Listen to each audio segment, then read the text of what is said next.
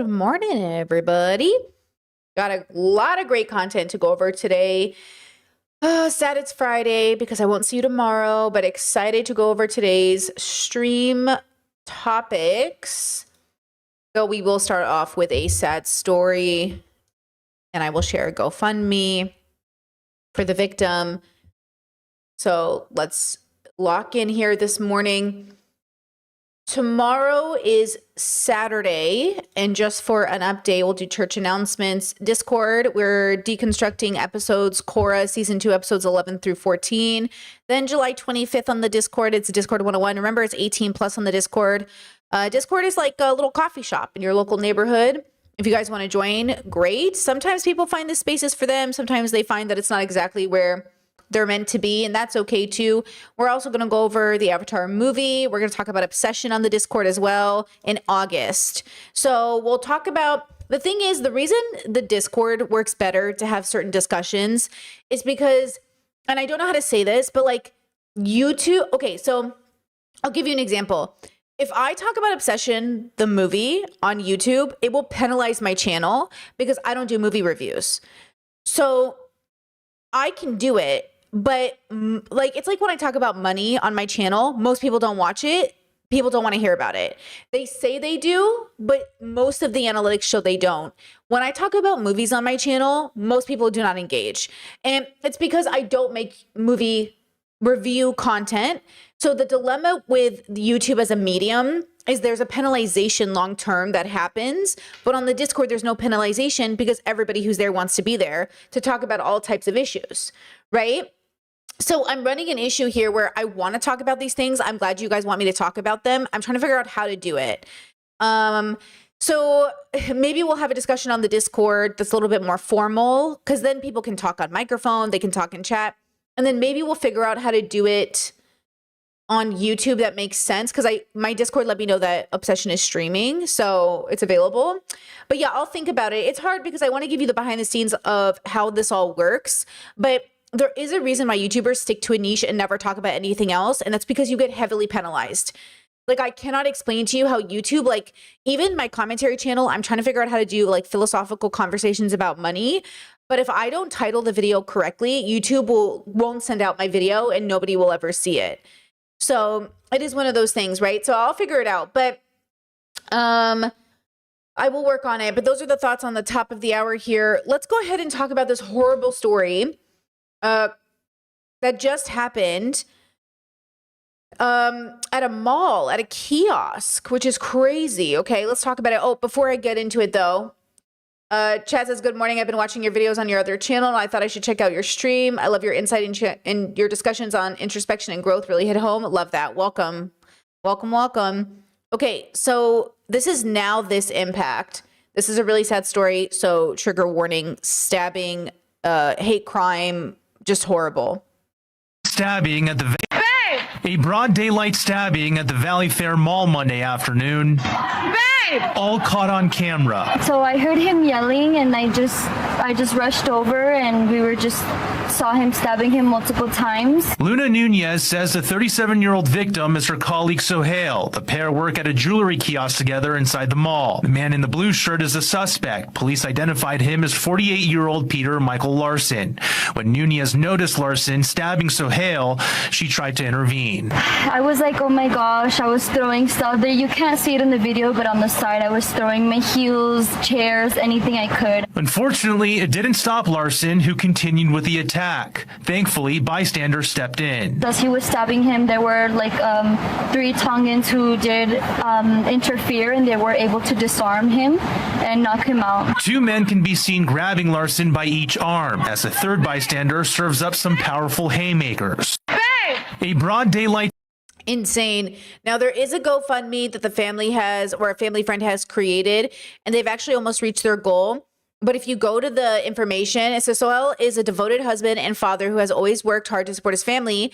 But because he was a recent crime of or victim of this crime, he is now in critical condition, facing multiple surgeries on his hands, heart, and lungs, and they don't have insurance. He's doing his best to take care of it, but like the medical bills and the health insurance he doesn't have it to cover it. So if you guys you're interested, I'll link the GoFundMe if you have a couple bucks to spare, or if you could just share this. They're about to reach their goal, so that's really good, but it's just awful. And if you think about it from that perspective, like, it's not just that you might get cancer, you might be attacked, you might get in a car accident. You just never know what life's going to throw at you. And here this man is just going to work, doing what he needs to do for his family. And this man comes out of nowhere and just attacks this man. So it's just awful. I heard about it this morning. That's when I first saw it. So I just wanted to share with you guys and bring it to your attention. Awful, right? Just awful. Chet says the bystander was throwing punches to the perpetrator or the victim? To the perpetrator. I think he was trying to get the knife wielder subdued, from my understanding. Just horrible, Chet says I first interpreted the sentence as Trump supporter stabbed. No, Trump supporter stabbed.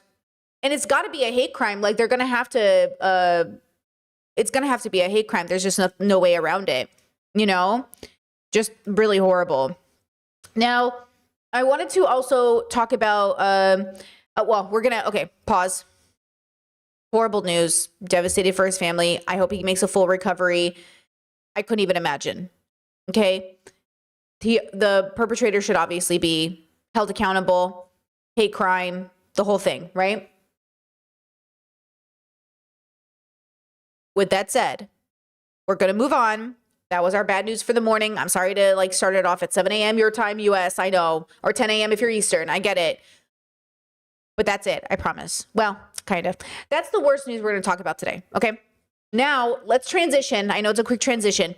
Let's transition to disability conversation around working, because one of you on the Discord specifically asked me to talk about this, and I do find it interesting. So thank you, Discord. I want to talk about this TikTok. I want to remind people that unemployment is very high for autistic people, for neurodivergent people, for disabled people. That doesn't mean that some of us don't work, don't have passions, don't have interests. It doesn't mean that people who can't work don't wish they could work. It doesn't mean that all people need to work. And so let's keep that all in mind as we watch. Here we go. It's Disability Pride Month, and I'm going to need people to examine their biases about why they think disabled people can't be successful. Disability is a spectrum, so there are mild disabilities, moderate disabilities, severe disabilities, complex disabilities, dynamic disabilities, and overall just a variety of different ways that disabilities can show up and impact a person's life. The problem is that I've seen way too many people use successful disabled people as an example to either deny that certain people are disabled or to deny that certain conditions are disabilities. People will point at successful autistic people and use that as reasoning to say that autism isn't always a disability, or even to say that autism isn't a disability at all. I've even seen people go as far as to say that people or characters are only differently abled rather than disabled simply because they were still able to achieve what they wanted to.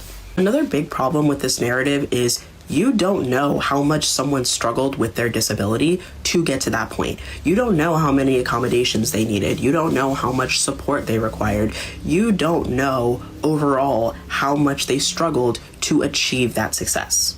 Disability absolutely comes with its own sets of challenges, limitations, and struggles. However, that doesn't mean that disabled people cannot be successful. Disabled people can be successful and still be disabled. And people need to examine their biases as to why they think success and disability can't coexist, or that they don't coexist. So fun story.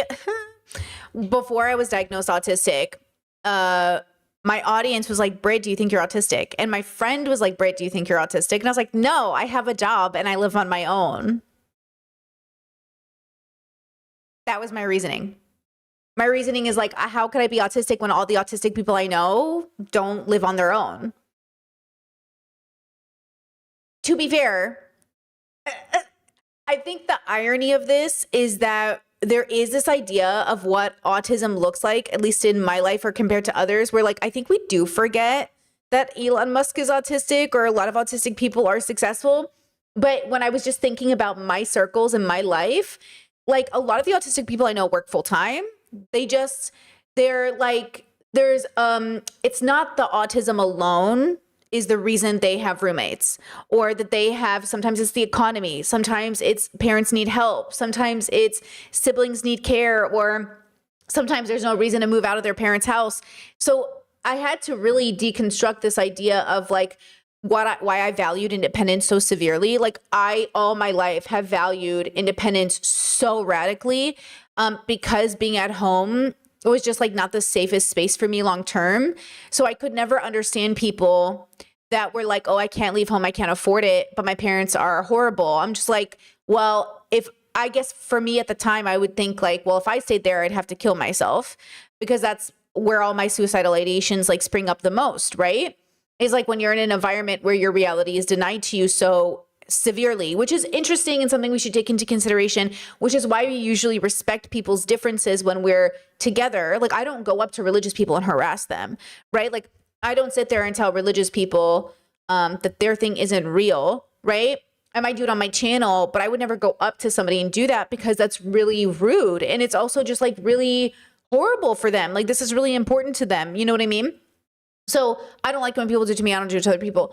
But I have in my past felt like it was my job to mention to people that like, oh yeah, your loved one's not in heaven because heaven doesn't exist. And I'm like, Brittany, and that's like so autistically rigid of me, which is why like so much of learning how to communicate, which is today's theme today, is about understanding people's perspectives, you know, because we talk about this a lot, like signaling safety.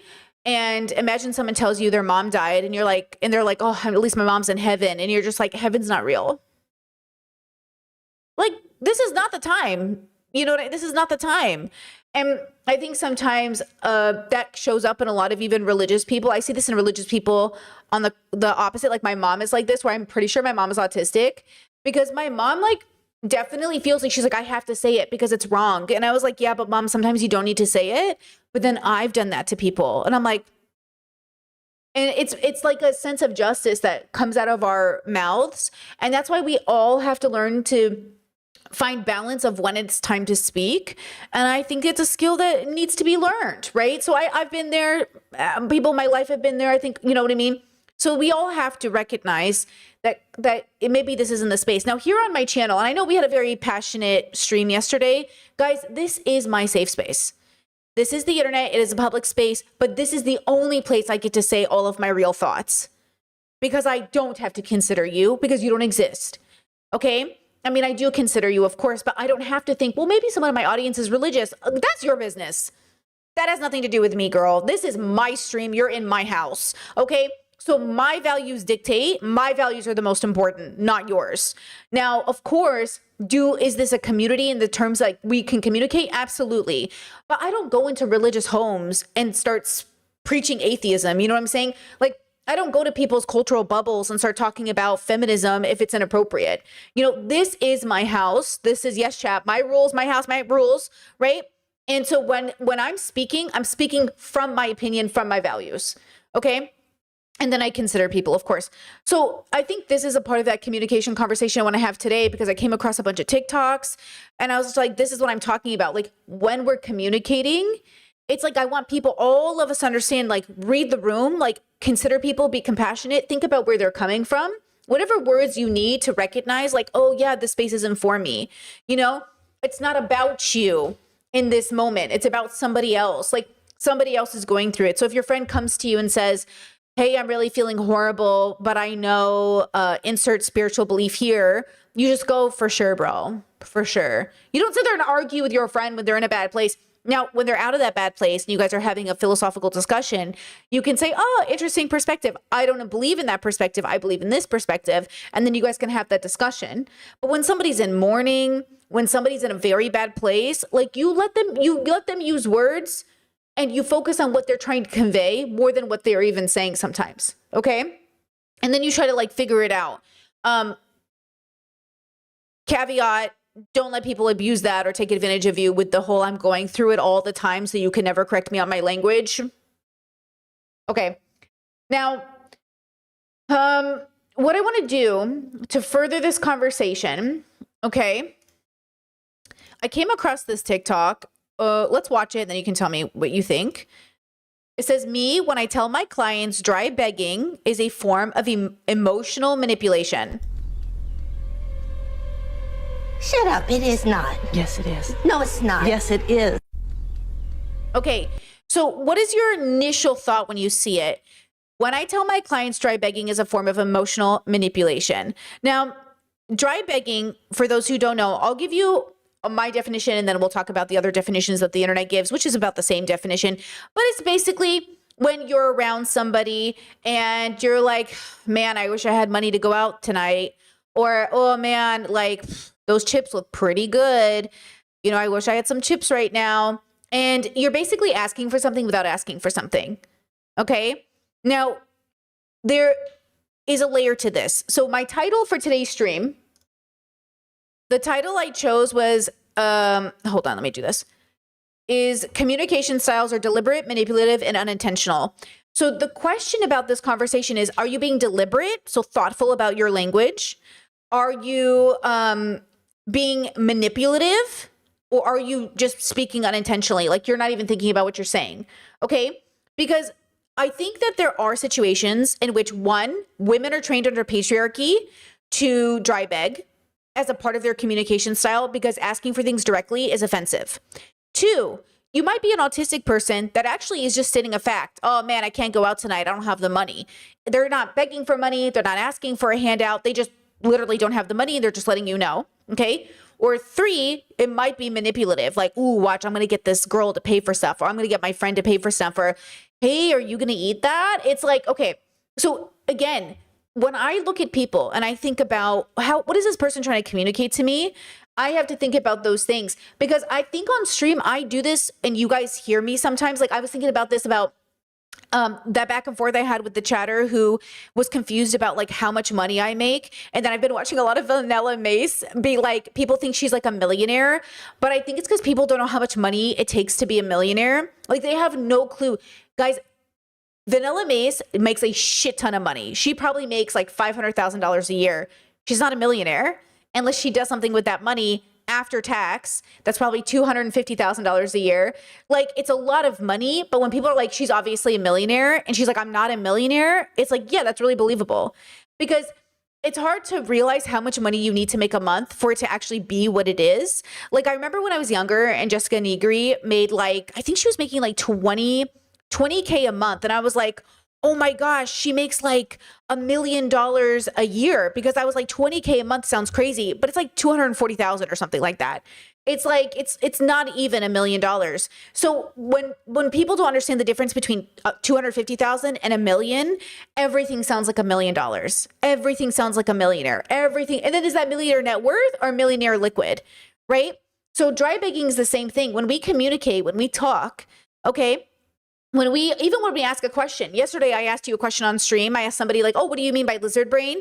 And a few of you in the chat gave me the definition of lizard brain. Like I didn't know the definition, but I'm not asking what the definition of lizard brain is. I'm saying, what does this person think about lizard brain? But that's not your fault. That's not the fault of anyone. No one's to blame, but everyone is responsible for, oh, what do you mean? When you're asking the question, what do you mean? And if you don't know, ask for clarification, which is why I asked that chatter for clarification. What do you mean by this? Because I wasn't sure, even though I could have assumed, right? So, okay, now let's move on. So just for the record, this woman is Dr.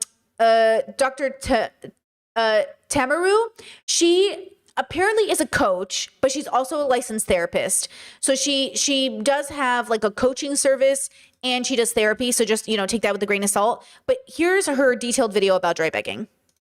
I don't know who needs to hear this today, but dry begging is a form of emotional manipulation. And there's a good chance somebody's doing it to you right now. Dry begging is when someone does not ask for what they want directly. Instead, they make statements that are designed to make you feel guilty enough to offer it. They sigh loudly about how tired they are. They mention how hard things have been. They talk about what they cannot afford and what they're going through and what they wish they had. And then they wait. They wait for you to fill in a blank, to offer the money, the help, the energy that they never technically asked for. And when you do not, suddenly you're the bad guy. That's not vulnerability. That's strategy. There's a difference between someone genuinely sharing their struggles and someone performing their struggles specifically for your response. Real communication asks for what it needs. Dry begging, it creates an environment where you feel responsible for solving a problem that was never handed to you directly.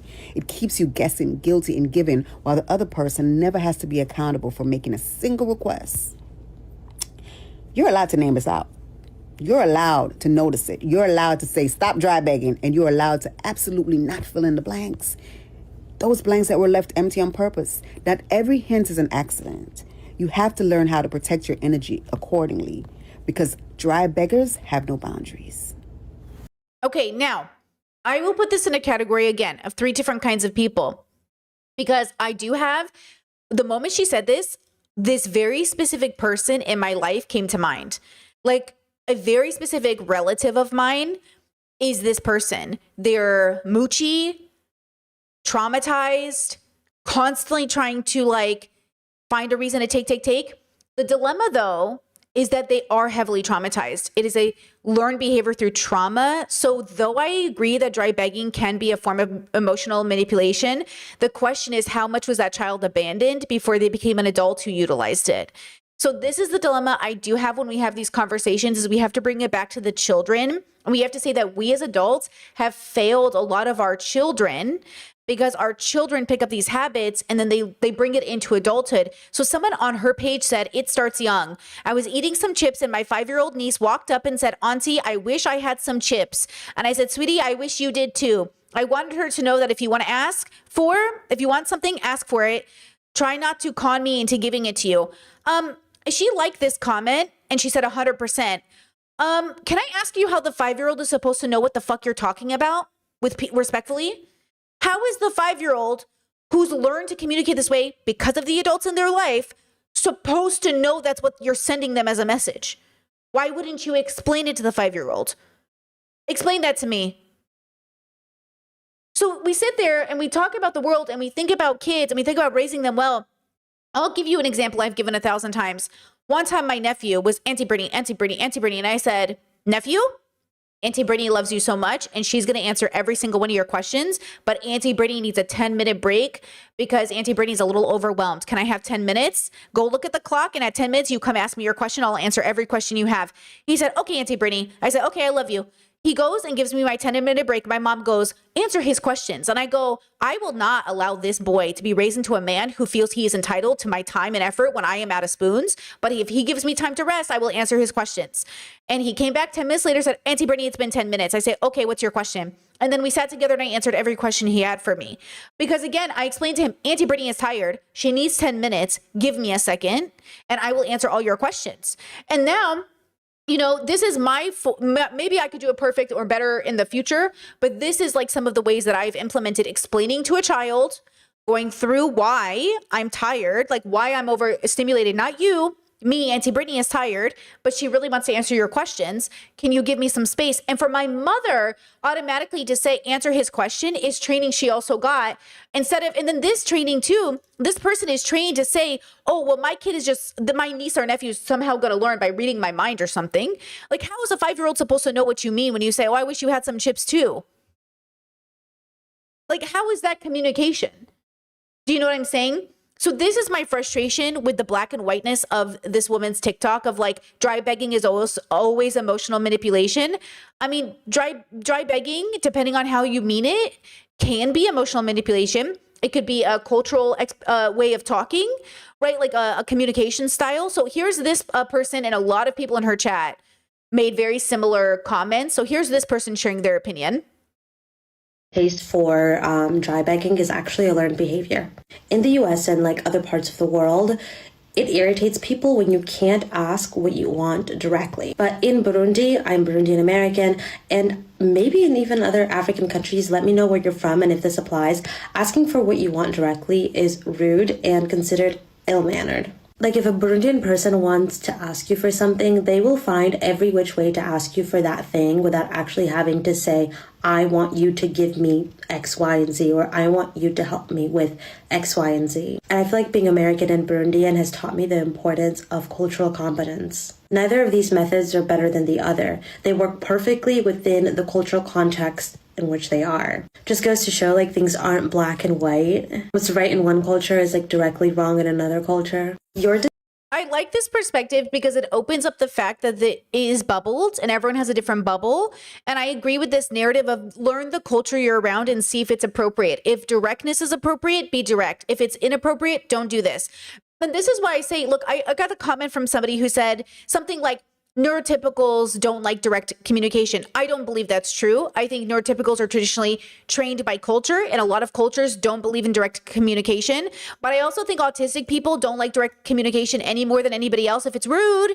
And the dilemma is like, are you being rude or are you not being rude? Okay, this goes back to the voicemail guy. So, you know, are you actually being direct? Or are you pretending to be direct? Are you like pretending, you know? So again, we have to have the discernment to say, what are you communicating? I had a friend in my early 20s who she had an issue with alcohol. She had an issue with a lot of things. She was incredibly traumatized, just all around a very troubled person. And she would do this thing where we would go out to the bar, the gay bars, and we'd all order food or shots. She would always order shots. She had a drinking problem. And I would order food that I knew that I could take home later because I didn't have money like that. Okay. I was like very much did not have money at all. I was like very much in credit card debt. And I would try to buy something that I could eat twice a day because you know what I mean? And so when I was done eating, she'd be like, oh, are you going to finish that? I'd be like, I need it for leftovers. But at first we were like, oh, you're hungry. Like you need food. Like you don't have money. But then we all started to notice she was spending the money on booze. And so we're like, girl, make better decisions. Go to AA, do what you have to do. But like we who don't have money are giving you our food because we thought you were in trouble. And though you are somewhat in trouble, we're also in trouble. And so the dilemma is like, we have to understand the differences between people. In my mind, she was being deliberate and strategic about waiting for everyone to finish and getting her alcohol first and then seeing if anybody had food. But she also was sick and had a problem. So both things can be true at once.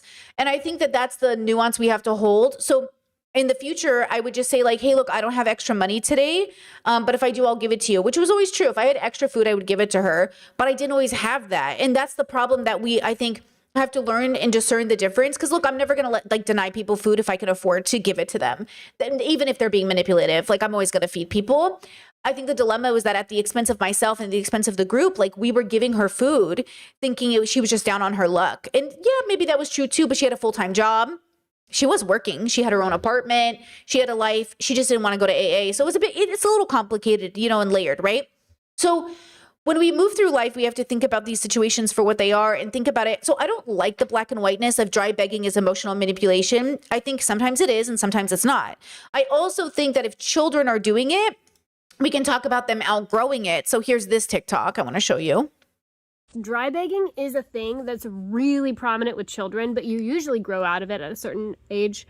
But it's like, imagine you're eating Doritos in front of your friend's kid and they come up to you and they're like, oh my God, I love Doritos. You're just like, yeah. And they're like, my mom actually lets me eat Doritos. I don't even think they're spicy. Cool. I really like Doritos. That. Or like the sound, like, I wish I had a free bag of chips. That's dry begging. When you're like asking, but you're not asking. You're like, I wish you would offer me some of this thing. That's dry begging. Also, pets do this too. So like when your dog comes up to you while you're eating and just kind of stares at you and like licks their lips, or they like put their paw on your knee, that's dry begging. Okay, so. Hilarious. So something to think about even from the animal perspective, non-human animal perspective. Again, so I come from a background in a culture where kids can ask questions. I also come from a background in a culture where kids always fed first. So adults are not fed first. Children are fed first. The husbands are not fed first. Children are fed first. Children, then elders, then everybody else. Children, then elders, everybody else. Okay? There's a hierarchy. But children first, period, because they're dependent, vulnerable. So if I'm eating and I'm an adult and I am eating food and a child comes to me and looks at what I'm eating, I'm going to feed the child. They don't even have to ask me. I will ask them, Auntie Brittany's about to make a PB&J. Would you like a PB&J? I would never think to feed myself and not ask a child if they need food. I just wouldn't even think about it. And the fact that there are adults in the room getting themselves a snack and not thinking about the children is exactly why I say we have to refocus all of our attention on children. Because children need to learn, and you can say, would you like some chips? And they will learn to say, yes, I would like some chips. And then you're giving them a skill of asking questions, right? Now, when I was younger, my parents would send me to people's homes, even relatives' homes, and they'd say, don't bother anybody, don't ask for anything. If they offer to you, you can say yes, but don't bother people. So be respectful. And when I would go to my, relative's home, if the relative opened it up for me, then I was allowed to ask for food. So if my grandma was like, would you like to eat something? I'd be like, yes. And eventually I could just go up to my grandma and no, Nana, I want some food. Is there food? And I also came from a family that also had a scheduled eating time. So I also knew as a child that like there wasn't a lot of snacking. There was breakfast. There was lunch, dinner, so 3 p.m., 4 p.m. There was supper, which was kind of like an ending snack time. So Assyrians kind of eat like 2 to 3 times a day, but sort of, it's like a little bit of a light snack at the end. So you have tea, you have like yogurt or dates or pickles or something like kind of snacky, maybe some cheese bread or something. You don't necessarily eat like a huge, like that's like a 8 p.m. 8 p.m. you're having like a snack.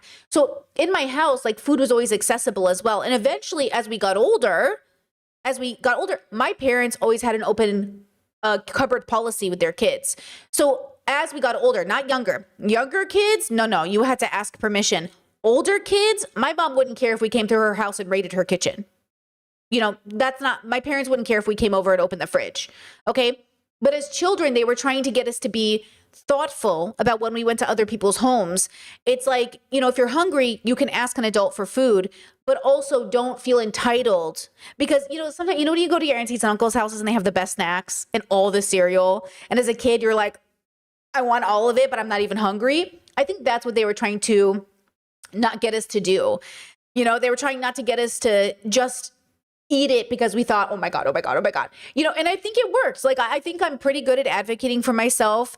And I think I'm pretty good at respecting the fact that I'm not entitled to people's cupboards just because I want to eat a snack that they have and I don't have access to.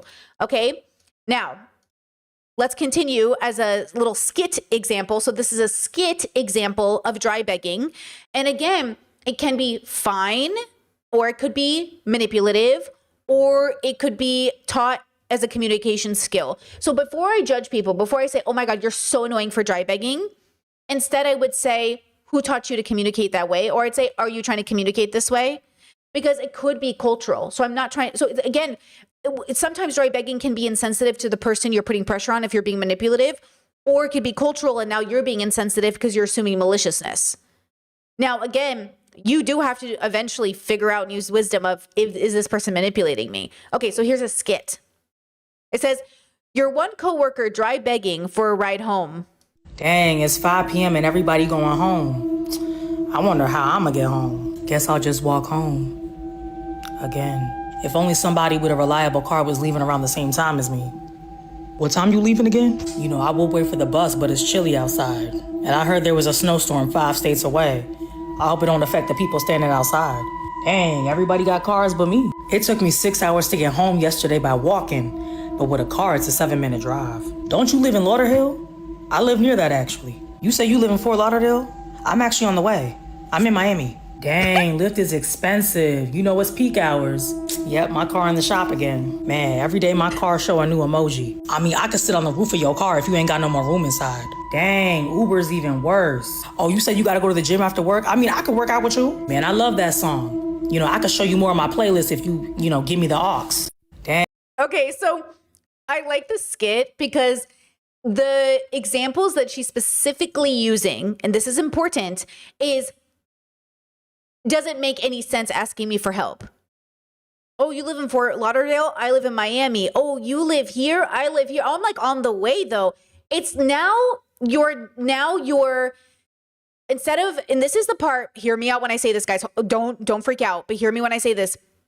This is where I start to say, pull yourself up by your fucking bootstraps and get your own fucking car and your own fucking apartment, because I swear to God. But I don't mean it in the way that a Republican means it. At some point, get your life together because you're making it inconvenient for everybody else who put the effort in. It's different than, and this is why I say this is manipulation. The manipulation is I'm not going to make the effort because you already made it and I'm going to ride your coattail. And I'm like, no, you know? And so I do think this is important. So is the person being manipulative?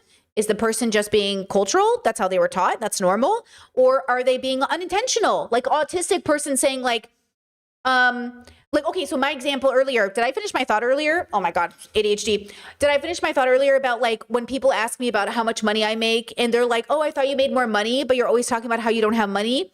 I mean it autistically.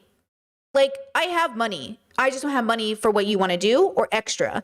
I don't have money to make TikTok think I'm rich. I don't have the money. I'm not going to pretend like I make money enough to just go spend $1,000 on something. No, I don't have that money, but also I make good money. Like these two things are true. So autistically, I'm just trying to explain to people like, oh, hey, I'd love to go out with you, but like it's not in the budget. But I'm not begging you to take me out. You know what I mean? Like I'm good. I don't have to go out with you. You know what I mean? Like let's plan it or something if we have to, but I'm not trying to be manipulative and I'm not trying to dry beg. I'm just telling you a fact. It's a fact. Okay. So when we have this conversation, the question is, who am I dealing with as their character, their sense of, so this is the part where the judgment comes in and it's hard, right? Because you have to have the discernment of someone's character. Now, in a jokey way, my little brothers would do this thing where it was neither dry begging really, but it was kind of like a joke, but I was in on it. And I think that's the difference is I don't know if dry begging, you're in on it unless it's cultural, but my brother would come into my room and be like, you know, mom bought all those sausages and they're like in the fridge. And I'm like, uh-huh. And he's like, if only someone knew how to cook them, you know? And then I'll look at him and he'll be like, and I'm like, and he's like, or my little brother, I have a lot of little brothers, but my other little brother would like buy a bunch of groceries and be like, just got a grocery haul, enough to make breakfast, dinner, lunch. If only somehow it got cooked. If only somehow we had food to eat because I bought it. And he like, you know, then you're in on it. Then you're like, okay, I'll get up and cook dinner. Like, okay, let's go barbecue, you know? So that's like, that to me is like kind of cute and funny and connecting. And that feels like we're in a joke, like we're having a joke that I'm in on. But if you have somebody who like, there's not a joke like that and they're saying that kind of stuff, you're like, then that's different. So again, what I love, my special interest, especially autistically, is to categorize people accordingly. Which one am I dealing with? Am I dealing with my brother who's being funny and like, yeah, okay, I want to eat, like, sure, let's go make food. Am I dealing with a coworker that's taking advantage because they're like, which coworker am I going to target today? Am I dealing with a person who has like a lot of trauma and that's the way their parents raised them? Am I dealing with a woman who's raised under patriarchy, who is taught to sort of be like, you know, never ask directly for a man, like never ask directly for what you want. You got to kind of hint it. You know, am I dealing with, what am I dealing with? And the question is, what are we working on unlearning? Right? So it's interesting that on the therapist TikTok, somebody in her comment section was bragging about not explaining to a 5-year-old the proper way to ask questions. And then we sit there and wonder why kids don't know anything. Of course, your 25-year-old son doesn't know anything. You never sat him down and explained it. Of course, your daughters aren't deconstructing patriarchy fast enough. You never explained it. Of course, your sons are engaging in rape culture. You never explained it. And God forbid you did explain it. You taught them to do it this way. So again, depending on the culture, it can be safe. Depending on the person, it can be manipulative. Depending on the person, it can be unintentional. Okay? And that's why I think like we've got to always remember that every adult was a child and somewhere along the line, something went wrong. I think we have this idea that people just pop into existence as 45-year-old men who like hentai or something. You know what? No judgment. So we think men pop into existence at 45 and just like end up, I don't know, XYZ. You know what I mean? It's like, no, something happened. You know what I mean? We got to talk about it. How did we get here? Look, I like a little, okay, listen, no judgment. You know, depends on the hentai. Depends on the hentai. You know what I mean? Depends on the hentai, okay? But like the point is like, that didn't just happen. Okay, nothing just happened, okay? No, listen, okay? I have a reoccurring fantasy of a witchy plant lady who, you know, pins me up against the wall. So I'm not judging anybody, okay? Not judging. Listen. But when we have these conversations, okay, we have to think about, what am I dealing with? Where do they come from? And how much emotional labor am I about to put in to figure it out? Because that's the other part of it. Is like, how much work are you doing to figure out somebody else's, and they haven't even done the work themselves? Now, I'm going to bring back one of our faves, Tyler Catastrophe, because one of the things I keep getting comments on that Tyler Catastrophe video that I'm not going to answer, but people who think I'm literally making fun of Tyler for being Tyler, instead of understanding that like he is manipulating you, whether he knows it or not, Tyler is manipulating. And so there's a whole series called Tyler Dry Bags, and I didn't know this, and I was like, oh, so look at this. Oops, I liked it. Do hate rich people. Well, the day is that I really do hate rich people. I've been working since I was 12. I've been employed since I was 12, and not by my parents. I've been paying bills since I was 15, and I've never had the opportunity to save money for myself. I'm not even sure if I've ever gone a full year without employment, even when I was hit by a car and should not have been working, and now... Which is interesting, because Tyler's whole thing is that they're unemployed. He literally says he's unemployed. So which one is it? Have you always been employed, or do you not have money? How do you not have money, but you're also unemployed, but you're also employed? Which one is it? And is it your $800 chokers you're making money off of? Because are you also paying the IRS their fee? And are you also like doing your paperwork? We'll never know a day without pain again. So these random ass people will never have to work a day in their lives and still could buy the moon. But I'm stuck here knowing that $5,000 would fix every problem in my life. See, so you're not employed. Because like, you can be employed. Listen, I'm making a very specific argument. Okay. So being like self-employed is not actually having a job, because you can be self-employed and never make a dollar. You're not self-employed. You're living with a dream state. I think Tyler lives in a dream state. And that's what I'm saying is the difference. Like I hate when you meet a man who's like, oh yeah, I'm self-employed, and they live with their mother. You're not self-employed. You live with your mother because you can't bring in money. Like, you're not self-employed. I'm self-employed. Okay. And this is what I'm saying. Like, are you self-employed to make yourself sound better on your resume? Or are you just sitting on your mother's couch dreaming? Which, by the way, Tyler lives with his mother. That's what I'm saying. Allegedly, Tyler lived with his mother. Okay. So you're not self-employed. You live with your mother and you do arts and crafts in a basement because you can't get a real job. Like, and that's not your fault if you weren't dry begging. And that's why I say manipulation. If you weren't dry begging and pissing off everybody and being completely rude on the internet and stalking people and taking sides with an abuser, then none of this would have mattered. Oh yeah, and then pretending to be Two-Spirit. Okay, so like, life right now, but that's still more money than I've ever been able to see. This is what Sheer 7 means when she says don't date a brokey. Listen, sprinkle. Listen, even Sheer 7 says don't dry beg because it's annoying. But like, no, I'm not even gonna finish Sheer like that. You know that. But her countering patriarchy but trying to win it is not the thing. But I think that that's the point. Is like, even Shira says don't dry beg because it's fucking annoying. Oh, I'm a complainer and my life is so awful and everything bad keeps happening to me. It's like, everything's bad's happening to everybody. You know, everybody's suffering. Everybody has to work. Everybody has 2 jobs. No one can afford anything. So you're not special. You know, you acting like I can't pay my bills, girl, who can? So when you sit there and say, oh, I can't pay my bills, when you literally live for free in your mother's house, when people don't even have that option, you know what I'm saying? Okay. At one time. What the hell, man? Shit sucks. So funny how $5,000 would change my life right now. And somebody's out there spending that on like a purse. Okay, I think that's Tyler doing like a voiceover on that last one. Sounds like AI. So this idea too, like $5,000 would change my life, but someone's spending it on a purse. Listen, we can talk about why it's maybe unethical to spend $5K on a purse. 100% a different conversation. I would be on board for it. But Tyler saying $5K would change my life is sort of a lie, because $5K in the hands of a dry beggar is not going to change anybody's life because they're not going to spend it correctly. That's the dilemma. $5K in the right hands, absolutely a life-changing experience. Absolutely. $5K, life-changing for a lot of people. For Tyler Catastrophe, highly doubt that. For my cousin that I'm thinking of, highly doubt that. For a lot of people I know that I'm thinking of, not going to matter. It would matter if you gave them $100,000. It's not going to be life-changing money because they're not going to change their life with it. Life-changing money is only life-changing if you change your life with it. But if you don't change your life with it, somebody just gave you money and you didn't do anything with it. Okay? So again, when we talk about like which category do you fall into, you have to think about this, okay? You have to think about like, what is this money? What is this thing I'm doing? How am I, not this money, sorry. What is this thing I'm communicating? Am I just sharing? Or, you know, am I asking for something? Am I hoping somebody like takes pity on me and gives me money?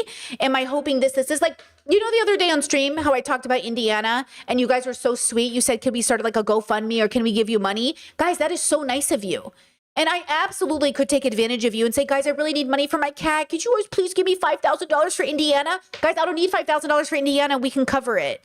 It's also not going to be $5,000. But do you know how many people are absolutely taking advantage of you right now with exactly that? A ton. A ton. Absolutely a ton of people are raising money that they don't need because they're scammers. And that doesn't mean that there aren't real people who need help, real people who need, resources. And that's why Tyler rubbed people the wrong way because Tyler, first of all, raised that money. It was like $22K.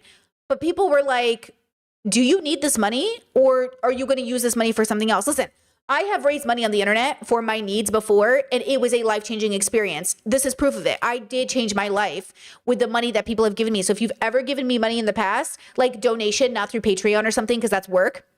If you've just given me money, it absolutely changed my life. Look at my life. I did it. Thank you. Most people are not going to do that though, unless they have the character to do it. So the message is not to not donate. The message is to make sure you're donating to somebody that this will benefit. And the question is, who's that going to be? Probably not the manipulative dry beggar, right? But definitely a person who needs help, which is different.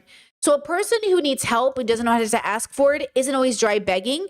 Sometimes they're insecure, or sometimes they don't know how to be vulnerable, or sometimes they're embarrassed. So that's the other side of this too. Not everyone's dry begging. Some people are just like mortified. Some people like, I'll suffer alone, right? So there's that part of it, okay? Okay, let's see. Any comments before we go on to the next TikTok about this? Let me see. Dry begging also feels like potentially a clarion call to abusers. What's a clarion call? Who are basically being told if they offer money, they can trap someone and make them dependent. Ooh, well, that's the other thing that I think plays into this is I think like that's the part of the manipulation that maybe this therapist was kind of getting to is like with the wrong dynamic.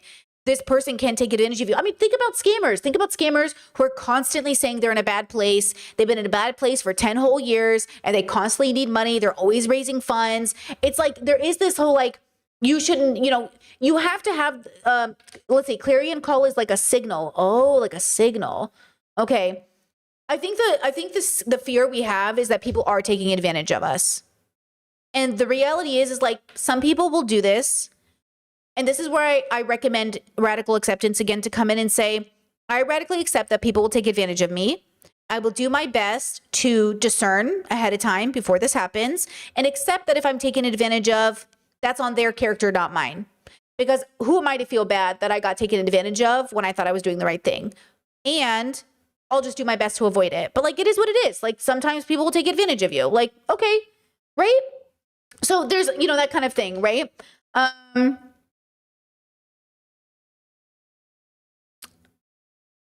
Okay, let's go ahead and go to this TikTok. This says, hanging out with your dry begging friend. Hey, do you want to go to the movies on Friday? Oh yeah, that sounds so fun. I don't really have the money for a ticket right now though. Okay, so she says, hey, you want to go to the movie this Saturday? Oh, I would. That sounds so fun. I don't have the money for it. Versus, yes, oh my gosh, I would love to go to a movie with you. Can we go next week though? Because I get paid next week and I'd rather wait for my next paycheck. That is negotiation. Like that is a negotiation. And they go, oh my gosh, yeah, let's wait till next week. Or how about I pay for you this week and you can just get me back next week? Okay, cool. And then make sure you pay your friends back. But them just saying like, oh, I just don't have the money for it. Instead of saying like, oh my gosh, I'd love to, but girl, it's not in the budget. Can we wait till it's streaming and then we can watch it on Netflix? Or, hey, would you be willing to wait? Like the movie Obsession came into theaters and my friend saw it and she was like, hey, have you seen this movie? And I was like, I don't want to go to the movie theater and spend my money on it, to be honest. Like it's not in the budget. I don't want to spend my fun money on it. I have other plans for my fun money this month. But when it comes on streaming, maybe I'll watch it and we can watch it as a group and then it will be like a little different, you know? And then that was like planning finances. That was me deliberately saying, I dated a person once, non-binary person, they, them. And it was my birthday. Some of you have heard this story, and they made like well over 6 figures a year. Like they made money in tech. And we were dating and it was my birthday. And I said, hey, I'm having an event. It's $35 a person. It's at a spa. Would you like to come? I'd love to have you there. And they were like, honestly, Brittany, I want to celebrate your birthday with you, but I just don't want to spend money on that. And I said, oh. And at first I was like, but you have money. And they're like, yeah, I do have money. I have a lot of money, but I can't justify $35 on something I really don't want to do for that price. And I said, oh. And it took me a long time to process like what they were saying. And then once I got it, I was like, oh, you are choosing how to spend your money versus feeling the pressure of doing a friend event with somebody because everybody else is. That is an option. Oh, that's an option? And it really just puts you in that position, especially with wedding season coming around the corner. Some of my friends are spending up to $6,000 a year going to their friends' weddings.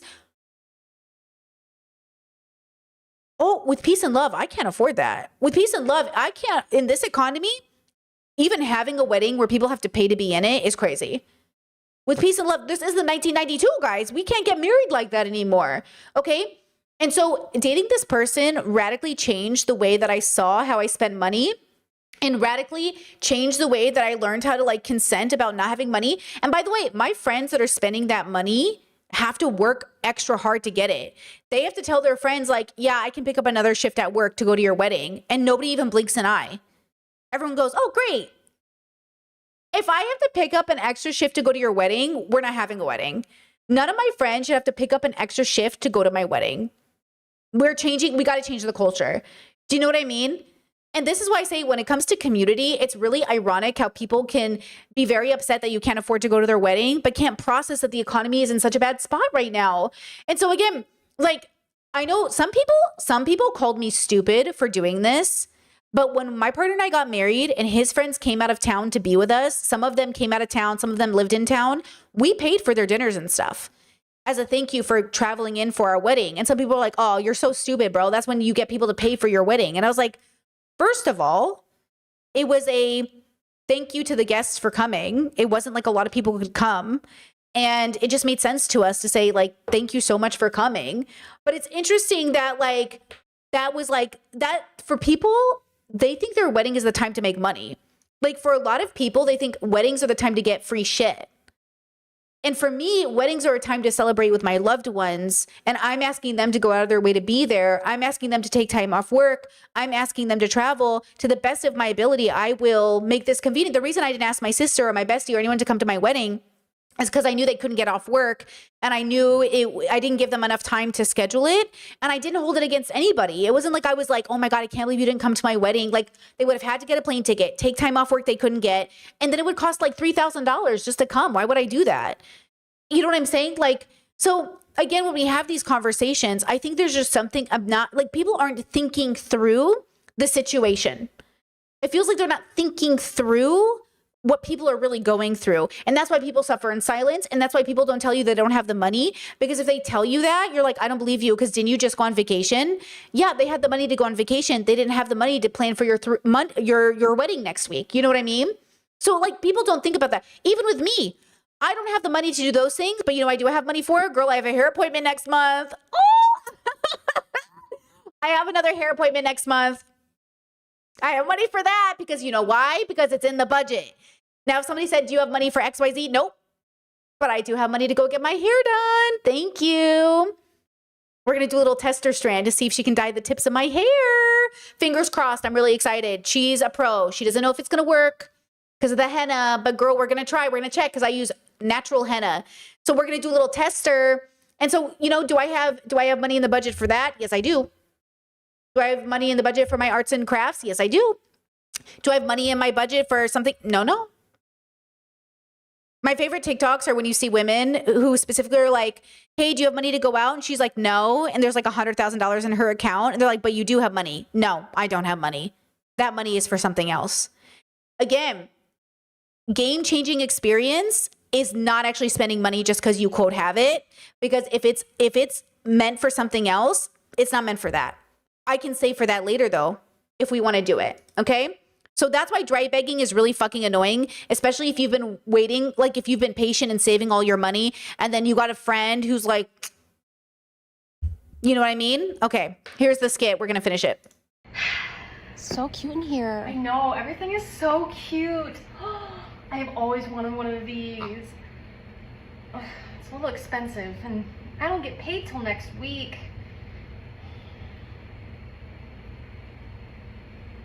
So then this skit is a little different. She goes, oh, I really want this. I've never had it. It's really expensive, but I don't get paid till next week. Okay. Because I had a friend. Okay, so I've been at different stages of my life. The friend with the most money who would always pay for everyone's dinner, would always pick everybody up in my car. I would spend my gas on everybody.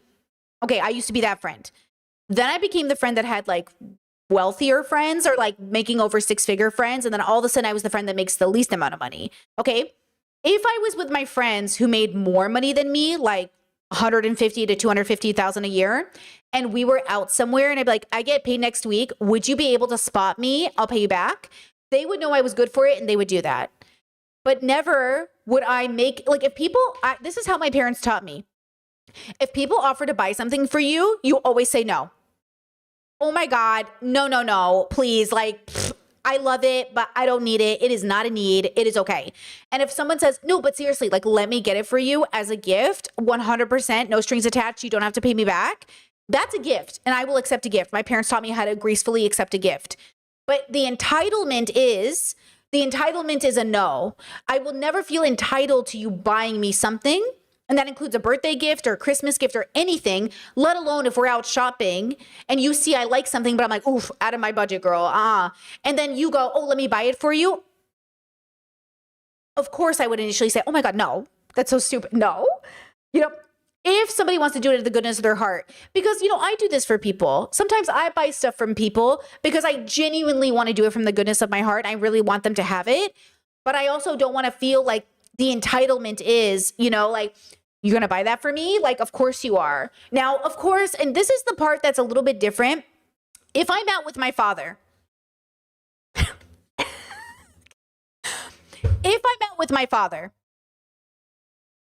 and you know what I'm saying? And he's with me and I go, this is a really nice jacket. Dad, do I not look good in this jacket? He's like, yeah, Betsy, you look good in that jacket. I'm like, wouldn't you want to have a daughter that looks this good in a jacket? My dad's like, okay, I'll buy you the jacket. I'm like, well, I mean, that's my dad. You know what I mean? Your dad buying you it, that's different. If my dad and I are driving down the street, I'm like, Dad, that sushi restaurant has great reviews. And my dad's like, gotta go check it out. You know what I mean? Like, that's different.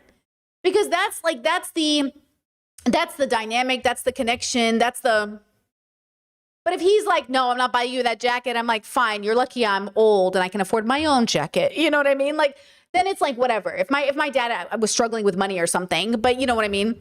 But if I knew my dad had the money and I was like, plus I know my dad likes to buy me stuff. That's why I wear this watch all the time. I didn't ask for it. My dad bought it for me, but I wear this with pride. I've worn it for the last 7 years. Thanks, Dad. Love you. Okay. Going back to the skit. Hopefully it'll be here still when I can afford it. Yeah, hopefully we'll still be here when I get back. It's like, okay, bro. Are you going to Sarah's party? Oh yeah, I heard about that.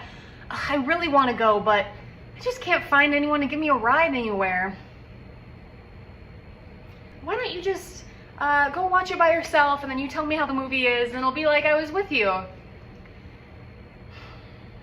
Okay, so again, dry begging manipulative, dry begging cultural, or dry begging unintentional? I would say manipulative, but manipulative because of training, expectation, where they give it another option. And do you give your friends another option to be communicative? So it's a two-way street, guys. Communication is a two-way street. Are you also opening it up for your friend to ask? Or are you the kind of friend that like almost revels in the fact that your friend can't do anything?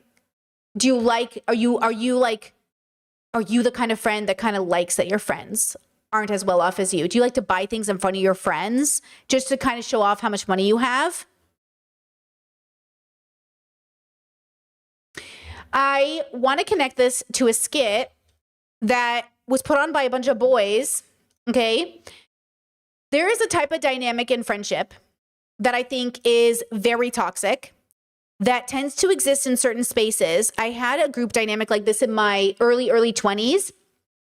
And there was this guy who was like so main character and so toxic later on. Like it was so obvious years later that all of us were like, oh my God, he was so toxic. But we ate it up like Barney Stinson status, okay? We just ate him up. Like he's the life of the party. Oh my God, when he's over, if he changes plans, we're going to follow him. Like he just had that energy where like the charisma and people just wanted to follow him.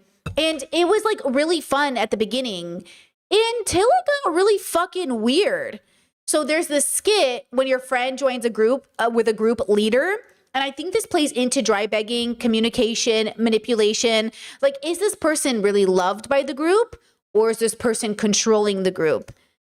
Because I have a relative, God bless her, who's kind of wants to be the main character, the manipulator, the dry beggar, who like utilizes this as a manipulation tactic. Like office dynamics, like abusive positions, like gets into positions of power to abuse people.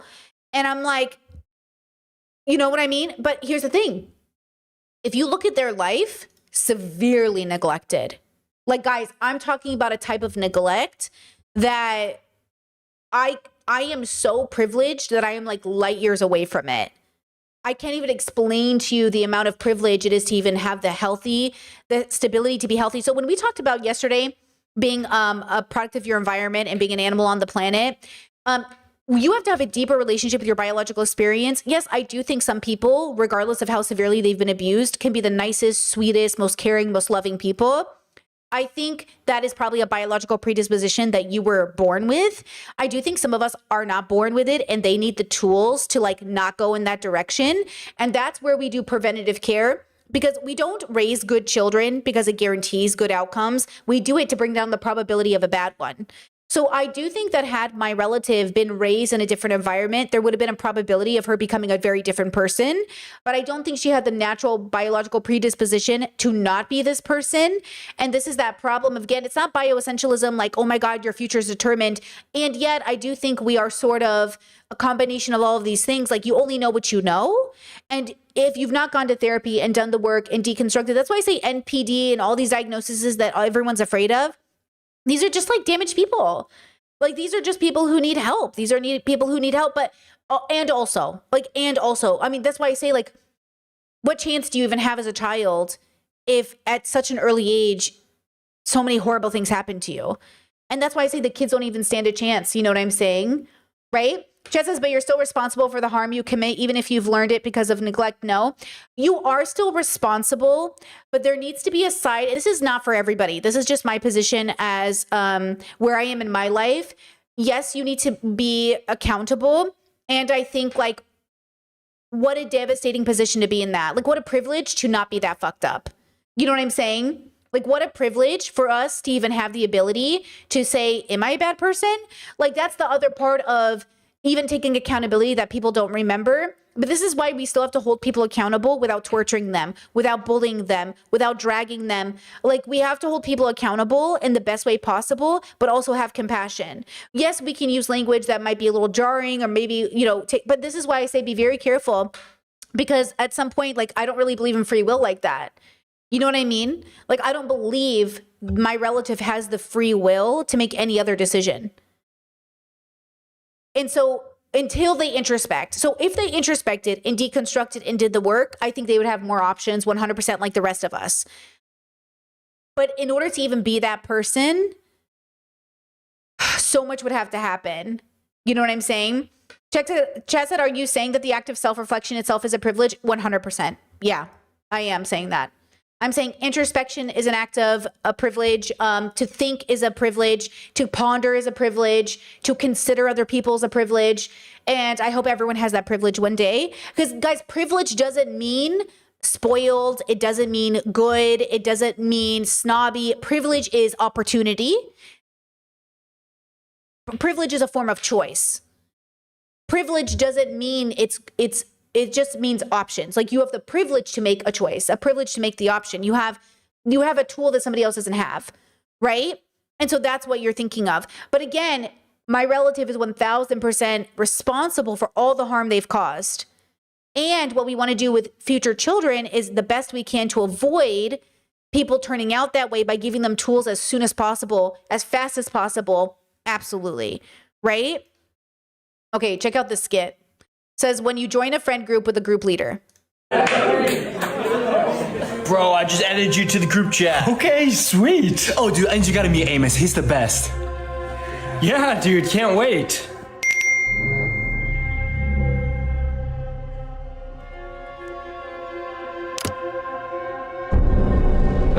We literally just ate.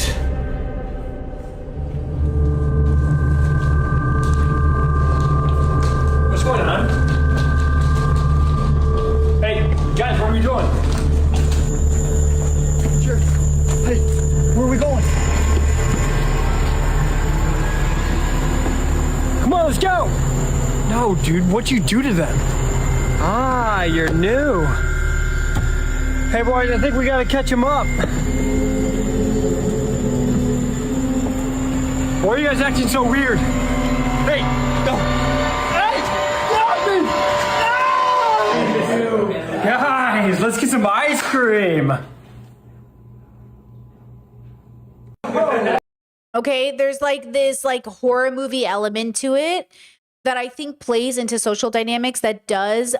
It is a reminder for all of us to just think about, like, am I in this situation? And when we make art, we are commenting on something we've seen and observed. That's why I say, like, there is no such thing as original art, because the art is inspired by real life, and real life is a cycle of repetitiveness. So chat says, go watch it by yourself and tell me how it was is not dry begging. It is dry begging in this context because she said, oh, I can't afford to go do it. I guess you can go watch it on your own and tell me how it was, I guess.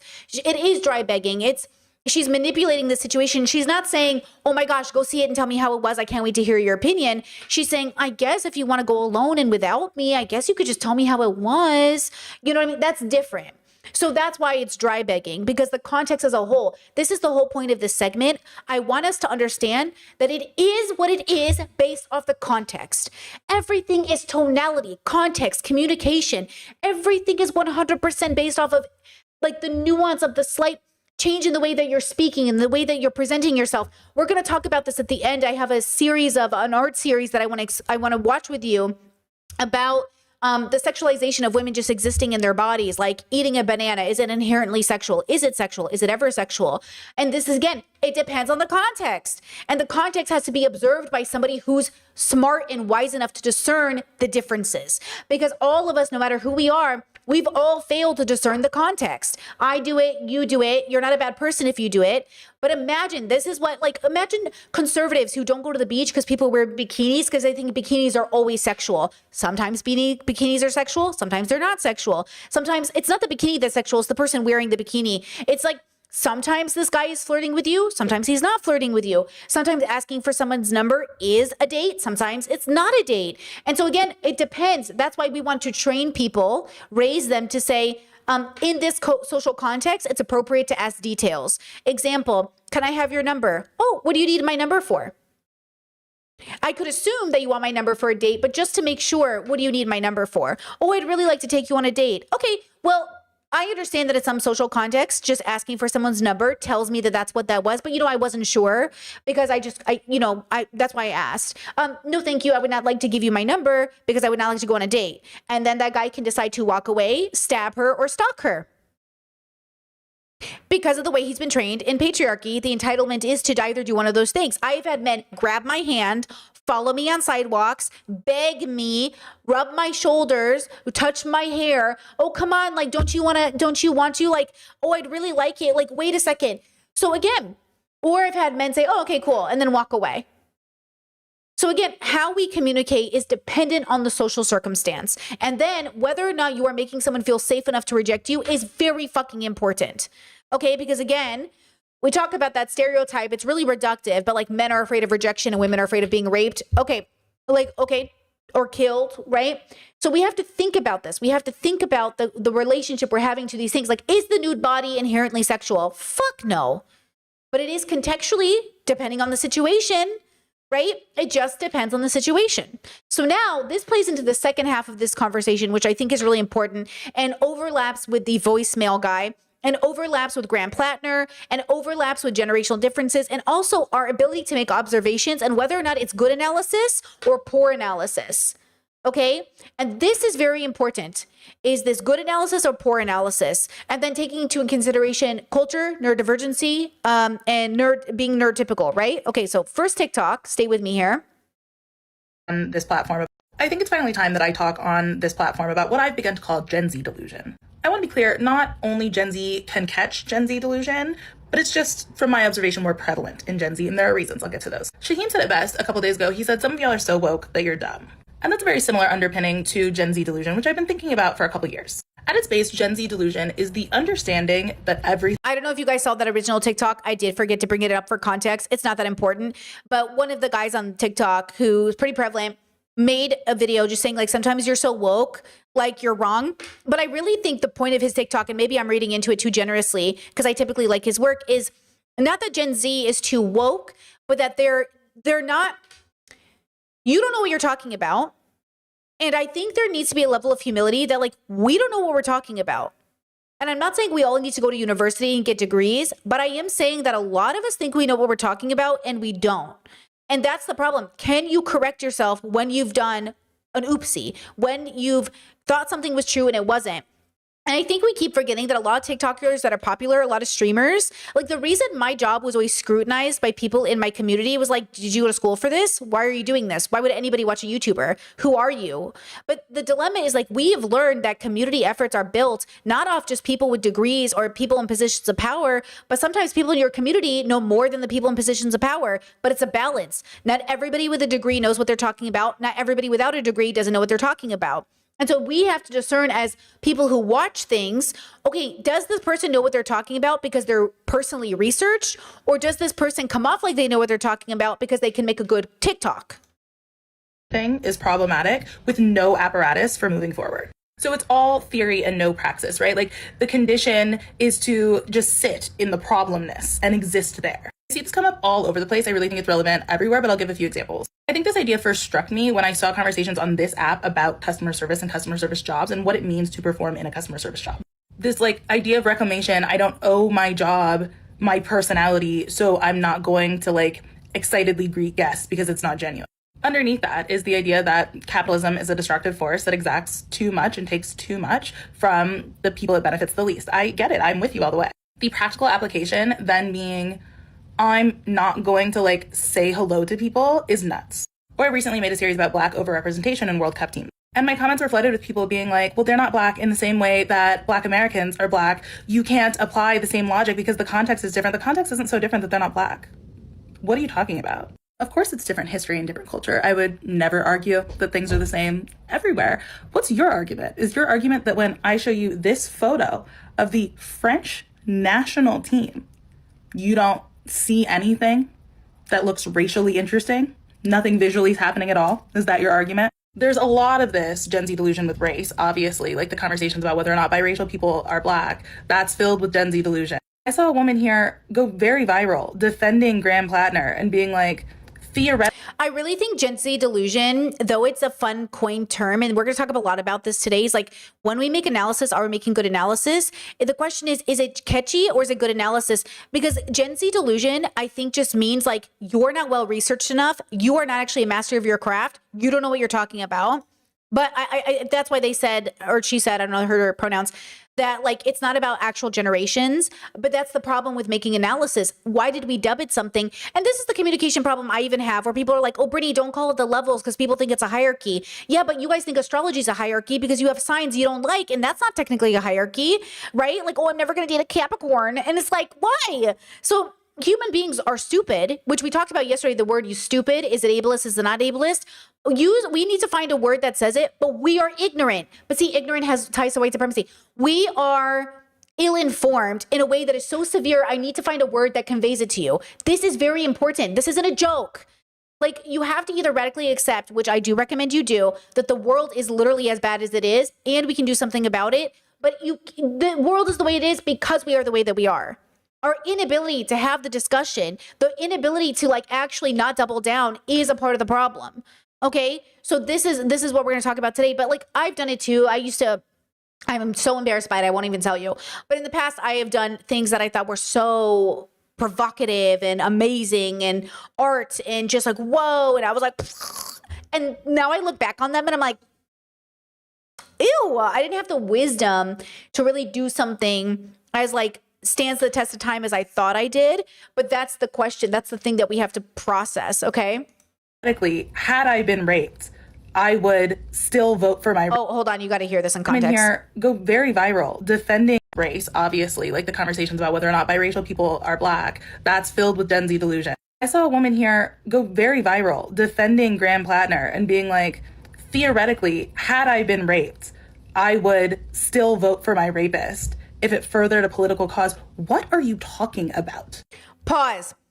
We're going to deep dive into that because I found the TikTok and I'm confused because that's not what she said, but it does sound like that's what she sounds like she said. Now, calling someone Gen Z is similar to calling someone boomer. Sometimes I'll call people a boomer and people are like, that's not even a boomer. That's like someone that like 22 is not a boomer. But I feel like boomer means two things, either literally boomer generation or somebody who's like not keeping up, boomer.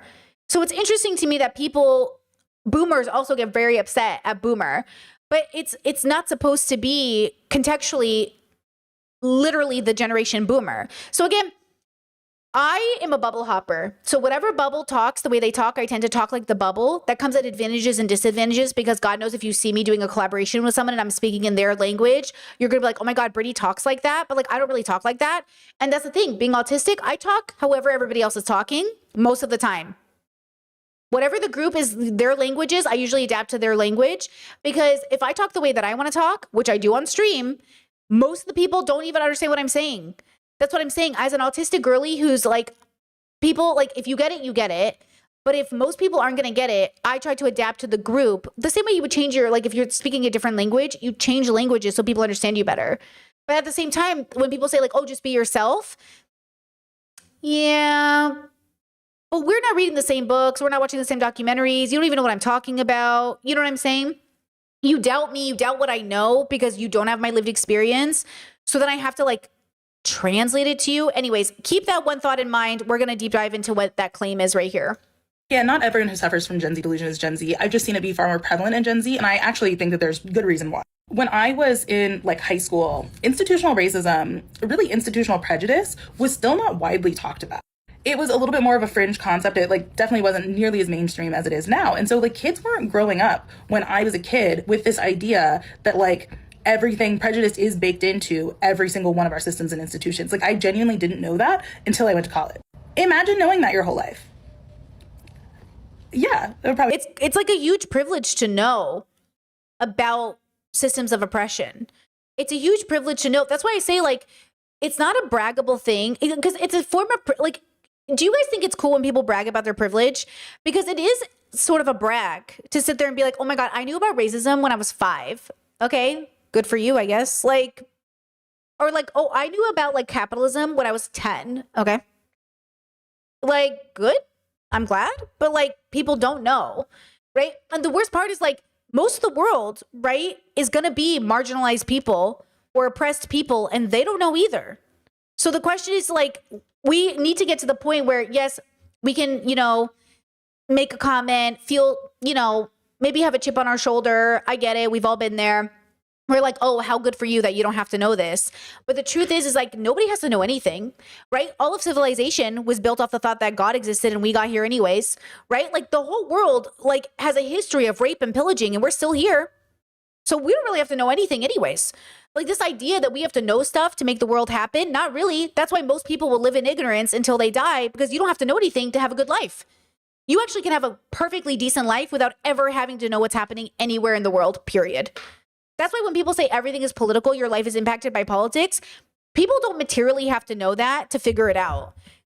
They don't have to know how gravity works to like have a relationship in their life. They don't have to know how things work. They don't have to know how their houses get heated or how AC units work. They don't have to know how their water gets into their toilets or their toilets flush to have a perfectly decent life. They don't have to know how their car runs to figure out anything.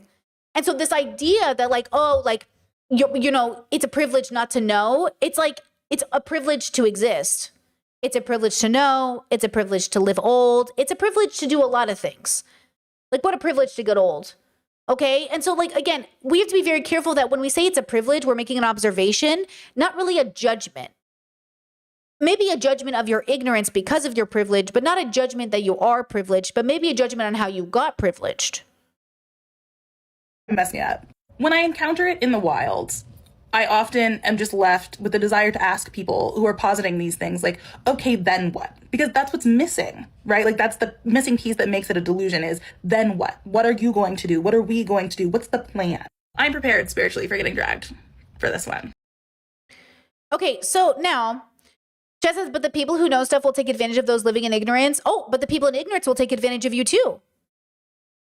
Half the people in my life that I think are so ignorant, they're more than capable of taking advantage of you. Ignorant people take advantage of people every day. We just talked about dry begging, right? What's more ignorant than dry begging?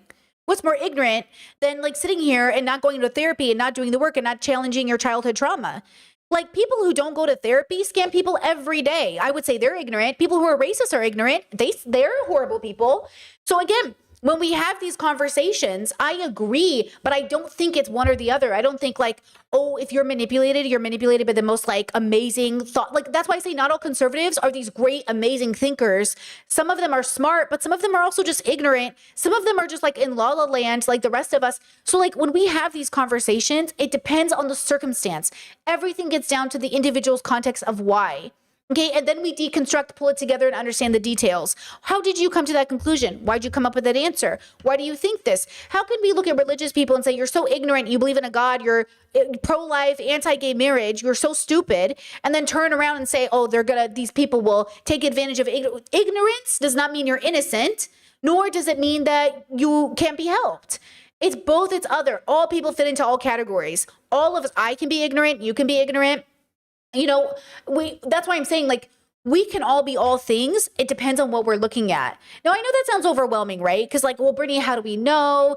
You know what I mean? Like, how do we know the difference? It takes a lot of time and effort. That's why I say thinking is a privilege too, because you need a lot of time to think and ponder. You need the time to process. You need the time to meditate. You need the time to discern. It's a hard work. But that's why older people depicted in films who are the wise people are calm, slow, patient. They go and sit and meditate for hours on end and people go, wow, they're really coming up with a great answer right now. Because the depiction of wisdom is time. The depiction of wisdom is patience. And when we live in a world where we don't have that, but then we have a chip on our shoulder that like we're so wise and we're so amazing, but then we don't have a moment to breathe because we have to work 3 jobs to pay our bills, which one is it? Maybe it's both things, maybe it's not. But if you don't have the time to ponder or think, and you're in that cycle of surviving, the question is how wise can we be in a cycle of surviving? Here we are telling ourselves that capitalism, which is true, is making it so we don't have time to think because they're making us work so much, but then we know more and better than everyone. It's a combination of all things. Some people who have all the time in the world never use it to ponder. Some of the people who have no responsibilities, all the money in the world, all of the vacation time, never use it to ponder. They drown themselves in overconsumption. They drink until they fall asleep. They party so they don't have to ever introspect. So again, it's not like if you're rich, you're wise, and if you're poor, you're not. It's not. That's not ever what life is. Life is never that black and white. And that's the point, right? Okay, let me answer questions, then we'll go on to the chat. Chet says, I get what she means by delusion and that people overvalue consumption as a way to transform society. Let's see, Chet says, you have to take accountability for your ignorance, but it is possible if you do the work to unpack it. Lots of reading and meditation. Let's see, Chet says, I need to look into meditating. Can you just sit and think about something and it be meditating? I guess I thought of it as a spiritual practice. I mean, what's more spiritual than thinking, really? But not thinking to own, not thinking to win, just pondering, allowing yourself to be deep breaths, start from the tip of your head all the way to the tip of your toes. Live in the most present moment. Think about what you feel like. Think about and then let the thoughts flow into you. Let your thoughts just naturally go by and witness them and go, interesting. Because you are more than your thoughts. You are more than your actions. You are more than your beliefs. There's something even more, right? Okay, let me see. Let's see. Okay. I'm just waiting to see. Okay. Let's see. Chess says, I understand about harsh racism in society through experience in reading books at a young age, but as an older millennial, capitalism was never really critiqued, knew nothing about socialism. Great example. Great example.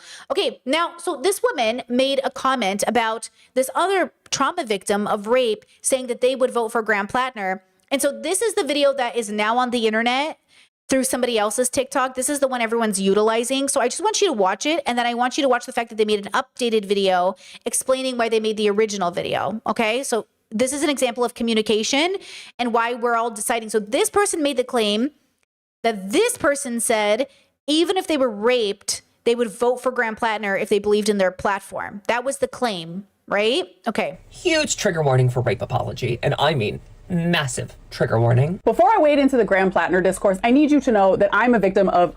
Sim then describes the crime, but I'm going to jump to their point. And I understand that it was a lesser trauma than genocide. And that is a perspective that seems to be widely lacking, even among normally pro-Palestine people, in talking about this Graham Plattner debacle. Sim, did you wake up this morning and ask yourself, how can I make this woman's rape about Palestine? Among all of these calls for Graham Plattner to resign for R-ing one white American woman. No, you don't understand. Her race and where she was born is very important because it makes this take more justifiable for a bunch of people who think self-flagellation for being white or born in America is some form of activism, especially if you make other people suffer the flagellation. If R is a red line for you, then every congressperson who has ever supported Israel is over your red line. Way, way, way over.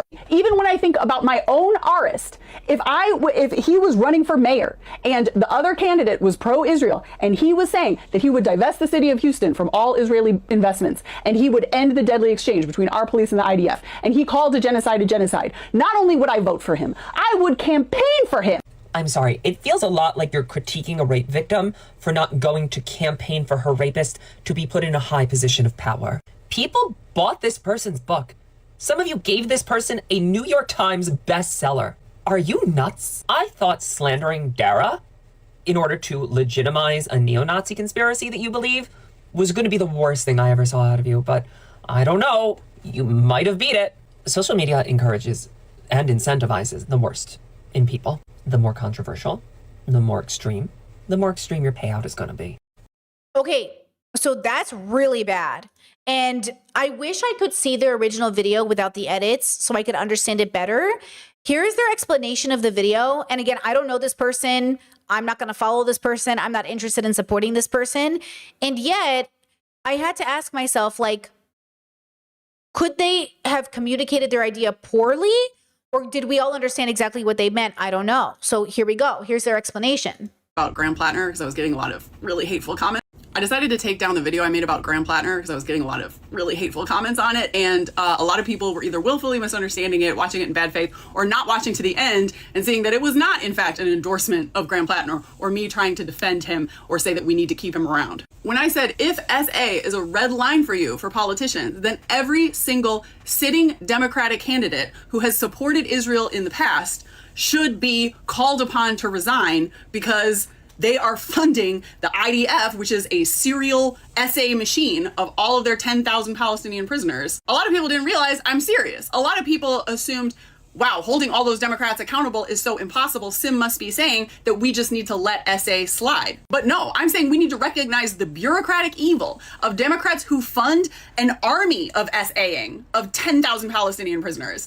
And we need to see that evil as weighty as it is, as 10,000 acts of SA, as incredibly urgent evil that needs to be rooted out of our politics, just at least as much as this man who's committed one or more acts of SA on an interpersonal level. To not think that both of those are at least equally evil sins for politicians to commit is to dehumanize Arab people. And this is why I brought up the fact that Graham Plattner's victim was a white U.S. citizen woman. Because when it's brown Palestinian men who are the victims of SA at the hands of the IDF, y'all are cool with politicians who send billions of dollars for Israel to keep doing that? Included a hypothetical scenario in that video, which I understand was confusing in retrospect and upsetting to some people, where I was saying, had the man who once SA'd me, and I didn't say this, but assuming that he had some, total change of heart and personality and had worked on himself and blah, blah, blah, and had become the kind of politician. Sim is they, them, and they're Jewish, which is interesting. So they're trans Jewish in Houston, best-selling author, they, them. And I think that they're like, because there are a lot of Jewish people that are radically on the side of Palestine. And so I think they're coming from that perspective.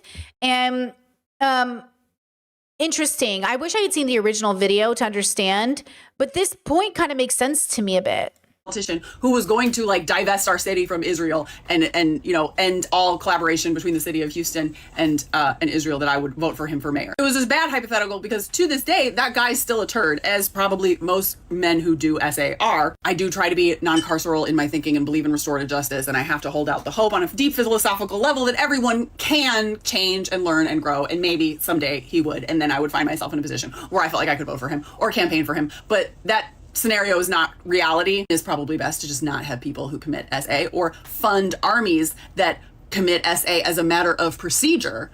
All those people we should probably not have in politics. And committing genocide and funding genocide and murdering Arab people should also be a non-starter for candidates. So again, like I said in the video, I find his military service and the way he continues to talk about his military service should have been disqualifying and should have revealed that he's not going to be a friend to Palestine before even the SA allegations came out. So it wasn't my best video. I did hesitate to take it down though, because it was announcing a fundraiser for a family from Gaza who survived genocide for 2 years, thanks in part to fundraising we did on this channel. This is a family that I have fundraised for before. Many of you have contributed to them before. We are having to keep them anonymous at this time because they are now in Italy, where they are being kept in basically prison-like horrible subhuman conditions.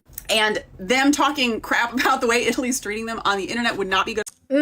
Subhuman in that context is really interesting because I only know their language is interesting here. For their asylum case, so we're keeping their identities anonymous for this round of fundraising for them. Anyone who donates to their campaign will get a chance to win a signed early copy of my newest book, Real Sugar is Hard to Find, months before anybody else. To enter to win, just donate at least €5, but as much as you can afford, to that link in my link tree, and then send screenshot of your receipt to t4gaza@gmail.com. 2 weeks from now, I'll draw the winner and send you a personalized, signed early copy of my latest. You get the point.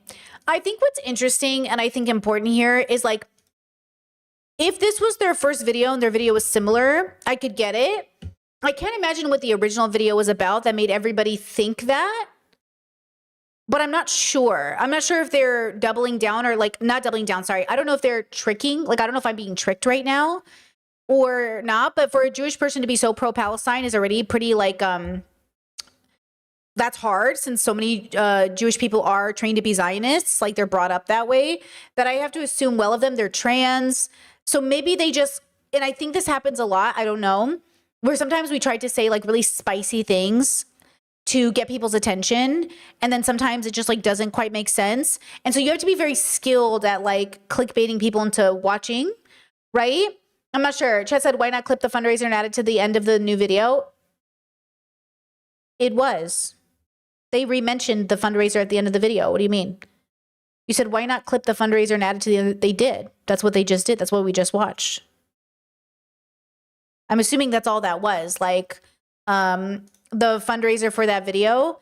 I don't know. Maybe I don't understand the tech of maybe what you mean. Maybe I'm being a boomer. I don't know. Either way, I don't know anything about this person. Maybe they're a horrible person. Maybe they're a best person. But isn't it interesting how communication can be so confusing? Because what did they mean? And now I have more questions than not. But listen to this. So then, and this is what's kind of crazy, right? We go back to this girly in relation to voicemail guy. I didn't realize her username was Ted Kaczynski is great friend. Ted Kaczynski, the Unabomber? Am I confused? Somebody in my chat brought it up, Brit, look at her username. And I was like, what? And then I looked at it and I was like, wait, I'm so confused. Why is this your username? Okay. That's so interesting to me, right? Now, Look at the video they made. Here we go. Let's go on a journey through Pettyland. And once the baby bangs come out defending great culture for attention, we are goners, because I went to look up that creator who said the voice memo was consent, and she's blocked. Which should tell you we have very different ideologies. And Kira's right, we do have different ideologies, which is why I've had her blocked for a while now. Now, I wouldn't normally respond to a person's video that I've had blocked, but it got sent to me and the comments were a little disturbing. I'm mainly annoyed that I'm now being conflated with MAGA, as if creators that center their content around brain rot is not the most MAGA bullshit ever. Now, Kira is blue MAGA versus red MAGA, which is also why Kira refuses to expand her range to be able to adequately discuss anything political happening, which is also why Kira doesn't recommend you any resources to further your knowledge or help you at all in the world that we are living in. And these are the voices that y'all are giving the most space to direct the narrative. I would personally love to know what feminist or political literature Kira has engaged with that makes her feel like an authority on anything. Do we think that Kira reads books? There is something truly insidious about creators with large followings that engage in discussions that hold larger consequences in all of our lives, while they refuse to actually engage with foundational elements to be able to speak about that subject matter with any sort of good sense. So I feel like that was a microaggression. The do we think Kira reads books? Yeah, I don't know. Maybe. I assume so. Kira does have some controversial takes sometimes. Kira is deconstructing misogyny, red pill patriarchy. If you know her work, you know that she's kind of always battling the red pill, okay?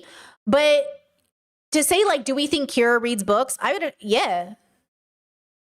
Kira also makes content about her life and dating, and she's kind of a lifestyle girly. She makes dancing videos.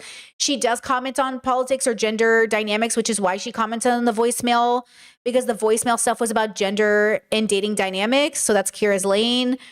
Why would Ted Kaczynski over here talk about political so-and-so when that's not Kira's lane? You know what I'm saying? Like, this is what I'm saying. You guys have to discern, like, who's doing political content and who's talking about politics, because they're not the same thing. Kira talks about politics because she's talking about dating, and gender dynamics and dating are political, but she doesn't make political content. So why, you know what I mean? Like, why would you do this? Okay, so that's just something to keep in mind, okay, as we head into this video. They're coercive too. The people defending Voice No Guy, they're coercive too. It's been bugging me all week why the language these people are using in their comments and their videos is so similar to all the coercive men that have been in my comments for the last 5 years. A lot of them, not all of them, but a lot of them are using that same language. I've talked a lot about how coercion shows up in the rest of our lives, and there just are entitled people who are used to twisting people's arm to get what they want. There are just a lot of really entitled people who are not looking out for someone else's ability to say no. I dated a people pleaser. Let me tell you about this. I noticed something about him while we were dating, and it started off as just these grand gestures. You know, he was driving all this way to come see me, and he was bringing me food, and he was just doing really nice things for me. And I don't want to talk about anything specific between us, but I have this analogy that I use in which I'm sitting with a man and I say, oh man, I could really go for tacos right now. Well, this man would be the type of man to get activated with that, with his nervous system getting all upset and feeling responsible for my getting tacos, and he would have to run out and get me tacos. To this, I would be like, oh my God, that's so sweet. You were paying attention and you were so thoughtful. I did not know that he felt that urgent need to get me tacos from somewhere else in his life. But once I picked up on it, we had a conversation about it. And then I was a lot more careful, making sure that everything we did was something he wanted to do. But entitled, coercive people won't do this. They're going to say things like, he should have had more agency. He should just tell me no if that's what he meant. I didn't ask him to get me tacos. Entitled, coercive people don't want this to be called coercion because they do it too. Now, this is really complicated. Once again, we go into nuance because this is very difficult. When I pick up that my friends, like she did, are doing something that I'm like, wait, do you want to do this? Or are you doing it because I'm asking you to do it?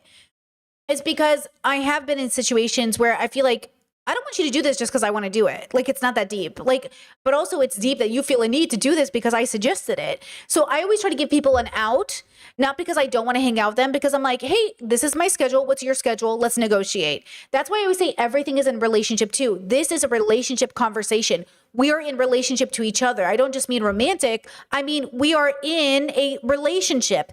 So Voice Note Guy wasn't in relationship to this girl, right? He calls her or leaves her a voicemail, leaves her a voice note saying, hey, I know we talked about this and you weren't into it, but I know you invited me over for our second date, but if I'm not going to have sex, why am I coming over? We might as well just stop talking. He's not in a relationship. He's not communicating with her. He's telling her, he's giving her an ultimatum. Either we're going to have sex or we're not hanging out and I never want to see you again. That was the ultimatum. That's a bad person. So for Baby Bangs, Ted Kaczynski over here, for her to say, and I love Baby Bangs. Listen to me when I say this. As a curly-haired girly, if I could have baby bangs, I would have them. Okay? I would have them. But if Ted Kaczynski over here wanted, was making the original argument, this is consent, that everybody needs consent, that this is going to help save people from rape, it's not. Because again, a man telling you, oh, hey, like if I come to your house, like I'm going to stab you, and you say, don't come to my house, that's not consent. That's not, oh, at least he saved her from having him over. Because, and then the worst part is women trained under patriarchy are made to feel like, oh my God, like that Kaczynski said over here, this is great communication. So then the woman, so she would probably be like, oh my God, come over. Thank you so much for asking. Now the woman who maybe is trained by patriarchy, who hasn't done the work, is going to say, okay, so he's being honest and open communication. I watched this TikTok by this girl and she said that this is good consent. I'll invite him over. And then everyone, even in my comment section, I had to block this person. They said, if she invites him over, expect to be assaulted. That's her fault. I screenshotted that message and shared it to the Discord as evidence. This is exactly what I'm talking about. This girl thinks his communication style will save people from being raped, while other people think you deserve to get raped if you say yes to him coming over. And I'm saying that's the point. This is a bad man. This voicemail guy is a bad man. Because what? And that's what I'm trying to explain to you about communication. So if you care about people, you will learn how they communicate, whether you're autistic or neurotypical. We're going to talk about autism now. Whether you're autistic or neurotypical, if you care about people, you will learn to communicate with them. So if you're in public service or you work a public facing job and you're like, well, it's not authentic to say I'm having a good day, so I'm not going to, you're just trauma dumping on people. Okay? I know as a person who's been around a lot of neurodivergence, sometimes I'll tell them, hey, I love you, but you overshared in that conversation and you made everybody uncomfortable because you were trauma dumping and like you need to like rein it in. And they'll be like, oh shit, you're right. I think at that moment I was activated and I was oversharing. And I was like, you're not a bad person, but you need to be self-aware and introspect on that moment because it wasn't appropriate what you put people through in that moment. They go, oh, okay, thank you for telling me, and so on and so forth. Like we move past it. But if you're like, no, I'm authentically this way and I want to be able to communicate this, yeah, you're not going to get anyone like you can't. That's not good. That's not good community. That's inappropriate. You don't know this person. This is a stranger. They did not consent to this conversation. So this goes back to the voicemail. I did not consent to being talked to this way is a argument I brought up, and people are like, Brittany, you can't consent to how you're talked to. Yes, I can. This person did not consent to you trauma dumping on them. This person did not consent to you, coming on to them in this way. There are appropriate ways to communicate that make sense for the person in front of you. And yes, a part of it is you don't know, so you can ask, hi, I saw you walking. I hope this isn't too forward. I wondered if you would be open to going on a date. I saw you have a tattoo of One Piece. I also watch One Piece. Maybe we have something in common. Maybe we don't. I don't have much to go off of, but what do you think? And if they're like, oh my God, thank you so much, I'm not interested. You go, okay, no problem. Straw hats for life. Peace out. Then you walk away. Or if you're like, well, I took the chance and she still rejected me. What's the way I can do it to get a guaranteed yes? There is no way to get a guaranteed yes. There is absolutely no way to get a guaranteed yes on a job interview, on a date, on anything. And living in a world where people sell you courses online saying, I guarantee a yes out of a girl is fucking manipulation and bullshit. You're not a salesperson. You're not trying to sell somebody a product. And the fact that you are dating that way is disgusting. Okay? Okay. Look at this TikTok from this autistic queen over here. About the voice memo thing. This is a video that belongs in a DM conversation about the voice memo thing, but I have to say it out loud. One of the reasons that I stopped making autism content is because autism is a neurodevelopmental disorder characterized by social deficits, and it caused significant negative impacts to a person's life and distress in their life. And if you don't like that language, you can go argue with the DSM-5. I have noticed that in order to be a successful content creator, you have to take what is a neurodevelopmental disorder that fucks up people's lives, and you have to cutify it and make it quirky and defame it so that it can be consumable as a product that makes people feel seen and gives them hope. And that is why if you go into the search bar and you try to find content about autism in 2026, the majority of what you're going to see is young white women who are self-diagnosed with low support needs autism. And what I have seen in this voice memo conversation is people who are building a brand off of having like cool girl autism, essentially, defending voice memo guy. And they're using the fact that being autistic means that they prefer direct communication to not engage with how nasty and dehumanizing that guy's voice memo is, which I'm sorry, I have to point back to the autism. It is characterized by social deficits. Those social deficits, what that means is that when you're in conversation with people, you often don't see more subtle social cues. You miss those things. And some of the subtle social cues that autistic women tend to miss are ones around sexual coercion and abuse. Autistic people, autistic women in particular, are far more likely to be in domestic violence situations because the nature of autism as a neurodevelopmental disorder characterized by social deficits means that you don't see the fucking red flags when they're raving in front of you. And guess what?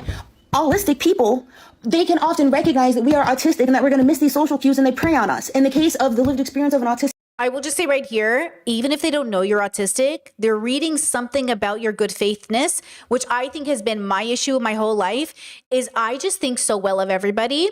So I have been radically practicing, like, I think well of you generally, but I also don't trust you and I'm not obligated to, because I do think in the past, especially men, have absolutely seen how good faith I am. You've seen it with streamers. I'm so good faith with people that I assume, like, yeah, like I'd hope you're a good person, that I do allow people to, I sort of like take advantage of it, but also I don't want to come across like Brittany just, because you know, if I go really harsh on patriarchal men, it's like Brittany hates men and Brittany just like, she has trauma from men and it's because Brittany has problems with men, versus like, you're just a shitty person.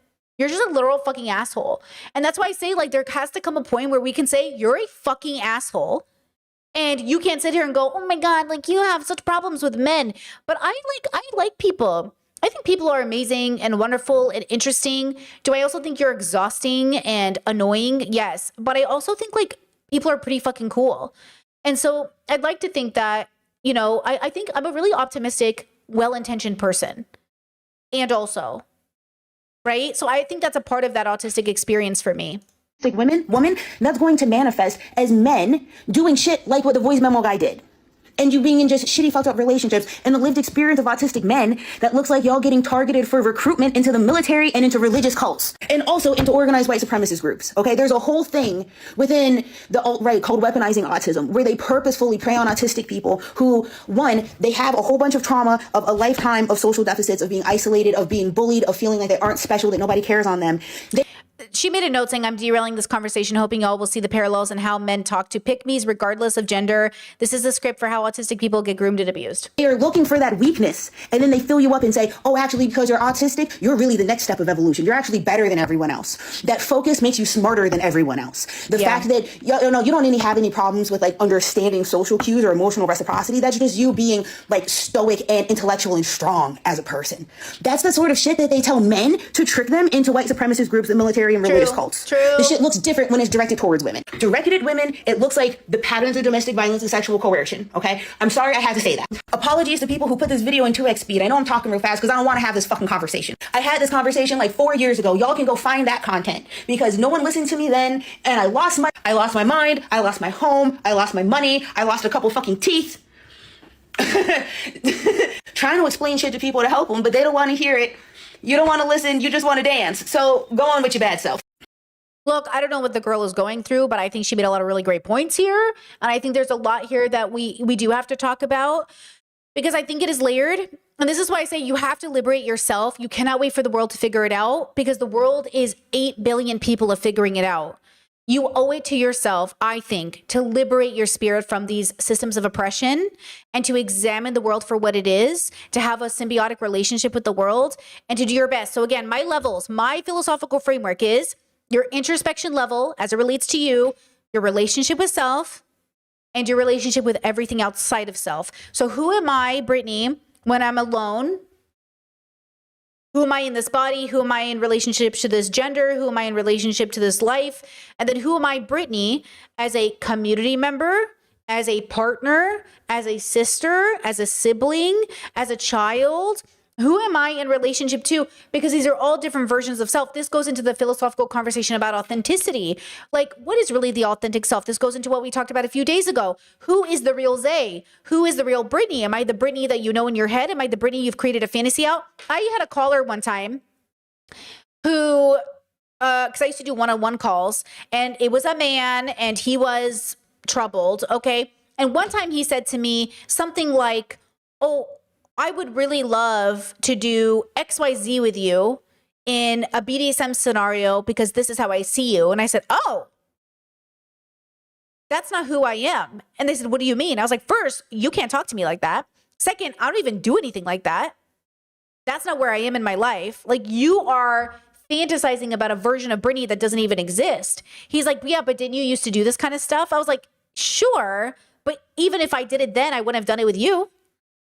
And it was like this idea of people really, this is the parasociality. So some people say, Brittany, what do you think about parasociality philosophically? I think parasociality is a big part of just life in general, but I think there is a healthy line to have with it, which is always understanding that you don't really know. Okay. One time my mother said to me, well, you know, you were smoking weed in high school. And I said, Mom, listen to me, Mom, listen. I never smoked weed till I was 28 years old. She goes, well, you were doing drugs in high school. I said, Mom, I didn't do drugs till I was in my 20s. She goes, well, you were so rebellious in high school. I felt like you must have been doing something. Mom, I was reading gay books in the library and auditioning for school plays and starting gay-straight alliances on campus. And she was like, well, you know, you must have been really going through Mom, people have a version of you in their head that is either accurate or inaccurate or a little bit of both. There are parts of me that my mother knows so deeply and so well she is correct. And there are some parts of me that live in my mom's head that I'm like, who is this girl? Who is this girl that is in your head? Because she's not me. And this is what I want us to understand, that we all do this about everybody. I'm sure there are things you think about me that are not true. But the version of Brittany in your head feels really, really accurate, right? And I don't blame you, because you're probably right about some of the observations you're making about me and probably wrong about others. That's okay. But that's the part that we have to have the humility to say, you know, this is what I think about them, but I really don't know. Or here's what I think I definitely understand about them, because I will not be gaslit into thinking I don't see what I see. But also, maybe there's some part of them that I don't understand. And this is the relationship we have to go back and forth on, like, what is being communicated? What do I really see? Am I accurate in my observation? And this goes back to the conversation about whether or not do people change. Well, you know, and this is why sometimes it's easier to change in front of strangers than your family. My therapist told me this. My therapist said there is a chance that your family will never be able to see you for the person you've become, because the person that they have in their head will always be 15-year-old Brittany. You'll always be 15-year-old Brittany to a lot of the people in your family. And I said, fuck, that sucks. That sucks. I said, why? And she said, well, chances are the people in your life won't be changing. So because they're kind of either stagnant in who they are, they assume everybody else is. It's kind of like, you ever see a niece and nephew you haven't seen in a long time, and all of a sudden they're like got a little mustache, and you're like, what is that? What is that? And it's like you realize they're going through puberty, and you're like, you can't be going through puberty because I'm still 21. I'm still a 25-year-old teenager. What are you doing? What do you mean you were having a baby? You know, it's like that. It's like sometimes we forget that like life is really passing by for us. We're really getting old. And therefore all the world is also aging along with us, but we forget. So we think people are still kids, or people are stuck in who they were. So yeah, sometimes it's easier to grow in front of strangers than it is ever the people who know you. But yet the connection you have with the people who know you the quote best sometimes know you in a way that is so intimately specific to growing up in the same family, in the same neighborhood, with the same whatever, for coming from the same body, the same womb, the same mother. Like, that is a type of intimacy that no stranger will ever be able to know. And so, yes, there's a version of your family that will know you in ways that people could never. And yet, in many ways, you guys know me better than some of the closest people in my life, because you get daily updates. I'm not talking to my friends and family every day the way I talk to you. So sometimes there's that, but don't hear that because Brittany updates stream on a daily that we're close to her, we know her. You're not close to me. I'm telling you exactly what I plan to tell you. I am trying to be deliberate with what I tell strangers as a way to help you, and because it's just happening in my life. But, you know, it's a little different at the same time, because, you know, I also can trust to tell you stuff because you're progressive versus I can't trust my mother to tell her everything because she's not progressive. So then you know parts about me my mother doesn't, because this is a safe space to share my thoughts with you about politics or about other things without it becoming a fight. Well, sometimes. most of the time. Okay, so on occasion, it is a safe space to tell you my thoughts without it turning into a fight. But, you know, so again, when we're doing all of this work, that's a big part of it. Now, of course, this comes down to also talking.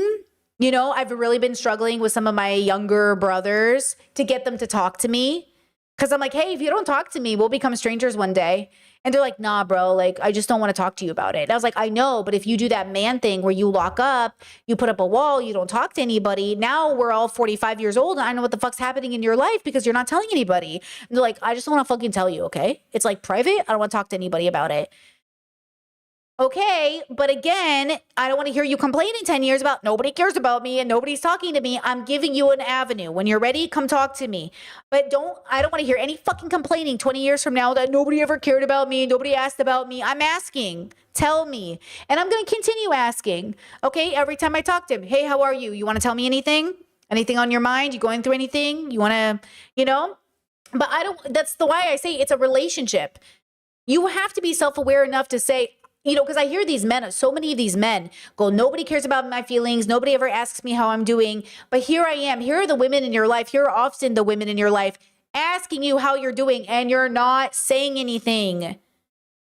So please be self-aware enough to say, you know what? People have been asking me how I am. And it's time I choose with wisdom who to tell. It doesn't have to be me, but another sibling, another person, you know? So we have to make sure that we're available without pushing, that we make sure they know, and we are not, like, you will not walk all over me and say, oh, you know, I'm telling you, I'm available. Don't in 20 years gaslight me about this. And also I love you and, you know, whatever. So it's a balance. But I think that's the thing that people have to contend with, is that language isn't universal. We can struggle. Not everyone is being manipulative, but not everyone has done the work to not fall on bad habits or to deconstruct their upbringing. So sometimes we do mimic how we're raised. So that goes back to that original TikTok I showed you about the woman bragging about how she was snarky with her niece. Instead of explaining to her 5-year-old niece to give her niece a skill, she instead robbed her niece of a lesson. She thought she was teaching her niece a lesson, which was probably a lesson she learned from her parents or her aunties and uncles. But really what she did was give her niece no direction or understanding of how to ask for a bag of chips. Auntie, may I have some chips, is how you would teach a young child to ask for something. You know, if my niece and nephew said, oh, Auntie Brittany, like, well, first of all, I think the dilemma is, like, again, just culturally speaking, West Asian people feed people. We never deny people food, ever. That's like kind of what we're known for. We always keep food in our house in case somebody comes over, literally. So the idea that like that, you know, isn't a part of your upbringing, that's something we have to deconstruct. And maybe that's part of that individual American attitude. You know, Americans are very individualistic. And it's like, well, you didn't bring any food over, you know, why should I feed you? Versus, right? And that's also part of a budget. You know, you want to talk about a budget, keeping a budget separate for just when guests come over. You know, so all of these things have to be deconstructed. All of these, you know, all these times we think we're teaching our kid a lesson by making them sit in the corner or look at a wall or spanking them or sending them to their room hungry. How many people send their kids to their room hungry and call it a lesson? You know, so we have a lot to deconstruct, girls. We have a lot of family stuff to deconstruct. You can't wait for the system to right itself before you ask yourself why you're sending your kid to their room starving. And that's why I say you got to go to therapy. You got to do the work, because it's not just the system that traumatized you. It's also your parents. It's not the system alone that traumatized you. It's your upbringing. You know what I'm saying? And so that's what I wanted to talk about for this segment. I think we did it. I think we're coming to the end now. I just want you to keep in mind that we all have our personal stuff to work on and our system stuff to work on, our relationship with self and our relationship with everything outside of self. And these things work in symbiosis. They can be a negative symbiosis or a positive symbiosis, but they work together. Symbiosis doesn't always mean good. It has to be prefaced by healthy, unhealthy, good, bad. Symbiosis just means working in tandem, working together, working in, one thing leads to another. So if you think about it philosophically, you got to make sure it's working cohesively, well, healthy. Okay? All right, let's go ahead and take a break. I have a next segment to go over with you. It's a really heavy one. It's a big one. So just let's go get a snack. Let's gather some spoons. I might even make me a third cup of coffee, to be honest. I think I'm going to need some caffeine to get through this. Okay, it's going to be a big segment. We have a series to watch together on exploitation, women's bodies, women existing. Are they inherently sexual? It's going to be a whole thing. Okay, so I'll be right back and we'll go ahead and get started. Okay, give me 5 minutes.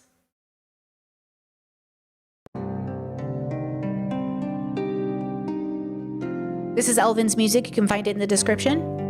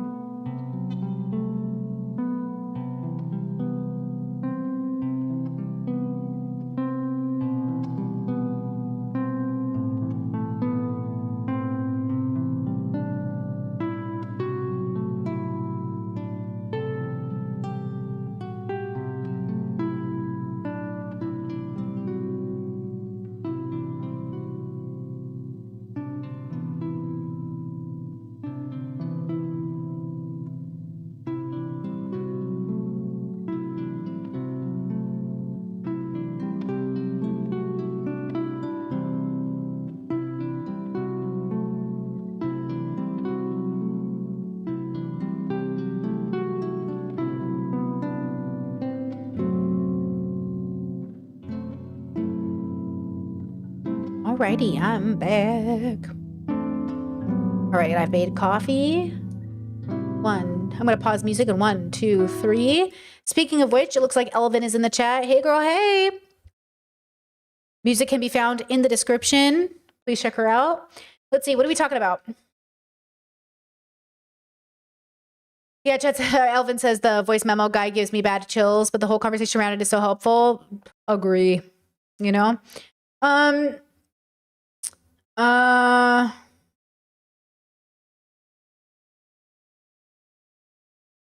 Chat says I feel kind of bad for the voice note guy and the people defending him. I guess it's because I'm naive, but I don't think they have bad intentions. They just haven't introspected.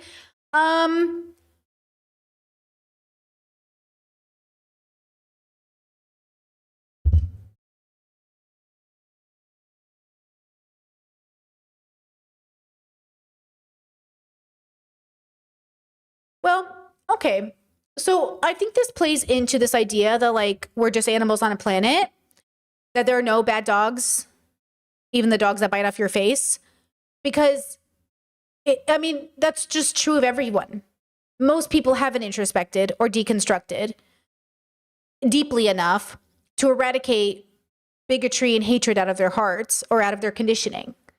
So I agree with you that you can feel bad for an evil person. I mean, I could feel bad for everybody because everybody was a baby and everybody had a life, right? And at some point, even though we feel bad, there still needs to be accountability. The question is, do we have a system that allows justice in an appropriate way for that to happen? I was watching a TikTok this morning about Katrina, and you know how people were abandoned in the prisons during Katrina's flooding, okay, and prisoners died? People in the comment sections were saying things like, well, they're prisoners, so who cares? And somebody in chat said, you guys are acting like everybody who goes to prison is a murderer and a rapist. Most of the people in prisons are not doing violent crimes. And so you're praising people's death for maybe having weed on them or something, right? I think the dilemma here and the conversation that needs to be had is what is the appropriate reaction to someone doing something wrong? Now, people, because we're dysregulated, because we are not introspective, usually go to the harshest punishment possible instead of the right punishment possible, which is no punishment, but accountability.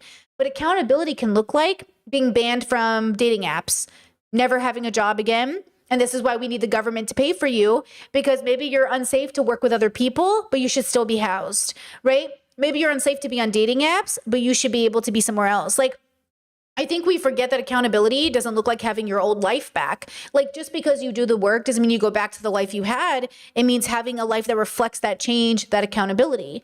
So, you know, the question too becomes like, should this even be punishable? Should this even be a crime? Should this even be wrong? Right? So I don't feel bad for the man who left the voice message. I feel, what do I feel? What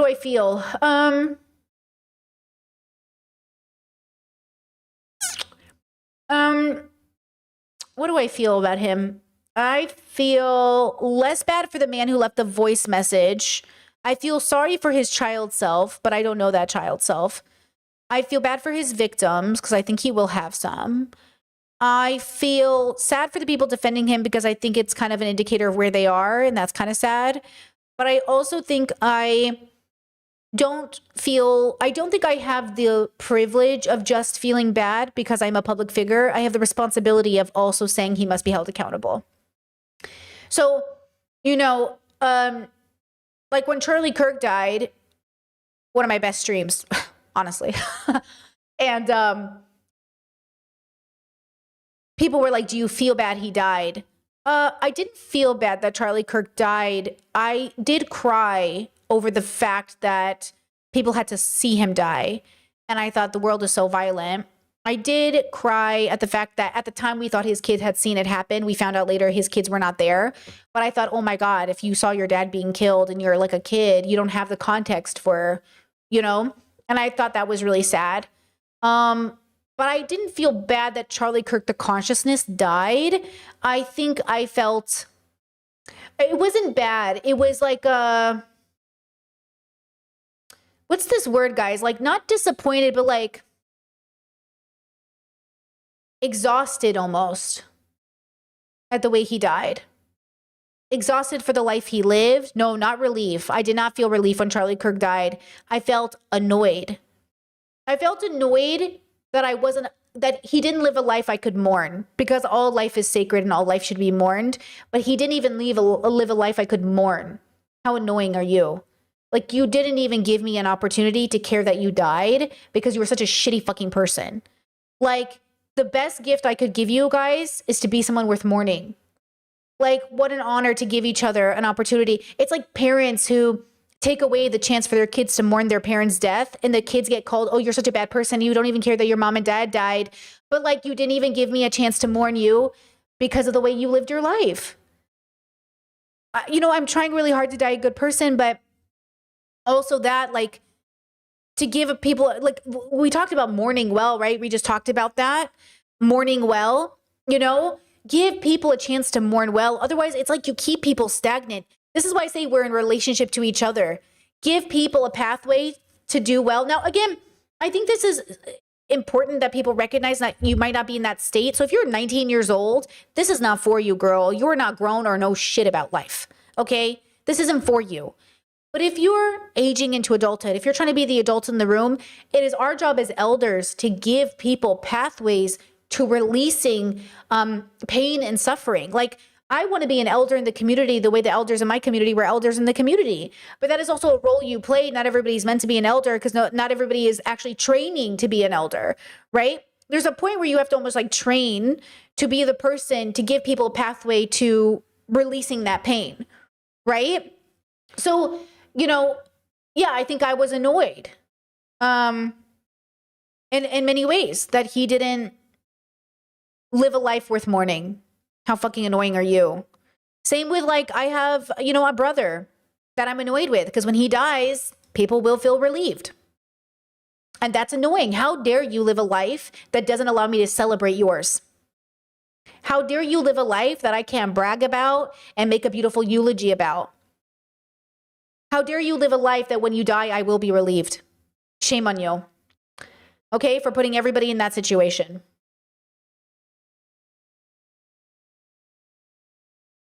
And at the same time, like, I can see how my brother had a very hard childhood. I can see that what he went through shaped him. I can see that he was neglected as a child. I can see all the nuances of my brother, the humanity of my brother. I love my brother more than I'll ever love anybody, in the same way that I love all my siblings. But I also know that, like, there will be relief,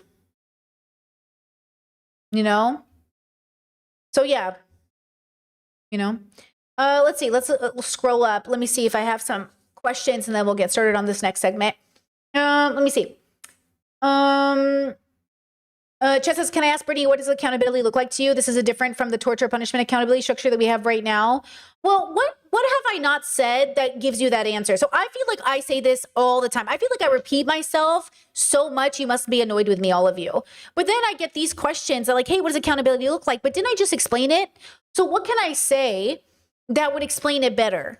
Like, what can I say? Because I feel like I must be annoying you with how much I repeat myself. But then I wonder, like, people are always asking me, like, but do you think we have free will? When I feel like I just answered that. And I swear you were here for it. Not you, Chatter, but like people in general. So what am I saying that doesn't already answer that question? Because I would love to answer it. Talk about communication, right? Differences. Like, I'm not sure, Chess says you do, but each explanation, I feel like I get a new bit of knowledge. Hey, that's actually how I learn and think. I think that's why I repeat myself too, because every time we learn, oh my God, you know what happened today? Can I just tell you? My partner traumatized me this morning with a knowledge bomb. And I was like, how dare you tell me this right before I'm about to stream? Hold on, girls. I almost forgot to show you this. Look at this. Look at the horror that I had to experience this morning. How dare? How dare? So that's so fucked up. I got fucked up, brother. Okay. So my partner goes, we're sitting there hanging out with Indiana Jones, my cat, Indiana Jones. And I'm like, oh, I love Indiana Jones. She's so special. And he goes, I can't believe you named her after a pedophile. And I was like, what did you say? He goes, yeah, you named Indiana after a pedophile. I was like, Indiana Jones is not a pedophile. And he's like, yeah, he is. I was like, no, he's not. He's like, yeah, he is. It's in the movies. I was like, he's not. He goes, yeah, he is. And I was like, oh. And I looked at Indiana and I was like, no. And he goes, oh, let me find it for you.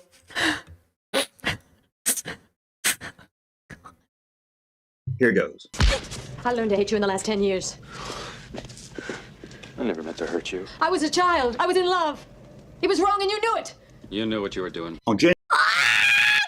She goes, I was a child and you knew it. And he said, you knew what you were doing.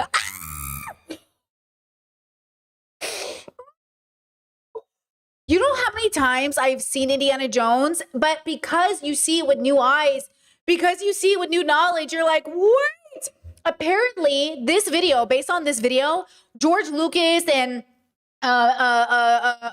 what's his name? James Cameron, they were going back and forth about her age. They were like, she's 11 and he's in his 20s. She's 12. They settled on like 15 or something, and he's like 25, 27. Oh my God. Oh my God. Cheta, don't rewatch Rocky. Oh my God. I was like, this is what I'm saying. Like, oh, like when we go back and review our life and we learn every time, there's like, you know what I mean? It's like boom, boom, boom, boom, boom. I don't know who it was. James, it was somebody. It was Spielberg, and I think James Cameron had the conversation in this video. I don't know. The point is, George Lucas, it was all the big directors. I think they were having a conversation. It doesn't matter. The point is that Lucas, what ultimately had to say, right? I think that's right. It doesn't matter. The point is, what? Who? Huh? And that's all I'm saying about life. Like, you think you know that, okay, that plays into the conversation we're going to have in a second, because sometimes I think young people make great statements and then there's a lot of good things in young people. Yeah. And also, ooh, the wisdom you learn when you keep deconstructing and you get older, you're like, oh my God. So just, you know what I'm saying? Like, I can't, oh. So Sex and the City too. When I rewatch Sex and the City, every time I watch it, I'm like, there are like, guys, there's like essay, there's like filming people without their consent. You know, and there was so many, Chaz can confirm it was Spielberg. There you go. There's like all of these, like you watch these shows and you're like, oh, you know, but then you're like, what? Okay, so this is why I say, be forgiving to yourself, because we really don't see it till we do. And also, we kind of got to act like we always knew in order to make the world a better place. Okay, so here's my last thought on this, and then I'll answer questions, and then we'll do this next segment. If we allow people too much leeway of like their learning and having you made mistakes, then they don't actually get better.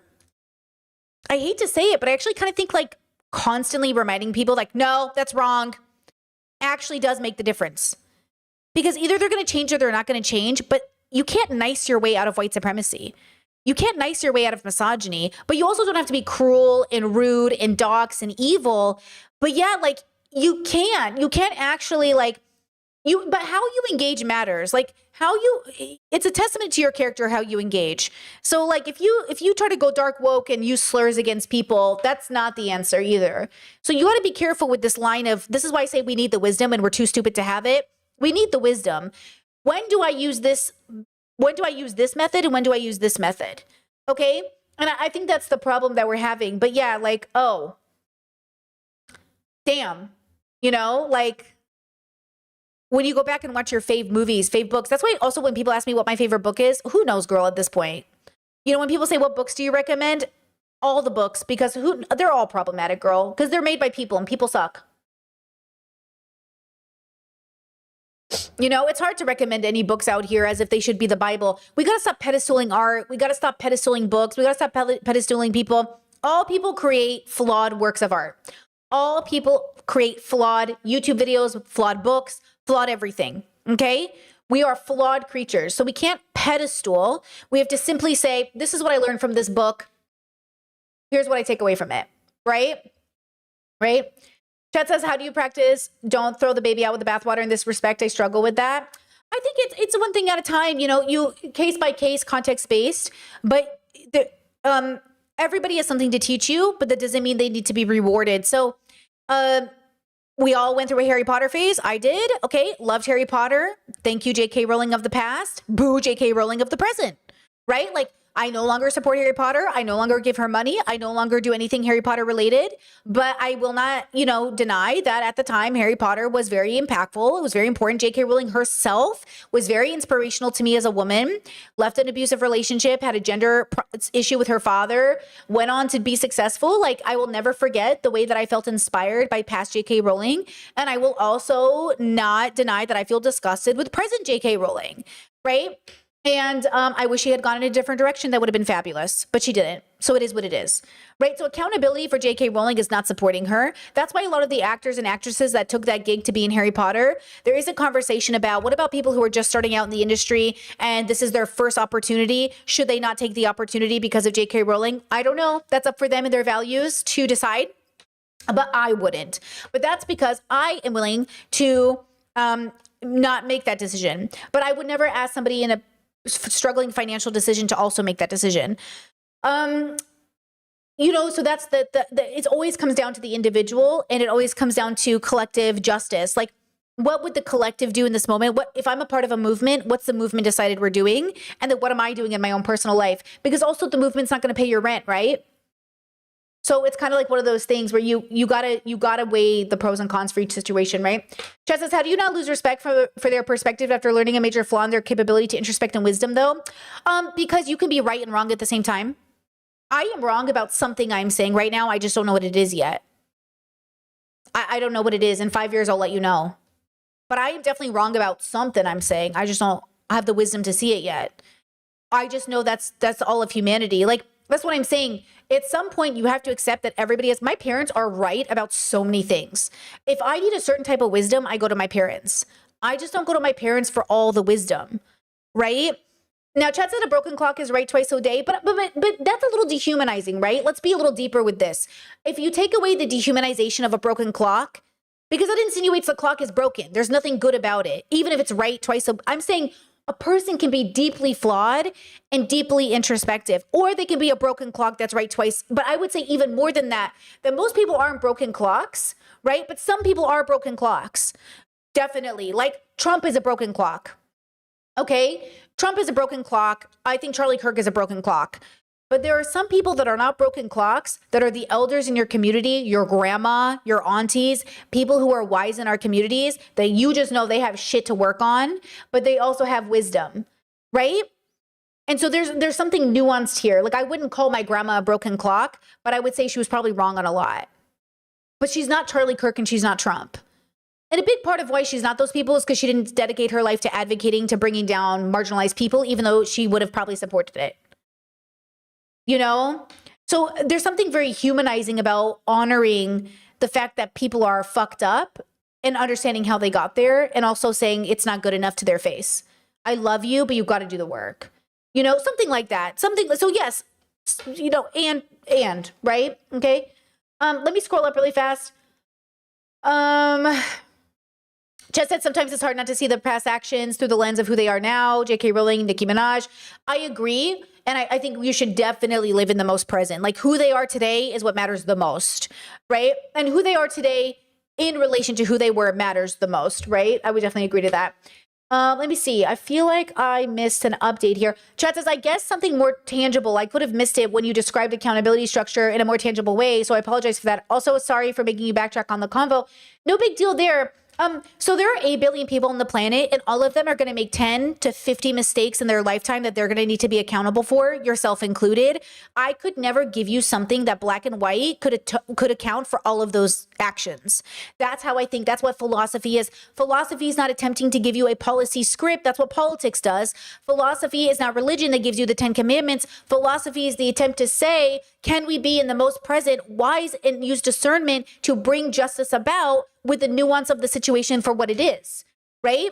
8 billion people on the planet, that in your lifetime, you will make a minimum of 20 mistakes, 20 bad actions, 20 cruelties, and you have to do something about it. Accountability looks different because everyone's doing something they have to be accountable for, right?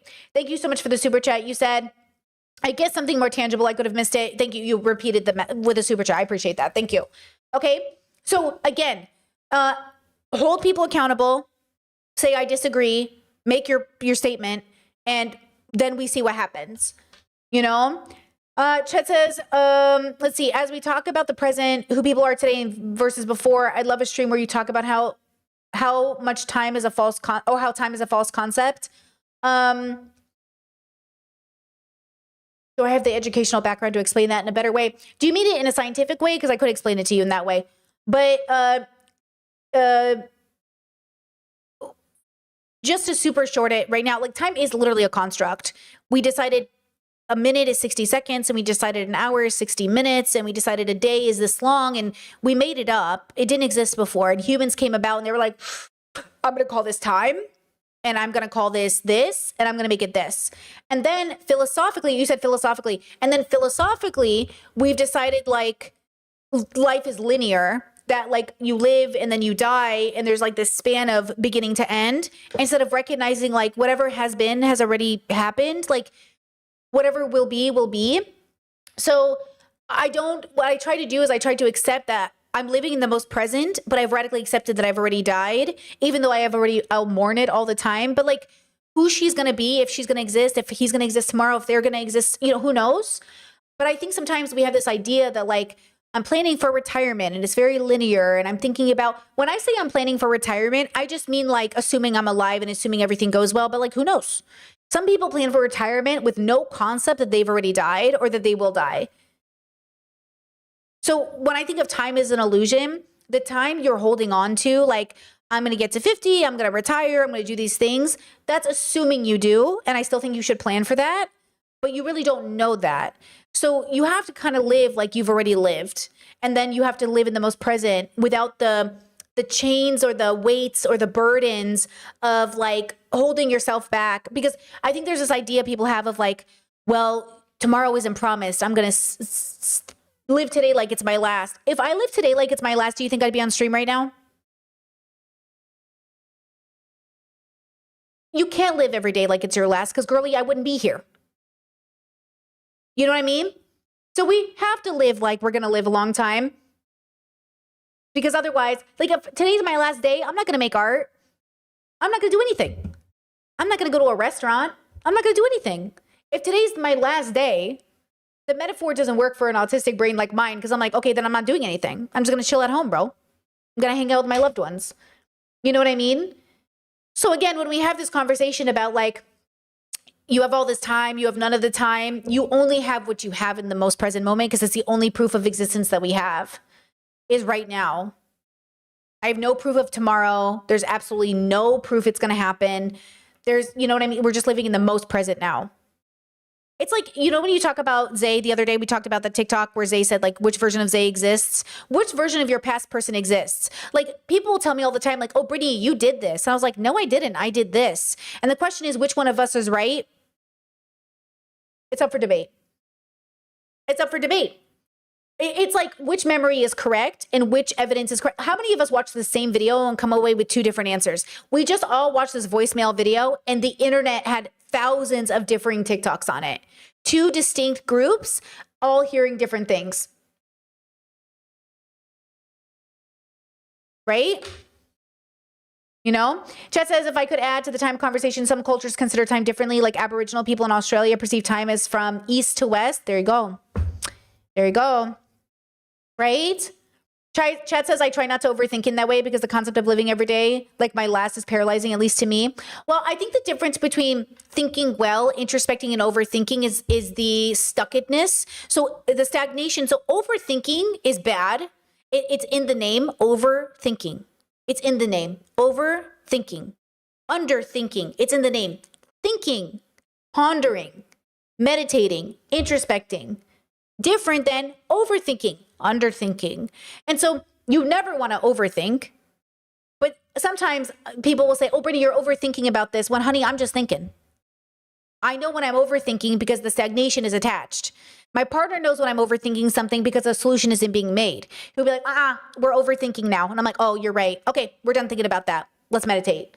Because again, thinking, there's a process to it. It's like have you guys ever over whipped whipped cream?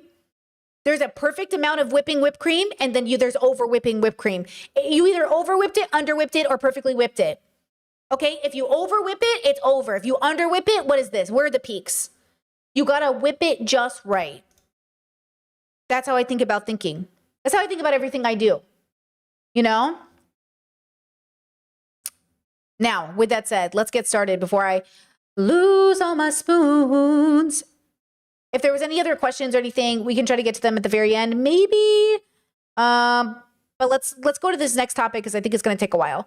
Now, to start us off on this conversation, we're going to review an artist who did a recent series about the objectification of women doing ordinary everyday things.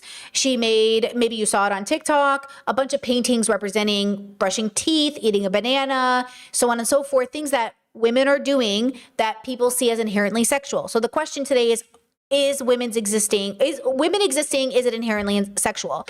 To start us off with the conversation though, before we get into that, I want you to watch this debate between Andrea Dworkin and Jim Haynes about pornography. This is 1988, and this is just to prepare us for the conversation, okay? The volume's going to be a little low, so just get ready for that.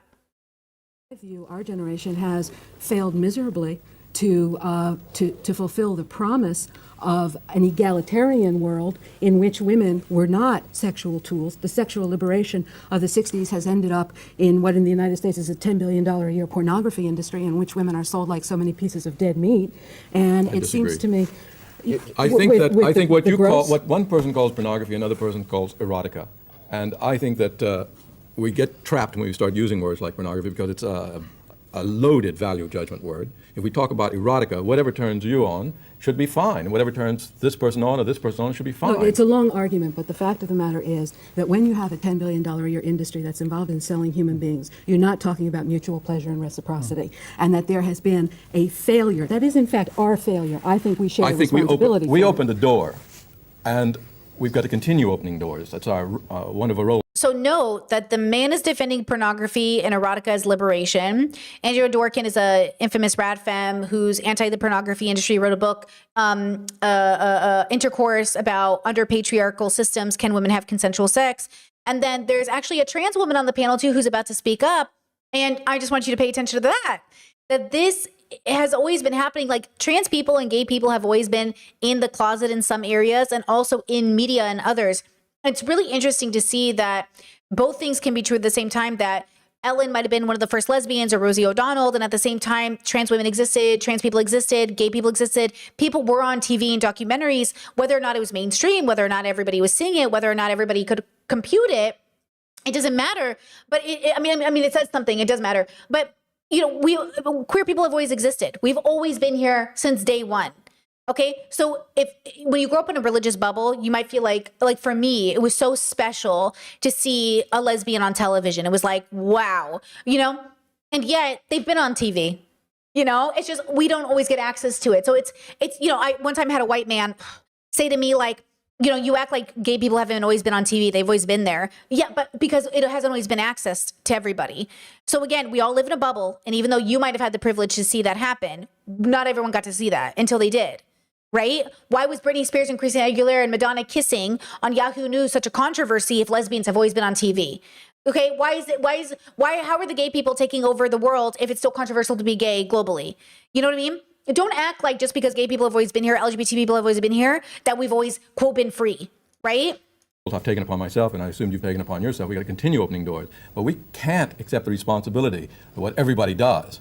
We can accept the responsibility for a kind of social exploitation that we made legitimate. Okay, this is important. He says we can be accountable for all the ways people are negatively impacted. And she said we can be accountable for normalizing something that is exploitative.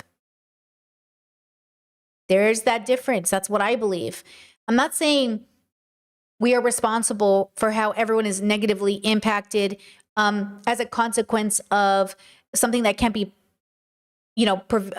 something that can't be prevented. I'm saying there is harm being done that can be prevented in which we are not attempting to prevent in a real way.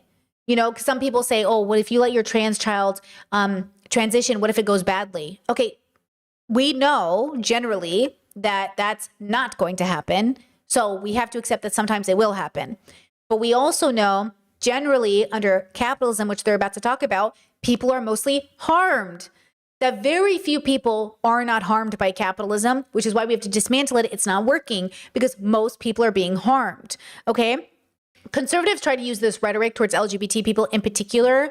They try to say, oh, like it's harming most people. It's not harming most people. It's not. That is just the narrative that you fed into because you're right. If it was harming most people, we should definitely do something about it. But being gay isn't harming most people. Okay. Absolutely, positively, Tell me, why is 100%. pornography wrong? I disagree myself. Why that is pornography is wrong. Because it funds organised crime, which is Oh, which come was the on. continuation of capitalism. Oh, come on. Come on. You don't mean that. All right, but I do. As You well. do? I mean, it's not the only thing I mean, but I mean, it's reasonably well documented that there is a thing called pornography which is entirely distinct from erotica. Yeah. There is. In women's view, there is. Yeah, some women, Betty Dodson, for example, would disagree the with you. definition of, I think my definition of I know. erotica would be a lot, what is erotica and what is not pornography would be a lot broader than Andrea's. I'd actually say that pornography is that which is produced by exploitation rather than saying that all erotica exploits.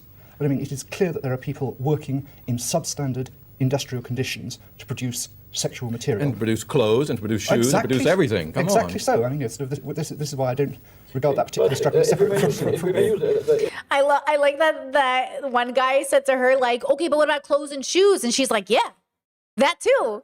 We've been talking about capitalism being exploitative forever, right? We know this. We know this because we know about history. But this is what I'm saying. Like, we're having the same conversations today that they had then, and they had 200 years ago, and they had before, and Marx had, and everybody had. So that's the point. Is like he's trying to get a gotcha, and the women on the panel are like, "Yeah, we know."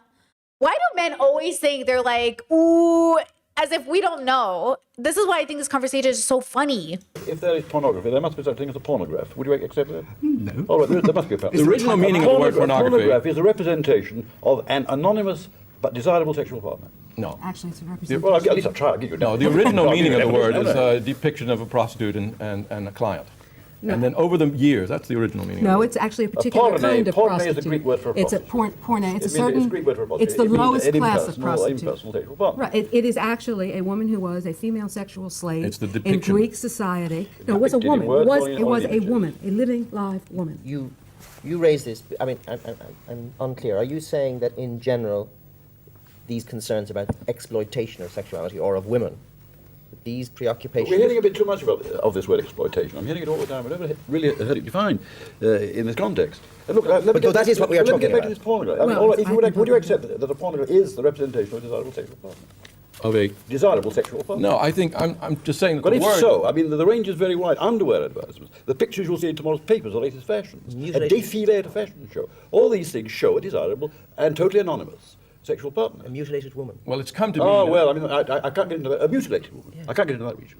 But I'm just incapable of getting into that region. But we live in a world that includes that region. Well, I'm too innocent to live, probably, but my Well, notion I of wish- porn is very clear. I It's a sense the comparatively reference to keen the one. US $10 billion industry referred to Yeah, I mean, examples of pornography. For me, it Referring shows that people are interested in sexual images, and they're interested in it to the extent that they're willing to pay X amount of money for it, and that shows something. It shows that they are craving something, and rather than just immediately dump on it and say it's bad, I think we have to start asking why they need it. What the questions are more other than just damnation. No, but my Okay, so stop there. Okay, so this part is interesting. He says instead of just condemning it, it's obvious that people want it. As if Andrea and all these people haven't already done the research, as if Andrea's work doesn't have statistics and proof that it isn't working. Now, again, I'm anti the pornography industry personally, because I think it's run by patriarchy. I'm not anti nude work, sex work, adult work in general, right? I think adult spaces are for adults. Do I think 90% of the people who engage in adult work as the customer suck? Yeah. Because they're badly trained men through patriarchy. Like, I think in a world that was, quote, women, femmes, whatever, we would have sex work. It would just look different and be different. And that we know that because so many sex workers, there are feminist porn companies, there are feminist industries. They don't do as well. They don't make as much money because they're different. I also think that the dilemma is, and this goes into the series we're about to watch, is that when you are brought up differently under patriarchy, when you're deconstructing it, when you're free to exist in a different kind of space with it, you have different options. So when I was on that Debate Bro panel and I was trying to explain to them that in Seattle, there's a nude parade and there are families, it's a family event, the nudity isn't sexual, it's a celebration, it's for the solstice. And they were like, that's impossible, that doesn't happen. I was like, no, it does happen. It's literally a part of the culture. And people were calling up saying, Brittany's lying, I live in Seattle, there's no such thing. It is literally a thing. Okay, it happens in Gasworks. It's called the Solstice Parade. It is literally a thing. I used to run into my nanny families when I was there. It's a very Seattle thing, okay? Just because you don't know what's happening doesn't mean it doesn't exist. And that's why I say we all live in bubbles. You have no idea what's happening in your own city because you're just not a part of the bubble. You're not part of the culture. And I love that I nannied babies professionally as a living. And I love that they went to those events. And I love that if we ran into each other, maybe it was a little awkward from a working standpoint, but it wasn't awkward because I was naked or there. It was just like, oh, your coworker, but it was so nice. It was so safe. It was so community run. It was a really great experience. Like, bands would come out and they would band together and people were painting each other and passing out water bottles. It was just like a really cool event, right? So when we have these conversations, we have to think about there's 8 billion people in the world, and some of us are doing it correctly. Some of us have figured it out. Just because the rest of the world hasn't doesn't mean we're not figuring it out. You have to deconstruct patriarchy, entitlement to bodies and sex. Informed consent has to be the forefront of your philosophy, and your world will change, I promise you, right?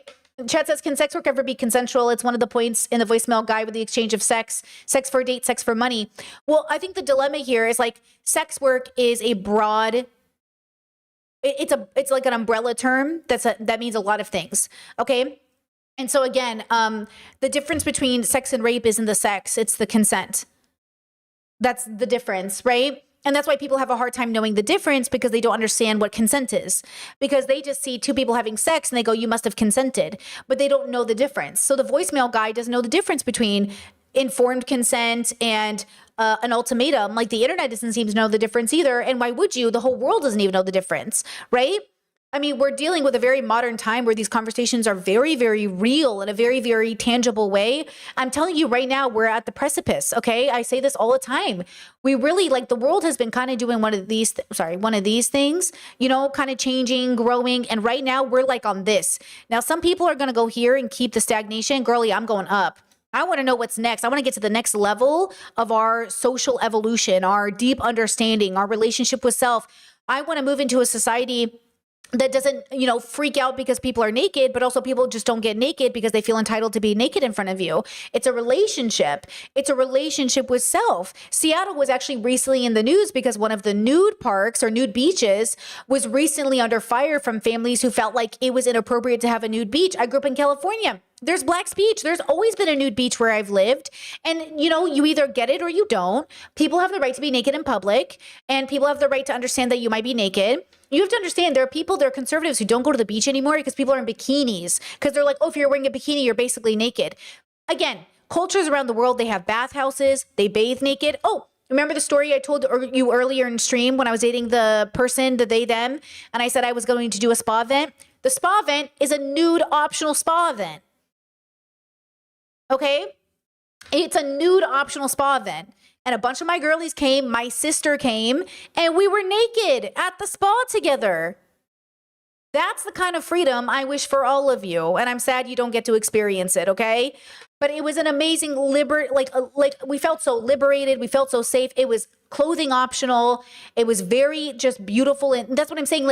You can have that. If you deconstruct patriarchy, entitlement, your rape tendencies, you get to live in that world.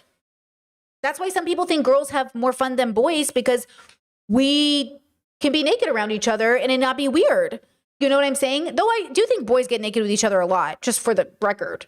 Okay? So again, when you say can sex work be consensual? Depends on the kind of sex work. The sex work I do is consensual. It's still sex work, whether people think it is or not. And it is consensual, but I have very strong boundaries and rules around that job. I also, in all of the work that I do, I'm always willing to take a pay cut. I will never do anything for money that I don't want to do. And that includes I am stubborn. I will starve to death. I am stubborn. I will kill myself. but that's because of who I am, and that is not a judgment on anybody else. And I'm not saying you should do that. I'm saying I know myself, and the way that I keep it consensual is that's my line. I'm saying I won't do it. I don't care how much money you put in front of me. I refuse. But I'm not saying that because I think I'm better than you. I'm saying that because for Brittany, that is her philosophical joy. And that is how I keep it consensual. And that takes a lot of deconstruction, though. That's a lot, especially in a capitalistic world that tells you, like, if you really want to make it, you got to do crazy things to all genders. Do you know what I'm saying? Okay.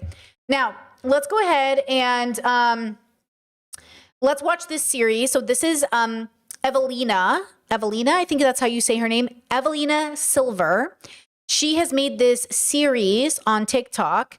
Let's watch it. I'm not sure that it's finished, but this is the first one, and it got posted in May. What do we think about this? Okay, so we're going to be observing this philosophically, because we do philosophy through pop culture here. We're going to be observing it from an art critique, like the art is good, but what does it really mean? And what does it say? From an activist perspective, because she's doing this as a form of activism. So we're going to critique it from multi-levels. Okay, so let's observe. What do we think? Practice how to suck a lollipop in a non-sexual way when I was younger, which is such a weird sentence to say out loud. I used to practice how to suck a lollipop in a non-sexual way when I was younger, which is such a weird sentence to say out loud, but I'm sure a lot of women instantly understand what I mean when I say that, because at some point you become aware that almost anything can be interpreted sexually depending on who's looking at you. And once that awareness enters your brain, it's really hard to get rid of. You start overthinking completely innocent things like the way you sit, the way you bend over, the way you eat, the way you dress when it's hot outside. Not because you think those things are sexual, but because you know that someone else might. And that is actually what inspired this painting series. After posting one of my paintings online, thousands of women started sharing their own stories about times when they've been sexualized for doing completely normal things. And I realized that almost every woman has a story like that. So now I've decided to make a series painting those moments. And this painting is literally just of a girl eating a lollipop, and that's it. But the interesting part to me is that I already know that some people are going to project sexuality onto it anyway, even though the action itself is completely innocent. And honestly, the reactions almost become a part of the artwork to me. Paintings feel less like paintings to me and more like social experiments about perception. I also know a lot of people have requested other foods like bananas and ice cream, and those are definitely on the list, so I'll try to fit in as many of your suggestions as I can. And honestly, I'm just really grateful because this series has brought around 40,000 new followers across platforms already, which is honestly insane to me. And I'm currently creating this entire series during my time in Vietnam, and all the original paintings as well as prints of the paintings will release together in August. So if you want early access before the public launch, you can join my email list, and subscribers will also get a discount when it drops, so make sure to sign up there if you're interested. Okay, that's the first one. Before I give commentary, let's go to the second one.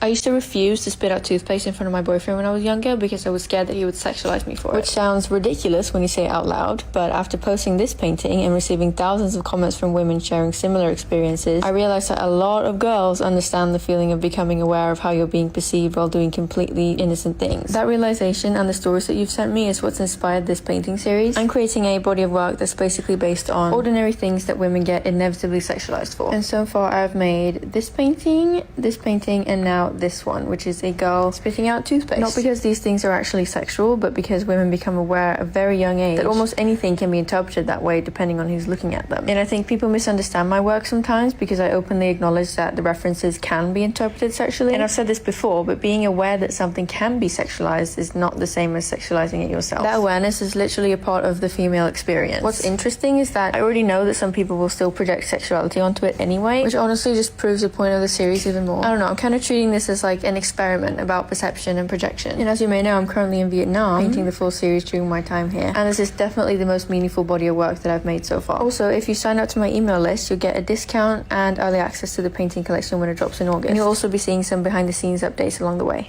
I used to refuse to spit out Okay, so what are our initial thoughts? I'll go ahead and link it while we're talking to each other. We're not done. It's a whole series. Chat said, okay, talented, love the concept. Chat said, I thought it was just me. When I walk down the street eating a banana, I become very aware of men, lowering the banana, avoiding eye contact. Chat says, the internalizing of the perception, I think that's interesting. Chat says, the idea of trying to do it non-sexually is so interesting because I feel like I realized the perception being had, but never once thought it was bad. I just wanted to fit into it.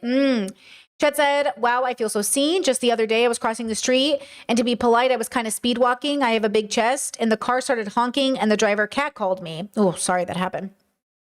Chet said, I did sexualize the lollipop painting. Okay. Did any of you find the paintings to be erotic? What do we think about this one? Do we find this to be erotic in the positioning that it is? If you didn't know what it was and you just saw a white drool pattern coming out of her mouth, would you know it was toothpaste? Would you think it was cum? Would you think it was saliva? What do you think you would think it was? If she didn't tell you it was toothpaste, she's bending over, pulling her hair back with a white liquid coming out of her lips. What would you guys think it was? I'm going to unmute it for a second. I'm going to get us back down to this picture so we can see it. You know? What would you guys think? Okay. And by the way, when I say sexualize it, I mean, what does the painting evoke in you? And I want you to be honest and dig deep about it. Okay. Dig deep and think about, like, if you saw the photo, what was the first thought you would have? What's the second thought? What's the third thought? You know, like, what are you seeing? What are you, because right now you've already been, I've already fucked up your brain. I've already taken your agency away from you. You have no free will now because I already told you what the series is and she already told you. So now you're going to overcompensate and think, oh yeah, I definitely wouldn't think anything sexual. But is that true? Because now she's already put it in your brain that if you do, you're bad. So just introspect and ask yourself, okay, did I see anything sexual? Did I not? Did I feel, would this be on my wall? Would it, if a child saw this, how would the child see it? You know, so it's really hard because every piece of media you see will then convince you of how to have the relationship with the media. So it takes a lot of introspection to sit there and think about it and go, hold on, how do I really feel about this image? What is this image saying to me? If I saw this at an art gallery, what would be the assumption of this painting? What am I getting from this painting? What am I thinking about this image? What does it evoke inside of me? Right? So these are all questions you need to ask because, again, we are biased, we are prejudiced. If you feel seen after hearing her speak, that's beautiful. If you thought it was sexual before, I mean, I think that's fair. You know, okay. So let's scroll up. Let's see. Chet said, I would question all the options, especially with the painting I'm thinking of above. The suggestion comes from the viewer here, not the painting. I think I would have sexualized it. I thought she was spitting. Chet says, I think the point is that you might mistake it, but that's because of the culture we're in. Chet said, girl, how bad are you at spitting for it to dribble down your chin is what I'm thinking. Let's see. Chet said the iconography, how do you say this word? Iconography? I know this word in my head, I think, of thinking of a lollipop is so ingrained in the public imagination of being sexual, unfortunately. Chet says, I know why it's erotically interpreted, but especially the lollipop, I thought of being a kid again. Chet says, I would honestly think it was, but I think it's the internalization or something. Okay, here's the thing. This is what I do. Okay, here's how I figure out what I'm consuming. Here's how I do the math. Iconography. Exactly. Thank you, Chat. Thank you. Okay, here's how I do it. I say, would I think this was sexual if a stranger did it in front of me or if my sibling did it in front of me? So that's how I decide. Am I uncomfortable because I haven't deconstructed something? Or are you being fucking weird? If a stranger on the bus did this in front of me, if somebody was drooling down their mouth and smiling like this, would I be like, oh, this is neutral? Or would I be like, what are you doing? Are you being weird? Because that's how I think about it. So if my sibling was licking a lollipop in a particular way, or if a stranger was licking a lollipop while making eye contact with me, would I then be like, or would I be like, okay, like, so that's how I figure it out. That's how I do the math, because I do think that this is what I mean to say when I do observations about how people talk. This is what I mean to say. It does matter how you talk. It does matter how you eat the lollipop. Not to misogynists, because they're going to sexualize everything, but it actually does matter. If I'm trying to turn my partner on, the way I lick a lollipop looks a lot different than when I'm chilling with my family. You know what I'm saying? Because I'm putting on the moves. I'm putting on the sexuality. So the question is, why, like, we know body language is a thing. We know tone is a thing. So I'm saying, like, yes, I agree. We live in a society where just existing in your body can be sexualized. And also, we do certain things to indicate sexual interest. So the question is the vibe of the photo, and all the photos we'll see, the paintings, Are they sexual? Are they supposed to be sexual? Is she being honest as an artist that she is just trying to paint them doing normal things? Because when I normally spit toothpaste into a sink, I do not look like that. When I eat a lollipop, I don't look like that either. When I eat a banana, I don't because they're gross, but I don't look cute. I don't look cute when I eat. Nothing about Brittany eating is a cute experience. But there are some people who eat a particular way to look cute. There are people who, I don't look, there's nothing about me that is even, if anything, I'm like even more ugly on purpose. So the question is like, you know what I mean? Like most people who eat a banana are just like, they're not like, you know what I mean? They're not licking their lips and like sticking it into their mouth. Like that's the whole point of it being suggestive. So let's keep watching. What do we think? Some behind the scenes. A lot of people think that I intentionally sexualize my paintings for clout. I'm currently working on a series inspired by things that women constantly get sexualized for that were never intended to be sexual in the first place. Like wearing revealing clothes, lifting up your dress so it doesn't drag on the ground, spitting out toothpaste, etc., etc. The series actually came about accidentally after I realized that one of my paintings could easily be misinterpreted. And I made a video talking about it and thousands of people connected to the idea. So the painting almost took its own autonomy through the reactions and conversation it started by itself. So what I'm doing now is making paintings about how difficult it can be as a woman to escape being sexualized while doing completely innocent things. And yes, when I present these paintings online, I do often point out that I'm aware that some people can interpret these references sexually. And because of that, people comment on my videos basically saying that it's all total bullshit and I'm sick. I think this painting here is a good example because like, is she crossing a river? Is there mud on the floor? Because then it would make sense that she's lifting up her skirt so it doesn't drag on the floor. But because we don't see that context, we don't know why she's lifting up her dress. And there is two modes of understanding of pattern. When we recognize a pattern, there's two patterns you recognize. Either one, she's gonna flash us, or two, there is mud on the floor. So the context of the photo is, I think that's the point. Right? Like, I could see it either way. I could see it as just like a beautiful art piece that's neutral and has no meaning. I could see it as a flirtatious look at my legs. I could see it in 10 different ways for sure. Sexualizing my own art for clout. I think what people fail to understand is that being aware that something can be sexualized is not the same as sexualizing it yourself. Most women become aware at a very young age that completely innocent actions can suddenly be interpreted differently depending on who's looking at them. And unfortunately, that awareness changes the way you move through the world. But being aware of it doesn't make you part of the problem. And I think the reactions to these paintings kind of prove my point better than I ever could. This entire series is currently being painted during my time in Vietnam and will be released sometime in August. And if you join my email list, you'll get early access to the Okay, so obviously she's making money. She's plugging her stuff at the end of it. She's selling these things. So again, when we're looking at the art, it's multi-layered here. Like she's a young person. We're gonna get to that in a second. She's having an experience that's very specific. I might not relate to all these experiences, but I relate to some of them. I know what it's like to live in a culture where like just existing in your body is considered sexual. And I also know that sometimes I know the difference between when I'm utilizing my body to be sexual and when I'm not. And the question is, do people believe me? So I think there's a multi-layered thing here. So I do relate to what she's saying. Maybe not with every example, but because again, when I eat, I am not cute. Look, I've never eaten a lollipop and someone thought it was suggestive. Okay, I'm an ugly lollipop eater. Okay. But I have just existed in a bikini and people are like, oh, you're sexualizing yourself. And I was like, okay, but then I've also bent over in a particular way in order to sexualize myself because I was flirting. I've also bent over in a neutral way, not sexualizing myself. And I've been lectured for both. Right? So relatable and interesting, Okay.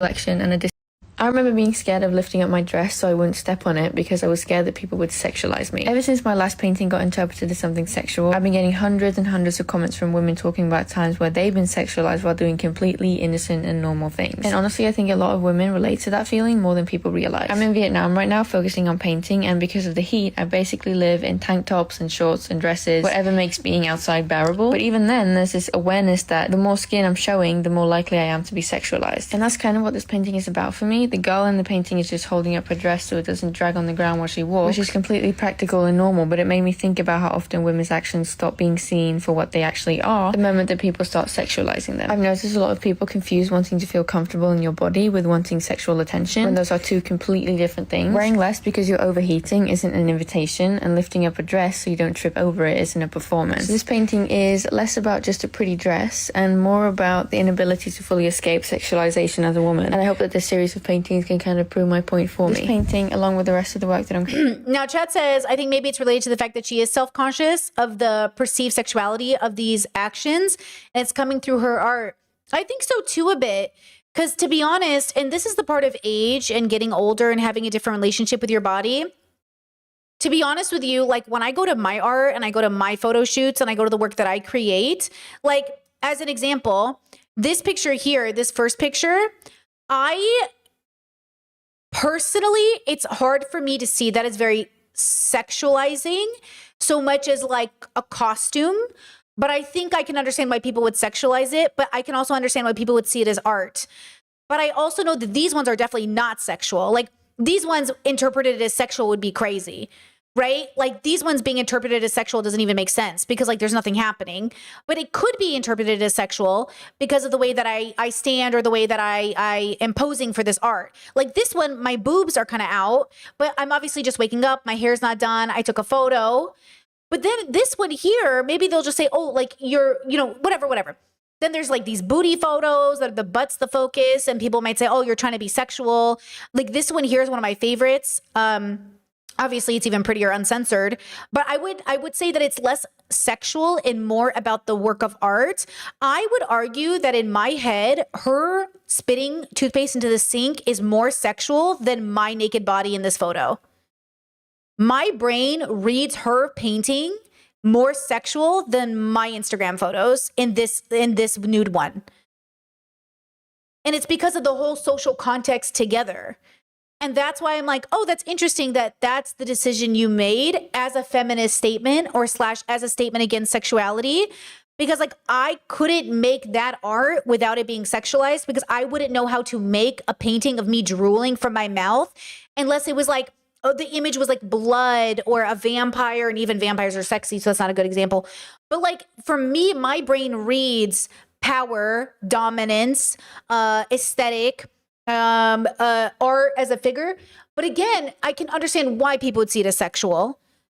But then it doesn't feel that way to me. But I can see too in her art where she's like, this isn't sexual to me, and why people might read it as sexual. So you know what I'm trying to say? Like, it's interesting when we think about creating as an artist. Like, you know how I sometimes say to you, like, I couldn't do what this creator is doing without it being this way.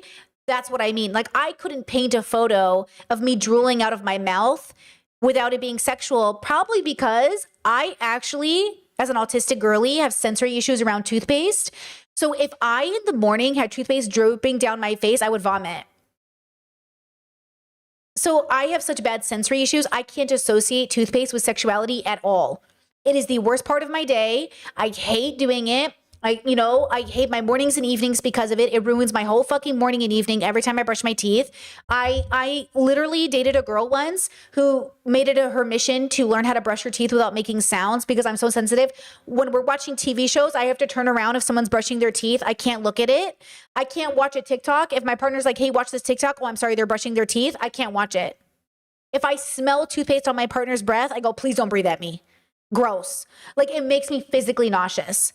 So my brain can't help but interpret her art, that particular photo, as something more sexual because otherwise it's either sexual or vomitous, but the girl looks too happy to be there, so it must be sexual. Because why are you so happy to be drooling out your mouth?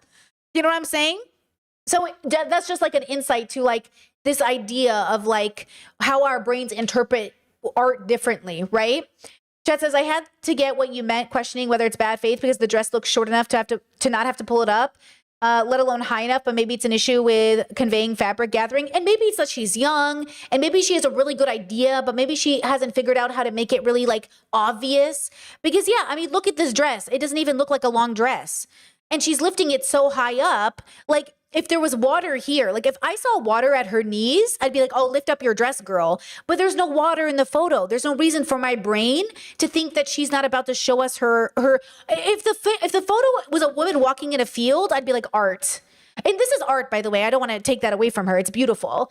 But yeah, like it's confusing to me as a photo. If I didn't have her context, I would just think like, oh, it's like a girl holding up her dress, but I wonder why she's holding up her dress. Like, I don't know why she's holding up her dress.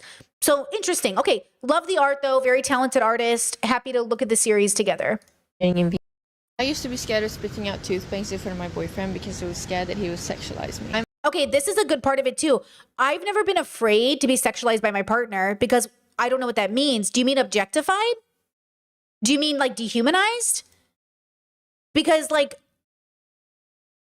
when she says like I was afraid to spit because I didn't want to be sexualized by my own partner, like that's deeper trauma, right?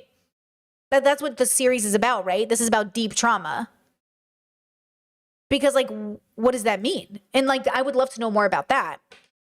I'm Evelina. I used to be scared of spitting out toothpaste in front of my boyfriend because I was scared that he would sexualize me. I'm Evelina and I'm the artist behind the painting that kind of ended up looking like a shot from a porn video. The painting has received quite a lot of attention, to say the least, the past couple of days. I have no idea what I'm talking about. I'm a Swedish 19-year-old oil painter living in Vietnam for about 3 months trying to create as much art as I possibly can. My friend Brooke, who's also on this trip with me, bought a pair of new sunglasses and I just had a vision for a painting with them. When we did a photo shoot, I just chose that specific picture because I thought it looked cool. 5, 6, 7 hours into painting it, I realized that it looks like a shot from a porn video. It really frustrated me because obviously as a young woman I deal with a lot of sexual... But the photos don't look the same. That's why I'm saying it's interesting. She drew a completely different photo. Her picture of her friend does not look like the photo she drew, does not look like the painting she drew. It's amazing. Like the slightest little nuance can change the way something is perceived. The slightest little way that... This is why when people say like with the voice note guy, they're like, wait, what are you hearing that I'm not hearing? It's the slight little subtle things that you hear in a man's voice that tells you like, oh, he's doing something bad. Something bad's about to happen. The slight little subtle thing. So like, that's what's interesting about perception and understanding is like, I wonder if she's understanding that like you didn't draw the same photo though. The energy is completely different. And all the other things that... And I, by the way, I really like her. I'm for her. I don't know much about her yet, but I'm not saying this as a critique of her. I'm saying this as an observation for all of the bad art that I did in my life, thinking I was doing something amazing, but only to realize in hindsight, like I didn't have the wisdom to understand what I was even trying to convey. So this is a part of the art process. So we love that she's working through it. Come with being a young woman. Just felt like I was once again dealing with the constant sexualization of innocent things. And I thought about it for a bit and I realized that this is a really powerful way to present a painting that didn't really have much of a meaning to me before. I'm not really worried about people misinterpreting it as an explicit photo because it kind of just proves my point. I named the painting, or maybe you're just dirty-minded. When someone asks themselves, is this a picture of a girl giving a... The name of the painting just answers the question for you. Or maybe you're just dirty-minded. There were quite a few people who were mad at me because I sort of threw this interpretation in their faces before they had a chance to interpret the painting themselves. Totally understand that it's hard to see the painting as anything else now. To be honest, I think it's worth sacrificing those individual interpretations for the message that I've been able to send now and for the awareness that I've spread. And I told you about my story about not wanting to spit out toothpaste in front of my boyfriend. And I've received hundreds and hundreds of comments from other women who have similar stories. And I'm honestly overwhelmed with the response. Your stories have really, really inspired me to create more art like this. If you have a similar story or a thought about this painting, I would love for you to share it under this video. If you love this painting, I'm sure that you'll love the paintings that I have planned. This painting and all the other paintings that I'll be creating in Vietnam will be released together in a couple. This reminds me of when Bell Hooks criticized that Beyonce cover, and at first we were like, no, and then at the end we were like, shut up, Bell Hooks is so much smarter than all of us, we're stupid. Because she was right, like why did Beyonce choose that cover, and why did they put her in white, and why did they put her in little girl panties? And even though in our heads we're like, Beyonce picked it, Bell Hooks begged to question, did she though? And this is what I'm saying about this girl's art. Are you making the statement you think you're making, or are you actually not making it? And this is really hard because she's young, she's going through it, she's learning. And the question is like, this is a part of her deconstruction journey, I assume, of like, do we think this is liberating? Is the work that I'm doing? I think about this all the time as a person who creates nude art. Is this liberating, or is this playing into this idea? Is this what I want to do for a living, or how do I feel about this? And that's why, you know, it's a question. It's not an assumption. You're not a bad person, I think, for finding it sexual. You need to ask yourself why. So You might be a bad person if you're like, oh, this girl asked me to her house, so she must want sex. That's a bad assumption. But it might be the right assumption if in that bubble and in that culture it's what it means. But it might be a good thing to double check. And that's what we're asking. Like, we should double check. Like, oh, you're inviting me to your place. Would you like to have sex? This is where informed consent comes in. Just because a girl is wearing a bikini, just because a girl is naked doesn't mean she wants sex, right? It could mean that she might know that, but I don't know that, and you don't know that. So you can't assume. We can't assume people want sex because they're dressed a particular way. Okay, that's a bad assumption, right?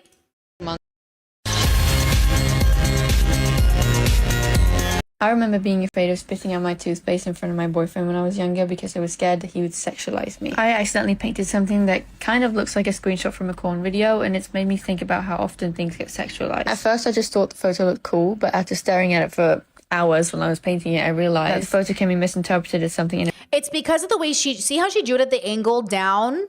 Her friend's photo wasn't that. Her friend's photo mostly was the glasses, but her photo is mostly the head, and the only thing missing is the mouth. So our brains have been programmed to associate that image with a blowjob, right? Which I think is her point, that we've been so conditioned to see that as a blowjob. And yet I would say to you, it doesn't mean that it's not sexual just because we've been conditioned to see it as sexual. Do you know what I'm saying?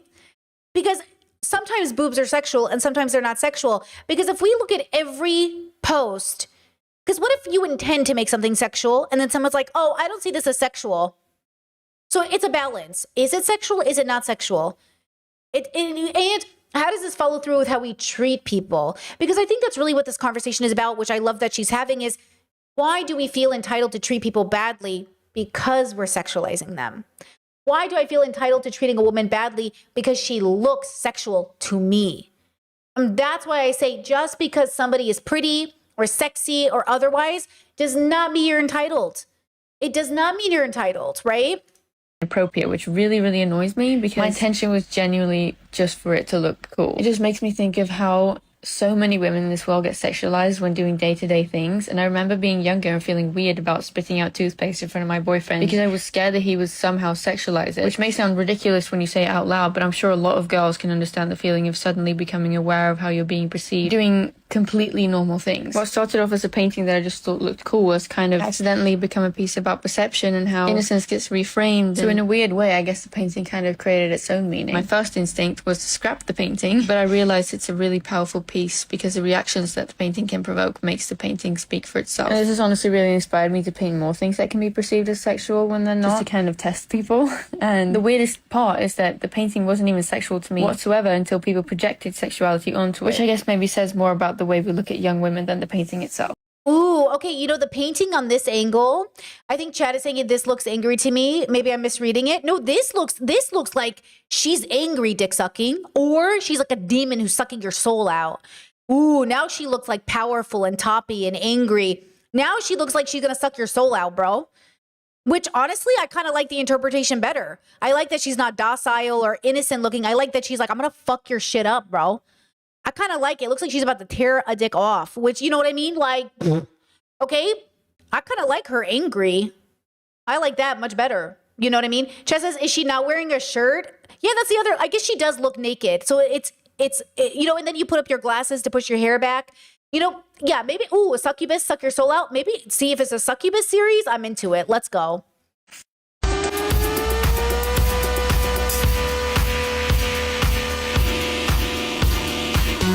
Okay, wait, I like that she took pictures. Let me see here, though.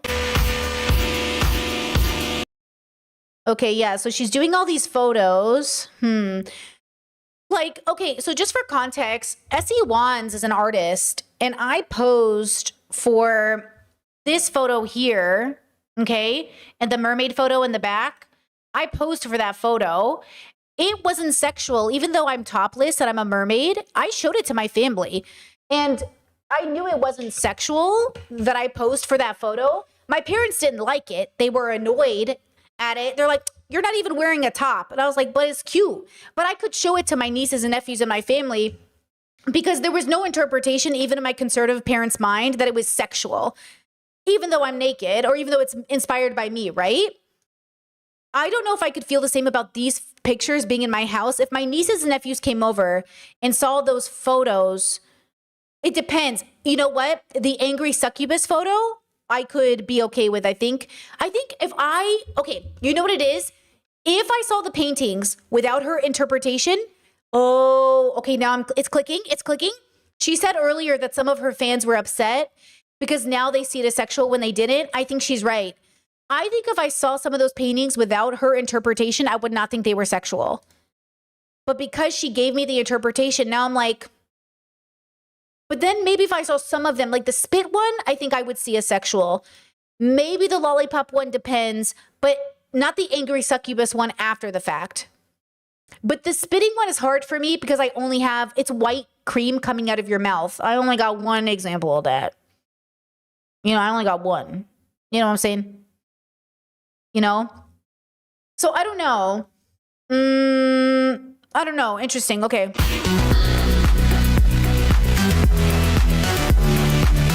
Yeah, this one I would question. I'd be like, is it a blowjob or isn't it a blowjob? I think it's okay to ask the question because I think it's a fair question. Is it a blowjob? Is it not a blowjob? I think it's okay to also say it's not a blowjob. You know what I'm saying? I think it could be either.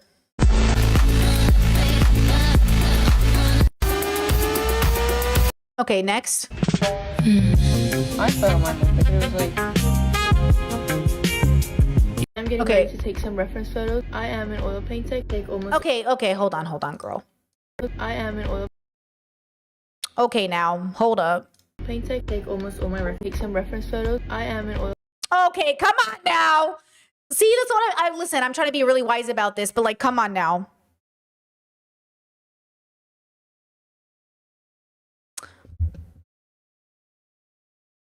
As a girly who's done that, let me just tell you, as a girly who's been that girly,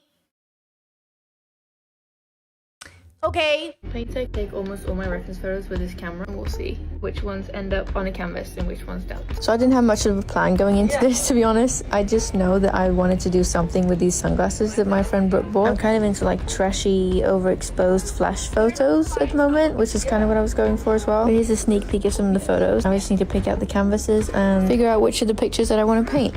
I'm getting ready to take some Yeah, she's funny. She's funny. Like she's going through it. You know what? I get it though. I like it. I like her. I think even the trashy, like she used the word trashy, right? Like the grungy girl, it is giving like sex doll. It is giving daddy issues, right? Do you know what I'm saying? You said, but Brittany, could it be that she is trying to desexualize what is normally perceived as a sexual act? Well, I don't know, girl. Why are we both kissing a water bottle together between our lips? Come on, guys. At some point, it's okay that, guys, sexuality is not wrong. Being sexual is not bad. It is okay for certain things to be sexual. So, like, you know what I'm saying? Like, I think there has to be a point. Like, if you put your fingers in my mouth, like, the context better be clearly not sexual. Like, it's not always sexual, but sometimes it's sexual. It feels like we're like denying the fact that like everything is tonality, everything is real. Like we know when a man is looking at us sexually because he's doing different things. So I'm saying like we need to think about it. Chess, is kissing sexual? I feel it's dependent. Everything is dependent. I mean, sex isn't always sexual, right? Like it depends on the context. That's why guys, I'm not going to do it on stream, but you know for a fact that if I was sexualizing myself on stream, it would look a particular way. I would look at you a certain way. I would talk to you a certain way. My voice inflection would be different. The way I looked would be different because the brand is different. Sexualization is a brand as much as it is anything else. I'm saying okay, so here's the thing. Going back to categories, we know some people are very bad at knowing when people are sexualizing themselves in order to be sexual or flirty. We know people struggle to know the difference between she's wearing a bikini and she wants me. So the commentary should be about, I understand the commentary is about those people, but also what happens when you're in the other part of it, which is like, am I not supposed to see this as sexual too? Is it just the dirty old men that aren't supposed to see it as sexual? What about me? Because, like, what am I supposed to do with this photo? What am I supposed to do with this? I understand, like, we don't want the dirty old men to be gross about it, about me being naked or about me existing. But, like, What is this? Is this one of her non-sexual videos too? What's the circumstance this is happening? That's what I'm confused about. Like, are the gay girls also supposed to? Chet says sometimes girls are just being sexy in a silly way where it's unserious, speaking from experience, you know? Yeah, but then it's still sexual. It's just safe sexual. Yeah, but like, what's wrong? Do we not see the difference between the commentary and the imagery? Do you know what I'm saying? I agree that sometimes girlies are just sexy for fun, but it's still sexy. Do you know what I'm saying? It's still fun. It's still sexy. If I'm making out with my girlfriends, we're still being sexy. You know what I mean? Maybe we're having fun. Maybe we're whatever. You know what I mean? I agree with you. Yeah, like I'm very, guys, I am so, like, I've done everything under the sun. I know. I also know that, like, when we're depicting art, when we're depicting branding, listen, it's also because I'm a YouTuber and branding is everything. Okay, if we know Republicans look a certain way, are we saying that sexuality doesn't look a particular way, generally? Do you know what I mean? So I agree that disgusting old men or disgusting perverted men will just see a girl existing and be like, oh, she's so sexual. That's gross. But when do we get to say our partner's looking sexy? Or when does, because you know what, listen, do you know what hurts my feelings more than anything? When I dress up sexy in lingerie and my partner doesn't react because they're on the A spectrum sometimes. And I'm like, I dressed up. I'm in heels.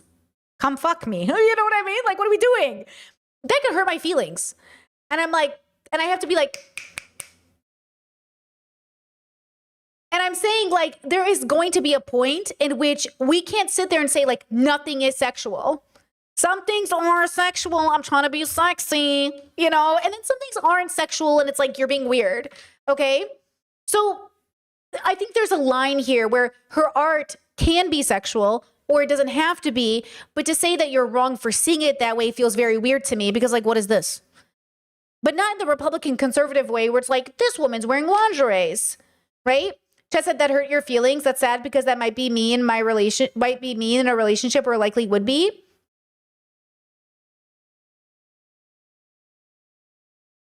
I think you're reading into that weird. I think you're being weird about it, right? I'm sharing something fun and goofy and lighthearted and like cute. And then you said like your feelings would be hurt. Like hurt feelings are not a big deal. You can get your feelings hurt and be fun. Do you know what I mean? Like hurt feelings can be funny and like, oh my God, that hurt my feelings. Like, it's just like, it's not a bad thing. Do you know what I mean? So like, if you're saying like that's sad, you said that's sad. Yeah, it's just talking. It's just like, it's not sad. It's just like, you know what I mean? It's just life. And also it's not a big deal. It's communication. It's like you have an autistic partner and they're not picking up on the signals of you trying to be like cute. And then you're like, I'm trying to be cute. And then they're like, oh, it's not a big deal. Yeah, it's a funny miscommunication. Exactly, chat. It's a funny miscommunication. You know? Yeah, chat says you open up the statement with nothing hurt my feelings more. Yeah, obviously it's a joke. So it's a joke. So that's what I'm saying. You see how communication is so hard? I'm sitting here thinking I'm sharing like a cute story because it is cute and it's a part of our neurodivergency. Like we're both neurodivergent. I'm allosexual, you know what I mean? And so like, it's just funny, you know? But it got, you know, maybe you heard it. And so again, my ace girlies out here, I love you. It's not a universal experience, your experience, but you exist. And so, you know, maybe it's because you're ace or maybe it's not because you're ace or maybe you are, but like, you know what I mean? Like it's goofy. It's okay to be in a relationship where you feel goofy. It's okay to be in a relationship where you feel like you're trying to be sexy. It's okay to be in a relationship where you just ate too much and your partner's trying to be sexy and you're like, I'll burp in your face, get away from me. Like, it's okay to be like, we can't be sexy right now. I've had explosive diarrhea all week. You know what I mean? And that might hurt someone's feelings like, oh, I'm sorry, I can't have sex with you right now. I'm shitting fucking nonstop, you know? Okay, here we go. Ready? Did we finish this video? I take almost all my reference photos with this. Yeah, okay, next Which one. one of these two paintings looks more sexual? Okay, which one of these two paintings looks more sexual? I wish this thing was in the middle. Which one of these paintings looks more sexual? See, you know what I'm saying? Who eats a lollipop this way, though? Like, with peace and love, are you all looking at me in the camera licking lollipops? Licking like a lollipop. Little Wayne looking like a lollipop. Like, come on now. Like, this one's supposed to be sexual, right? The top one. The bottom one could be neutral if zoomed out. But the top one, like, girl's making eye contact. You know what I mean? The girl's making eye contact. So let's see what she says. I guess it's that most people would say this one, but my question is why? Is it the angle? Girl, don't play stupid with me. That's what I'm saying. Like, is this like a feminist who hasn't done research? I feel like a feminist who knows, like Bell Hooks would be like, don't fuck with me. Do you know what I mean? Don't, I'm not stupid. It feels like a young feminist who has not deconstructed patriarchy. Don't piss me off. Okay?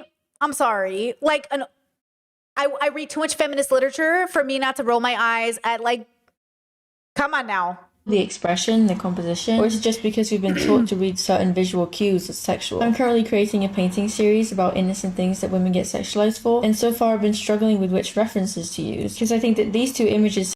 Hold on, let me scroll back really fast. ...cues as sexual. I'm currently creating a painting series about innocent... You know, and you see them all together, girls, like... Okay, I have a ton of nude art in my house. None of it is sexualized like this. All together, it looks even worse. Do you know what I'm saying? Like, would I want my niece? So when I ask myself these questions, would I want my niece to see this art? This collection as a whole, I would not show to my little niece. I do not want her growing up with this imagery as a part of her regular activity because she will not be safe in a patriarchal world. But all the nude art I have in my house is absolutely safe for my niece and nephew to watch because all of it is depicted in a very platonic way. The nude body and all of the paintings I have in my house are not sexualized in any capacity. I stand by that as a person who has a lot of nude art in her house from a lot of artists. I just don't think it's sexualized. I'll give you an example. Sexualized or not sexualized? Not sexualized. A child could look at this photo and see that it is not a sexual photo. I don't know if I could explain to my niece that this isn't a sexual photo. This is not a sexual art. Like, this is not sexual. Do you know what I'm saying? It's just not. And so I'm saying, like, this is, come on now. Come on now. Okay? This is not sexual. Okay? This one, okay? Not sexual. I'm sorry. It's beautiful. It's neutral. It's natural. It is not. If you sexualize this, you're fucking weird, okay?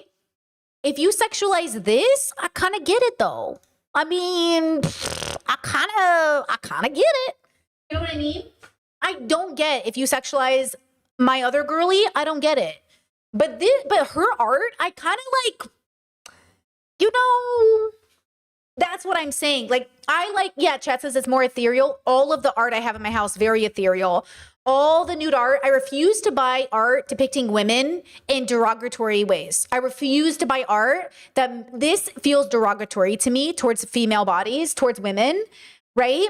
I refuse to buy art that depicts women in this way, and I feel like her art does. So the question is, like, why are you making this art? It's probably because she's young and hasn't deconstructed enough, and this probably feels really liberatory, but I will not buy her art. I will not have women on my walls depicted in this way. It's too objectifying. It is sexualizing. I don't like it. Okay?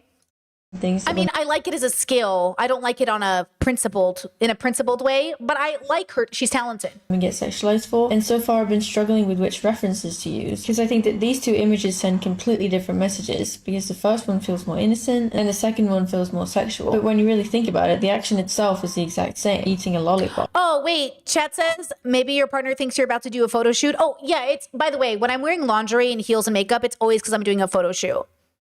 But that doesn't mean, you know, you don't want to notice. So just for context, Discord, it is. That's why, you know what I mean? He's like, oh, you're doing a photo shoot? And I'm like, yeah, but still, you don't want to like. But it's, you know, that's my aloe brain. You know what I mean? So yeah, like, okay. But also, you know. Nothing about what she's doing has changed, only the way it's presented. And I received a few comments saying, oh, watch her paintings become more and more sexual looking. And honestly, they probably will, because the more that I work on this series, the more interested I become in the question of why certain images feel sexual in the first place. Because if an innocent action can suddenly feel sexual just because of an angle or an expression or a composition, then what exactly is it that we're responsible? Yeah, okay, so chat says she wants it to be deconstructing by us thinking about it. That doesn't always make a piece what you want it to be. Yeah, I think the dilemma here is like so she's making a judgment, right? The observation comes with a judgment. So the judgment is, if you don't see it the way I'm saying, you're a bad person. She's already made a decision for us. She's already decided, if you see my art as sexual, you're a bad person. Which, to be fair, I am saying that about the art that I've collected. I'm saying, if you see this art as sexual, you got to go to therapy. But I'm looking at her as somebody who takes this stance really hard, as somebody who's 37. I'm asking her, if she was my friend, I'd be like, I love you. I think you're so talented. Why are you drawing women this way? Because you know it comes from patriarchy. Everything about the way you're drawing them is patriarchy. It doesn't matter if you want to reclaim it from patriarchy. All of this imagery is used in porn. All of this imagery is part of branding. It doesn't matter that you're saying, well, society is made to think it is this way. It is this way. It is this way. It just is this way.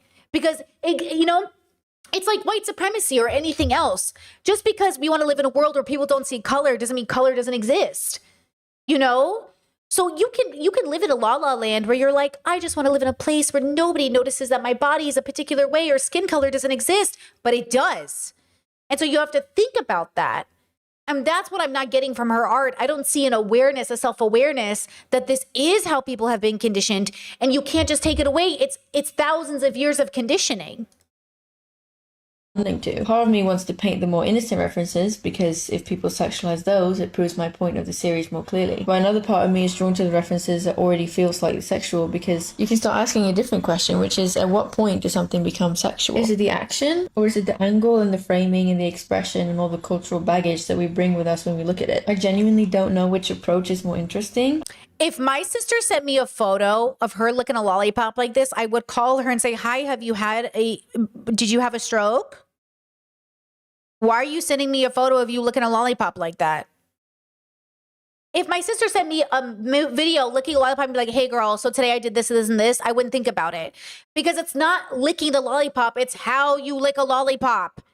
It's not how you look at me, or no, sorry, it's not that you're looking at me, it's how you're looking at me. It's not what you say, it's how you say it.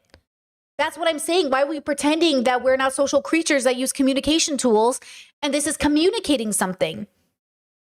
Why is she acting like, oh, this is just how everyone eats a lollipop? Nah, girl, that's not how most people eat a lollipop. No, people do not eat a lollipop like that, okay? I guess one tests the viewer and the other tests the image itself. So I'm curious what you think. Which painting would make the strongest statement? Also, this entire series is currently being created during my time in Vietnam and will be released. Look, she is doing amazing branding. The series is going viral for a reason. This girl is great at branding. She's great at marketing. She's going to make a lot of fucking money. I'm proud of her. But doesn't this feel so perfect for capitalism? You know what I'm saying? There's something here that just doesn't feel truly like she's understanding the topic at hand. And how could she? She's working at it, working through it in real time. Listen to me. I've made a lot of cringe activism art. I've made a lot of cringe posts. I get it. But that's why we have to understand. I think that what's interesting is how many people are like jumping on it. Like, this is so amazing. Is it amazing? Or is it a young woman trying to figure out patriarchy and she's not quite there yet? Do you know what I'm saying? It is amazing. It's very beautiful art. But who's buying it and who wants it in their house?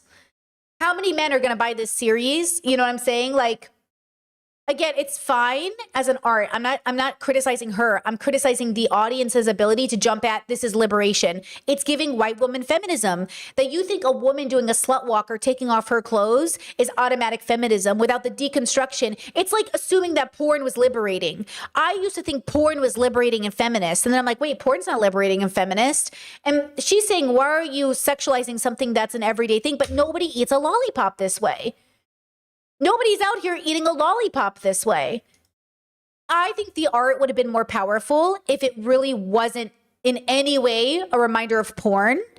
And if it showed maybe a man in the background looking at it like it was sexual. Like if the painting was of a little girl on a playground eating a lollipop like a normal little kid, and then a man in the background watching her, we could be like, oh, gross. Or like the gaze of an audience. Then I'd be like, oh, this is powerful. But what I see is kind of a denial of something. Like, I see like sort of a denial of the adults communicating consensual sex in a way that is going to look like this. So it's confusing, I think. In August. So if you'd like to follow the project, my email subscribers will get early access. Okay, At what let's see. point do you think dressing for the weather becomes asking for attention? Okay, is a bikini inherently sexual? Okay, great question. I'm currently in Vietnam, and honestly, some days it's so hot here that I genuinely cannot imagine wearing long sleeves and pants outside. So I wear shorts and tank tops and dresses, and if I'm going to the beach, I wear a bikini. This is number 6 in the Dirty Minded painting series. Okay, This let's is a see. series about innocent things that women get sexualized for. And this one actually feels a bit complicated because I know that some people are going to look at this and think, well, obviously it's sexual, she's wearing a bikini and showing off her body, blah, blah, blah. But if that's true, then why do we wear bikinis in front of our entire families? And why do children wear them? Well, they don't.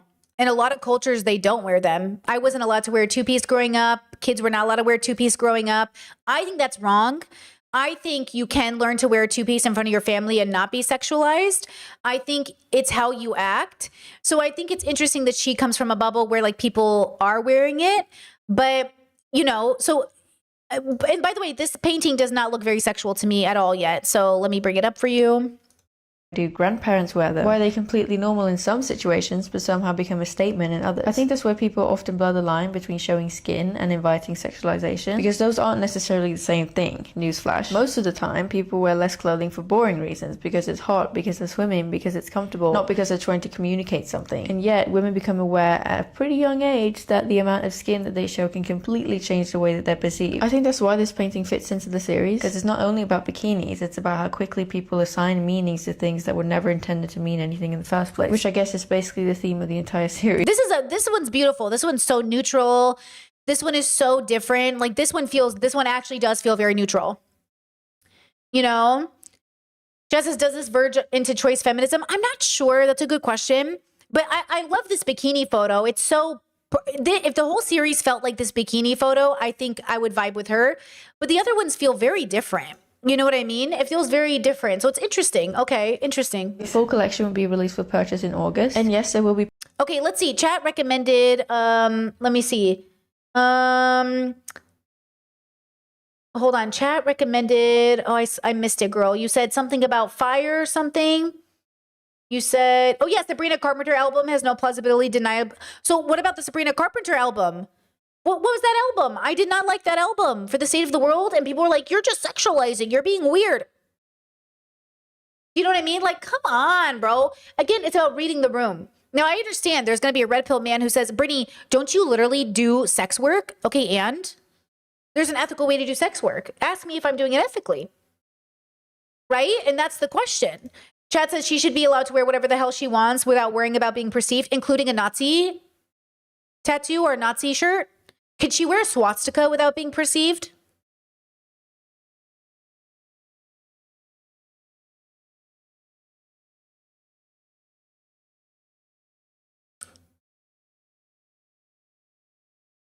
That's what I'm saying. Why are we acting like how you look doesn't matter? Come on now. How you look matters. For the context of this conversation, I hear you. But for the like, it's like we're not even going deep. She's not going deep enough. We do use fashion as a communicating device. The question is, what am I trying to communicate? Is everybody getting it? Okay? Is everyone understanding what I'm trying to communicate? And I'm saying that's what's important. Chad says, I think she's projecting internalized male gaze. Well, if the project was, I am painting pictures that I think are neutral, but men will see it this way. This is how men are seeing it. But then she's just painting pictures that are like, again, I don't ever want to come off because I really like this series. Like Brittany's just picking at this girl. I'm saying, I think this is young feminism. This is the difference between having a conversation with a more skilled, well-learned feminist and somebody who's just starting on their journey. You know? And this is why I want little girls, especially in subways, on public transit, when a man looks at you, to know the difference between a man just looking at you and a man who's giving you a look. Because men will say, oh, she gave me a look when she didn't, simply because she looked at you. But men, they like, there's a look in their eye sometimes. And I want you to know, for your own protection, to discern the difference between what you're seeing. And I want boys to know the difference between when girls are, you know, and if you think they're giving you a yes, ask. That's why I believe in informed consent. I want boys to say, oh, I think this girl likes me. And I go ask her. Go ask her if she likes you. And if she doesn't, that's okay, but go ask her. Don't assume. And he's like, well, she keeps flirting with me and she's like wearing a bikini around me. Yeah, for sure. But you should ask. Go ask. You know, right? Chet says, I get where you're coming from, but with clothing, where do you put the line of clothing communicates consent? Clothing never communicates consent. Clothing never, ever, ever, ever, ever, ever indicates consent. The only thing that indicates consent is a sober verbal communication. Clothing never, ever, ever, ever, ever communicates consent. Ever, ever, ever, ever, ever, ever. Ever. Sober verbal communication, and or if you're not verbal, sober written communication. Sober, whatever your version of communication is. Clothing never, never, never, never communicates consent. Never, ever, ever, ever, ever, ever. Clothing, ever, never, ever. Nude bodies, never, ever, ever, ever. Okay? Clothing can communicate a lot of things, but it can never communicate consent, ever. Under any circumstance, a lack of clothing can never communicate consent, ever. Ever. Okay. I think I might have accidentally created a social experiment with my art. I'm an oil painter currently living in Vietnam with some friends, and when I came here, I hadn't really planned on what I was going to paint at all. Just a couple of months ago, I was really struggling to find myself in my art and find a style that I felt like I could stick to. I was just painting things that I thought looked visually interesting. And then shortly after arriving in Vietnam, I made this painting, which you might have seen. I realized... Is it the same TikToks, or is she just making the same thing? Now, her chat is saying, oh my God, like, I hate eating bananas for this reason, or, oh my gosh, I felt this way as a kid. Okay, so again, that's something we need to talk about, is why did our kids feel so unsafe to eat a banana? Or why did our kids feel so unsafe to do these things, right? Okay, I'm going to, next video. I used to wait until there were no men around. Okay, this is interesting. To tie my hair up to avoid... Okay, can I just say something? This girl grew up really traumatized, right? You didn't even put your hair up because you felt like men were sexualizing you. This girl grew up really fucked up. This is such an abusive environment. She, like, I am so sad for her. Because I grew up in a very weird environment, but not enough that I couldn't put up my hair. Like, is she just saying, like, that's why I think people are, like, confused. So, like, you couldn't eat lollipops, you couldn't eat a banana, you couldn't wear a bikini, you couldn't put up your hair, you couldn't do this. Is that true? I mean, I get it. In movies, it's always depicted as a sexy girl flipping her hair up and, like, lifting it up and showing off her neck. And I get that. Okay? So I think it's happening to people for sure. She must have, but then did she grow up in a really religious environment or not even a religious one? That's what's interesting. Okay, let's see.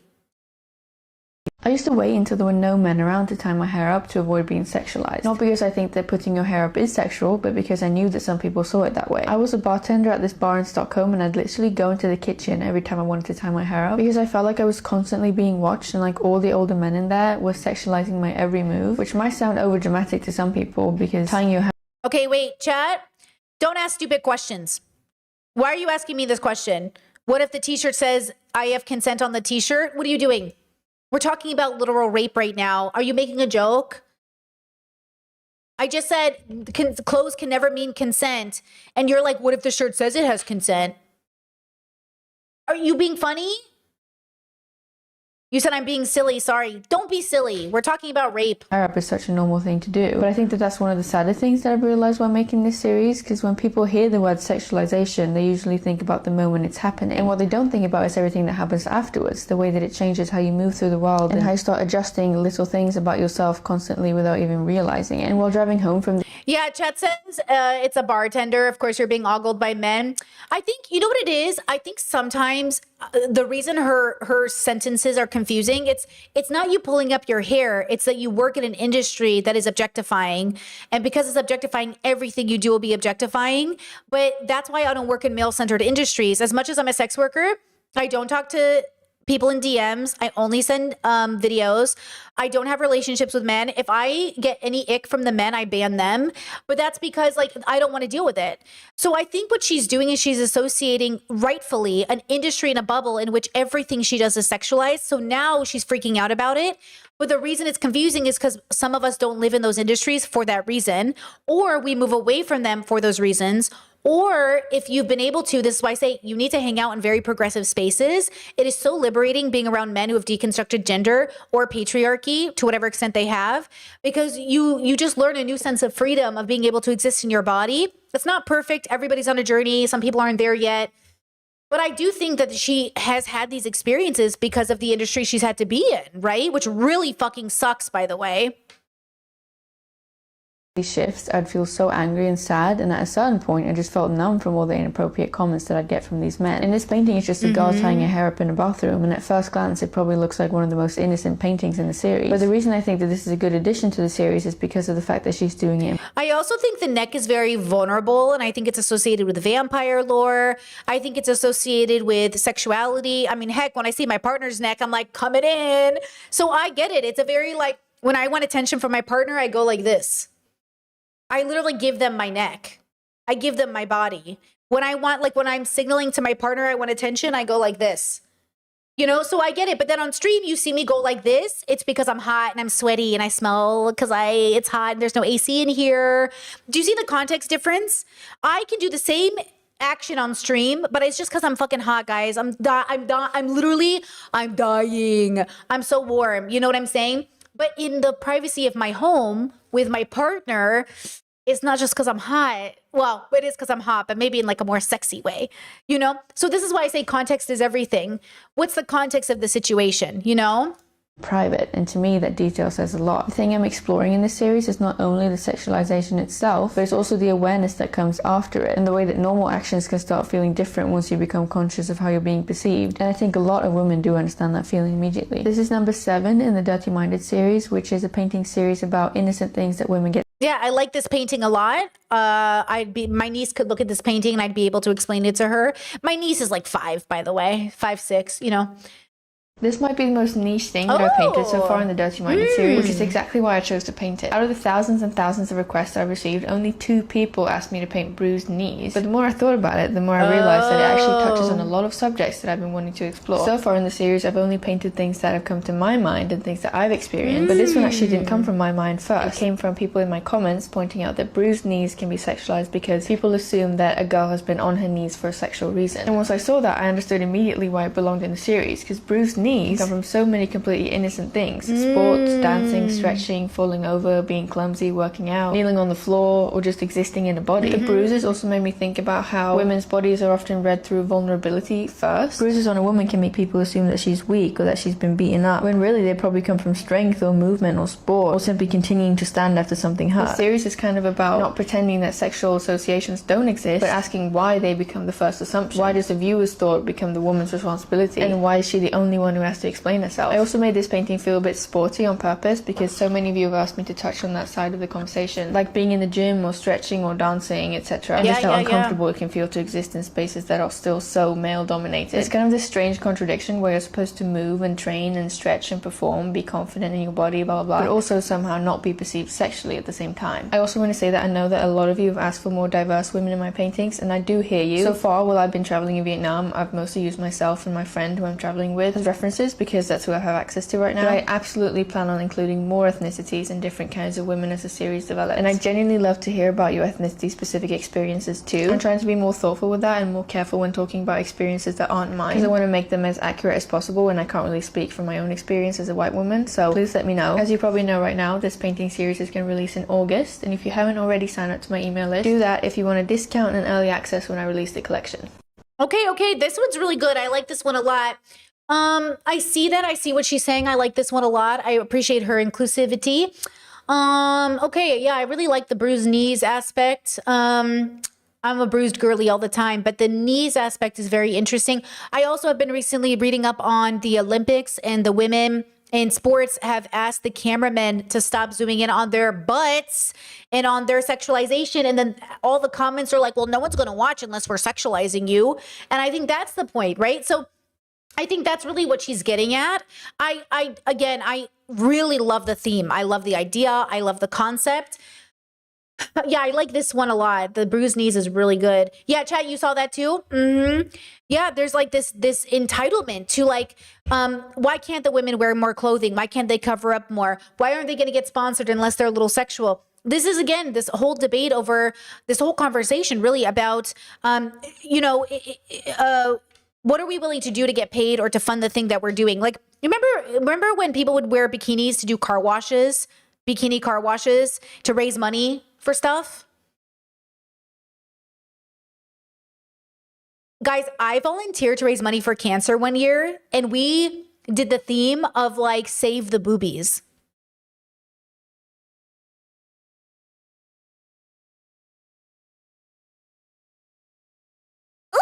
You know what I mean? Like, our theme was save the boobies. Do you know? And you know what's interesting is there is a statistic that shows that men leave their wives after mastectomies are done from cancer, and Tom Segura and Christina P are breaking up, and she just went through breast cancer. And I think about that all the time. You know? And so this is what, when we have these conversations, like, it's so ingrained in our movies and our culture. And like, yeah, in high school, like people, even in high school, like girls wear bikinis. So when we have these conversations, I love the theme. I love this theme. I do question some of the choices for some of the paintings, but this one's a great example. The bikini's a great example. The hair pulling one is a great example. For me, the more neutral they are, still getting sexualized is the problem. I don't think there's a problem in finding something sexual. I think the problem is when you find something not sexual. And then I'm like, what the fuck is wrong with you? Like, how is this sexual to you? Because I can see why the other pictures were sexual because they come straight from the porn industry. I don't know why this would be sexual. And then that makes me, get on board. So as the paintings evolve, I'm loving the series as it evolves, This might be the most niche thing that I've painted. Just because someone wants to be sexualized sometimes doesn't mean that they want to be sexualized all the time. I think some people misunderstood my last video or didn't watch it all the way through. And honestly, I can see why. I did mention that the difference is consent, but I probably should have been clear about that. Just because somebody does OnlyFans or porn or any sex work doesn't mean that they want to be sexualized off the clock. I think in society that's exactly where people get confused sometimes, because consent isn't permanent, it's specific. This is painting number 8 in the Dirty Minded series, which is a painting series about innocent things that women get sexualized for. And this one is about applying lip gloss or any lip product. And one thing I've noticed is that a lot of people seem to think that if a woman chooses to be sexual in one context, she loses the right to decide whether she is and isn't sexualized in every other context. On social media, I often see the comment, "Don't sexualize us," on videos where women are presenting themselves sexually, as if that video strips away her right to say no to being sexualized in any other context. If a woman posts a bikini photo, doesn't mean that she's consenting to sexual comments in every situation, and a bikini photo can also be completely innocent. If a woman creates adult content, doesn't mean that she's consenting to being viewed sexually every other second of every day. Just because a woman wants to feel sexy sometimes doesn't mean that she wants every other ordinary thing that she does to be interpreted sexually. This is kind of what the entire series is about, the assumption that once a woman is perceived as sexual, she somehow loses control over when that perception applies, and that she no longer gets to draw the line. But consent isn't all or nothing. The context matters and the intent matters, and people are allowed to choose when they want to be seen in a certain way. And I think a lot of people still struggle to understand this. And I've wondered about it too. Why would someone whose job involves being sexualized get upset about it? And the answer to that is because they still get to decide when and how it happens. I'm currently creating this whole series during my time in Vietnam, and I'm working towards releasing the collection in August. It's like early access to the originals and prints before the public.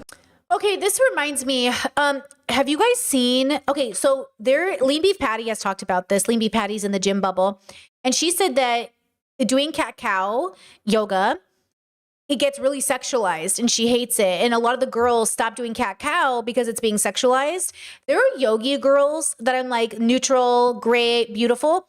There is a specific type of fucking sex worker that I really don't like on Instagram where they're doing yoga. But girly, we know what this is. Don't fucking piss me off. It's like crotch shots. It's like camel toe. It's like she's like her mouth is open and it's glossy. And I'm like, you're pissing me off right now. Take this down. There is nude art. There is nude photography that is like absolutely appropriate for all ages. And then there is some work that I'm like, take this down. Get this off Instagram.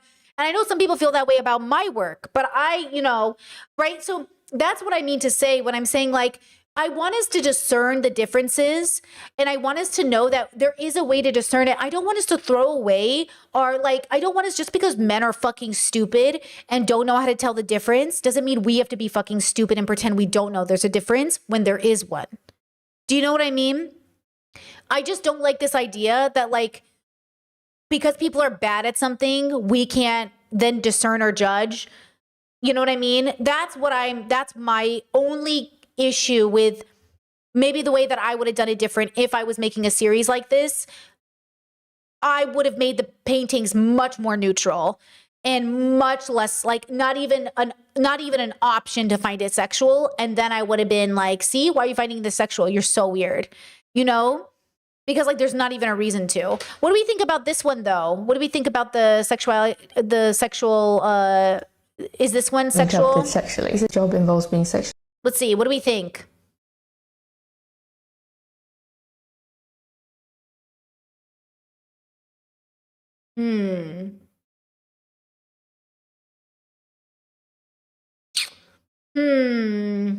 I don't know that it looks like a cigarette to me, so I actually think it's confusing. Is this lipstick? What is this white thing? I don't even know what it is. What is this white thing? Is that supposed to be lip gloss or something? I actually don't know what this is. It's lip gloss? I think maybe it's not painted enough for me.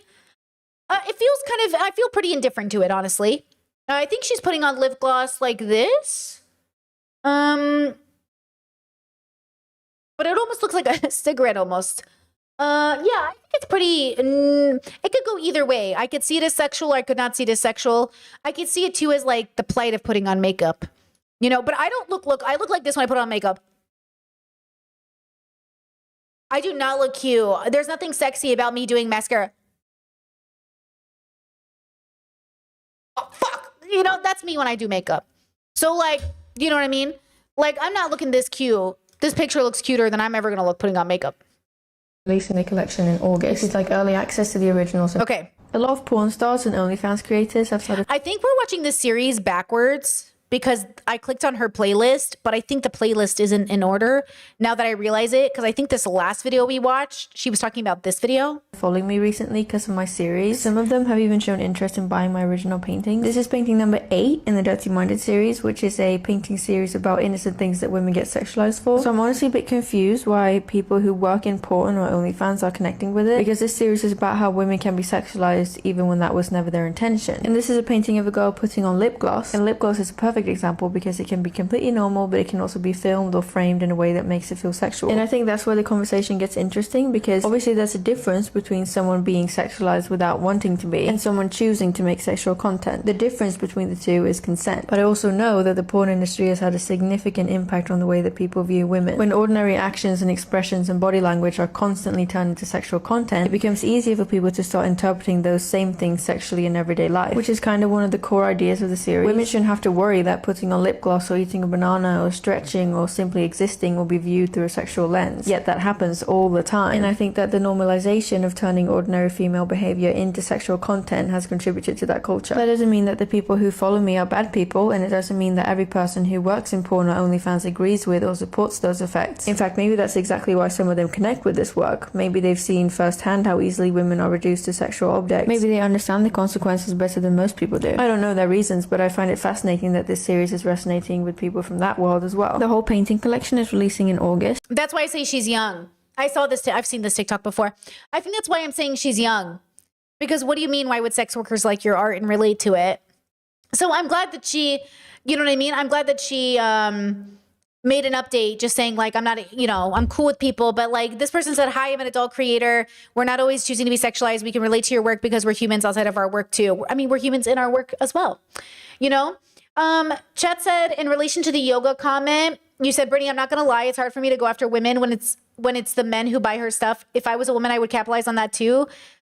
Like, I feel like a conservative going after her. You said in response to yoga, a sexual person you mentioned earlier. Just because you're a woman surviving under patriarchy doesn't mean you're not accountable for the bullshit you put out into the world. How you do sex work must be fucking ethical. I don't give a fuck. I understand it. I'm empathetic. I hear you.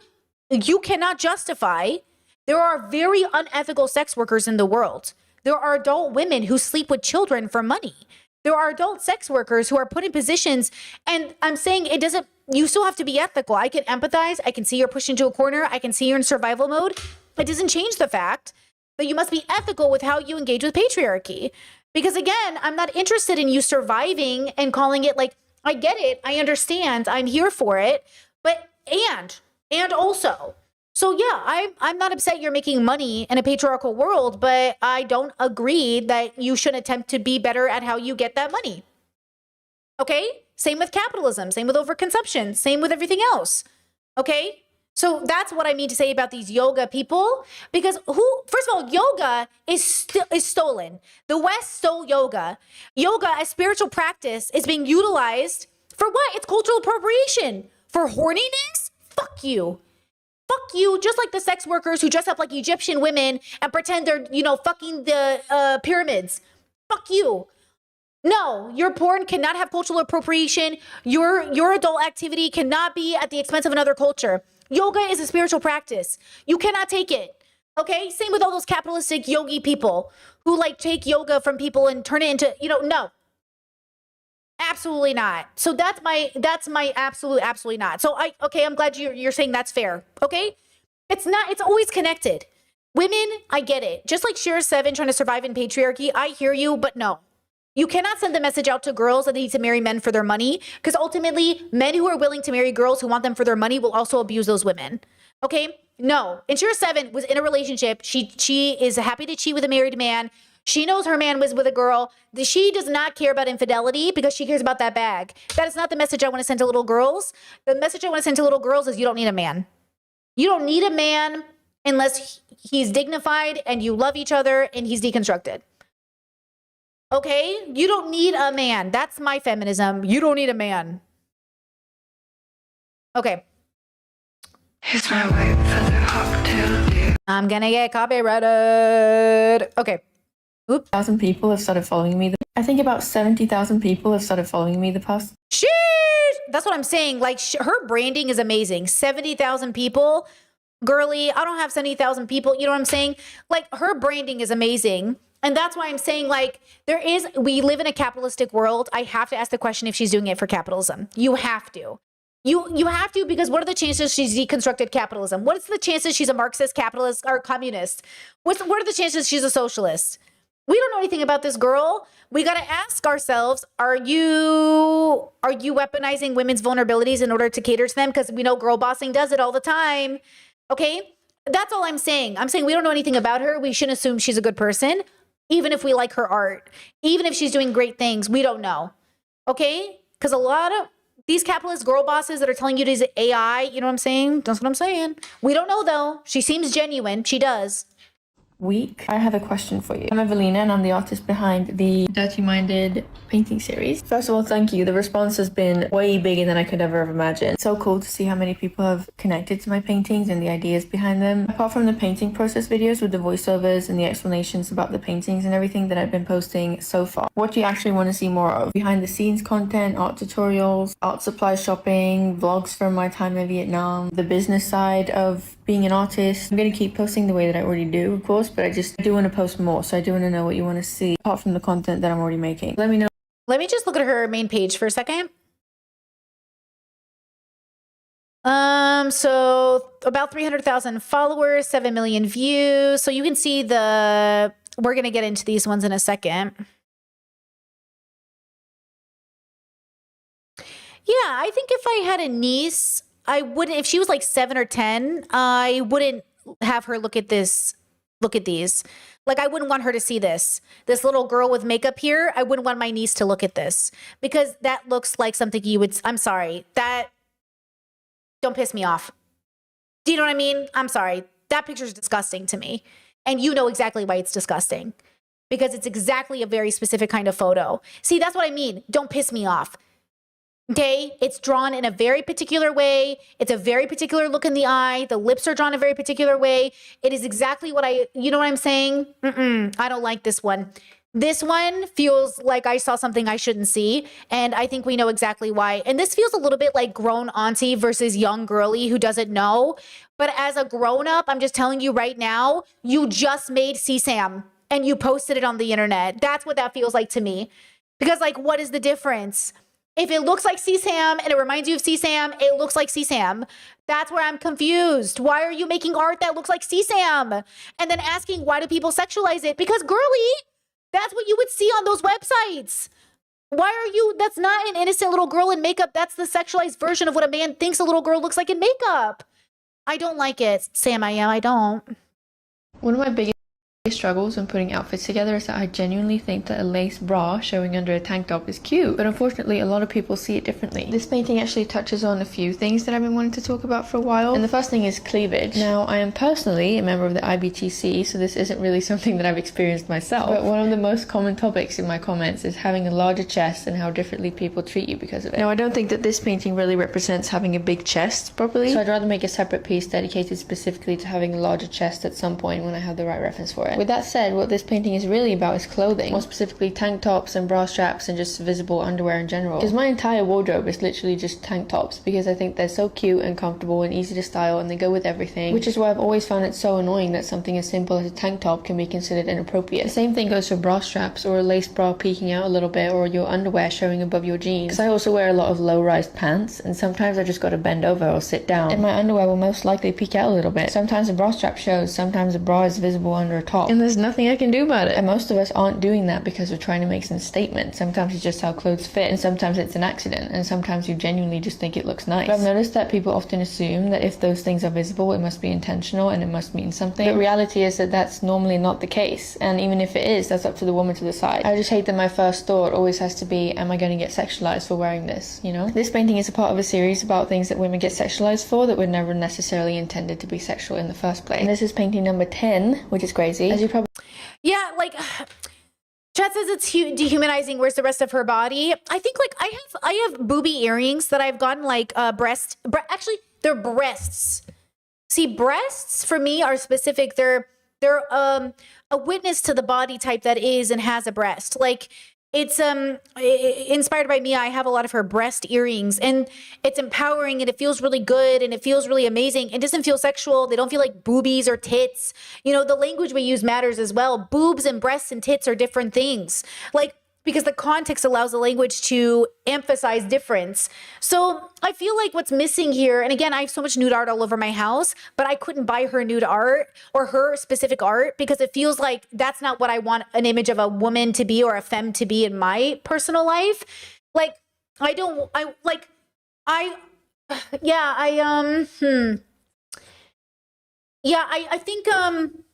think she's young. I think she's a really good, I would love to see her redo this series in 20 years. I would love to see what she could create in 20 years time. I could also, I really struggle with some of her pieces. Some of her pieces, you know what I'm saying? Like some of her pieces are way too close to what the bad people would make, that my brain is like, but you just made what a bad person would make. So what's the difference? Just because you made it? Like, that's my, ooh, I don't know about this, right? You know, by now I'm releasing. Why does a smoky eye make a woman look seductive? This painting actually touches on a few subjects that I've been wanting to talk about. It's based on a photo of me that I took yesterday while I was pulling an all-nighter, and you can probably tell by my filming skills in some parts of the video. The makeup itself is actually something I used to wear all the time when I was about 15. I'll spare you the trauma of showing you the actual photos, but I went through a pretty intense emo phase, so I've definitely had my fair share of eyeliner eras. But back then I wasn't wearing smoky eyes or eyeliner because I wanted to look seductive. I wore them because I thought they looked cool and it made me feel like a baddie or something. Looking back, it's funny. Well, they could be either. Smoky eye is either baddie, goth, or sexy. Angelina Jolie, smoky eye, sexy. Goth, emo, sexy eye, specific. Typically, general populations do not find goth smoky eye or emo smoky eye sexy because it comes in a package and they don't like the package. Smoky eye, Angelina Jolie, they like the package. This is what I'm saying. The feminism analysis is reductive. It's not deep. It's not categorized. Like she's not categorizing people correctly. Like you have to learn to categorize the differences, just like conservatives need to categorize the difference between a sexualized person and a person existing in a body. Like she's doing the same thing conservatives are doing on the other side of it. A smoky eye isn't inherently sexual because it depends on the package it comes in. how differently other people might have interpreted the exact same look. As a teenager, I was mostly just trying to express myself, but it seems like certain makeup styles end up carrying so much extra meaning. A woman wearing no makeup is often perceived completely differently from a woman wearing winged eyeliner or smoky eyes or red lipstick. A bare face might be seen as natural or innocent, even if she's doing the exact same thing. Then add a smoky eye and suddenly people start using words like seductive or sexy. And I think it's interesting how quickly we attach personality traits and intentions to something as simple as eyeshadow. At the end of the day, it is just pigment on your face. And if someone is wearing it, That's like saying at the end of the day, it is just a windmill on your arm, but it's a swastika. No, at the end of the day, it's not just pigment on your face. Just like at the end of the day, it's not just a windmill. Just like at the end of the day, it's not just a word. Because if, you know what I mean? She's basically saying, let's say slurs because they're really just sounds out of your mouth. No! No, don't be reductive in your analysis. No, I hear you. I get it. No, you know? So again, when we have these conversations, it feels like, again, when we're combating conservatives, it might sound woke, but if she put this under the analysis of a leftist, is this good? If bell hooks observe this, is this good? And that's the question. So who's observing it? Maybe this is mind-blowing and amazing for a young person coming out of conservatism. Whoa, you're right. It is just eyeshadow, 100%. And also, it's not just eyeshadow. Remember when Janet Mock was talking with Bell Hooks about Beyonce's album cover? And Janet Mock said, oh, I know Beyonce. She really picked that outfit. She really wanted to wear it. And Bell Hooks said, but did she though? You know, but did she though? Right? So when we have these conversations, I hear the desire to say something like, it's just a body. And I agree with you. It can be just a body. It can be just a word. But depending on the context. It can just be eyeshadow, depending on the context. It can just be a windmill, depending on the context. It can just be, it's all context. It has to be about context because that's why we create a means of communication is given the context to communicate, right? Look seductive, that's fine too. I just hate that people assume that's always the intention. Not every aesthetic choice is a message. This painting is part of my Dirty Minded series, which is a series about ordinary things that women get sexualized for, and how often perception says more about the viewer than the person being viewed. The full collection will be released in August, and if you want early... I think this is a great photo, not sexualized in at all. I think this is a great depiction of an example she's trying to give in the series. You're right. Why would you sexualize this photo? Access and a discount for the public release. You can join my email. She looks sad. She looks remorseful. She looks like she's at a funeral. And also, if you want a smaller and more affordable original from me in the meantime. And of course, she's selling her art at the end of it. So that's the part of the capitalism. Look, at the end of the day, if she was an artist making art first and foremost, she wouldn't have to put an ad at the end of every video. But her desire to put an ad at the end of every video is fine. And it is a part of the package she's selling. We do not know this woman is anti-capitalist. We have no idea if she's an anti-capitalist. We have no idea if she's anti-imperialism or anything else. We do not know how deconstructed she is. So this is my test to everybody watching is just because it feels good and it feels like it could be, it doesn't mean it's as deep as it could be, but it's interesting. And I'm glad she's doing it. And I would love to see her revisit this concept in 20 years, right? Okay. Also, let's see. Chat says, your words help me so much with untangling the knowledge worms in my brain so I can finally concisely put them together in my mind. Thank you so much for that, Brittany. Hey, thank you. I'm so glad. And I hope that whatever tools I have that work for you, I want to give them all to you. Like literally, like the reason I wanted to talk about this with you guys is because I see this and I see a girl trying, and I have a lot of questions about it because people are obviously having this experience. Like her chat alone is like having to tilt your head upwards to finish a drink. Please do sweating or being put out of breath. Yeah, like this is happening to people. Like people are having experiences that get sexualized. And then the question is like, is there a way to depict these things more neutrally so then we can be critical of people sexualizing them? Because I kind of feel like, okay, here's an example. Remember that story I told you the other day on stream about when I was in high school and the teacher would give my friends massages? And I was like, hey, he is molesting you. And my friends were like, no, is he? Isn't he just being nice? I'm like, no, it's the way he's looking at you. It's where his hands are going. He's molesting you right in front of my fucking eyes. Like we're in class and it's happened. Everyone was like, are you sure? Eventually I got like 6 of the girls together and they were like, yeah, I think he is touching us inappropriately. By the end of it, they were too afraid to go to the office, which I understand. 2 years later, he was in prison. He had a secret camera in school, and and I was like, you're being weird. And everyone's like, no, he's a cool teacher, bro. He's like cool on campus. He takes our photos for us. You're just being weird about it. That's what I'm saying. Like, I don't want to be gaslit into saying like, you're being fucking weird. And I don't like that this art is sort of like engaging in a little bit of gaslighting. Like, we're not allowed to say, like, women who are trying to protect themselves can't say, you know, like little girls can't say, I feel like I'm being sexualized. Because what if a little girl is being dressed up by her father, mother, uncle, man in her life, and the little girl's like, I don't feel good wearing this. And the man's like, why are you being weird about it? You're sexualizing yourself. I wasn't even thinking that. But you know, as a little girl, like, am I being looked at weird? You know what I mean? Am I being treated weird? You know? And then you start to cover up because, you know what I mean? And I'm saying in some ways, as much as we'd like to live in this ideal world, and I hear you on that, in some ways we have to acknowledge that, like, are you being fucked up? Are you looking at my kid in a fucked up way? You know, there's something about that. I went through a big phase when I was little, especially of covering up because I was like, nobody's going to look at my body, you know? And then I freed myself from that and then used to walk around in public naked at the appropriate venues to liberate myself from even the fear of showing my body. But again, there's a context to it. There's an appropriateness to it, you know? So again, it takes a long time to deconstruct all of these burdens we've been given since we were younger, you know?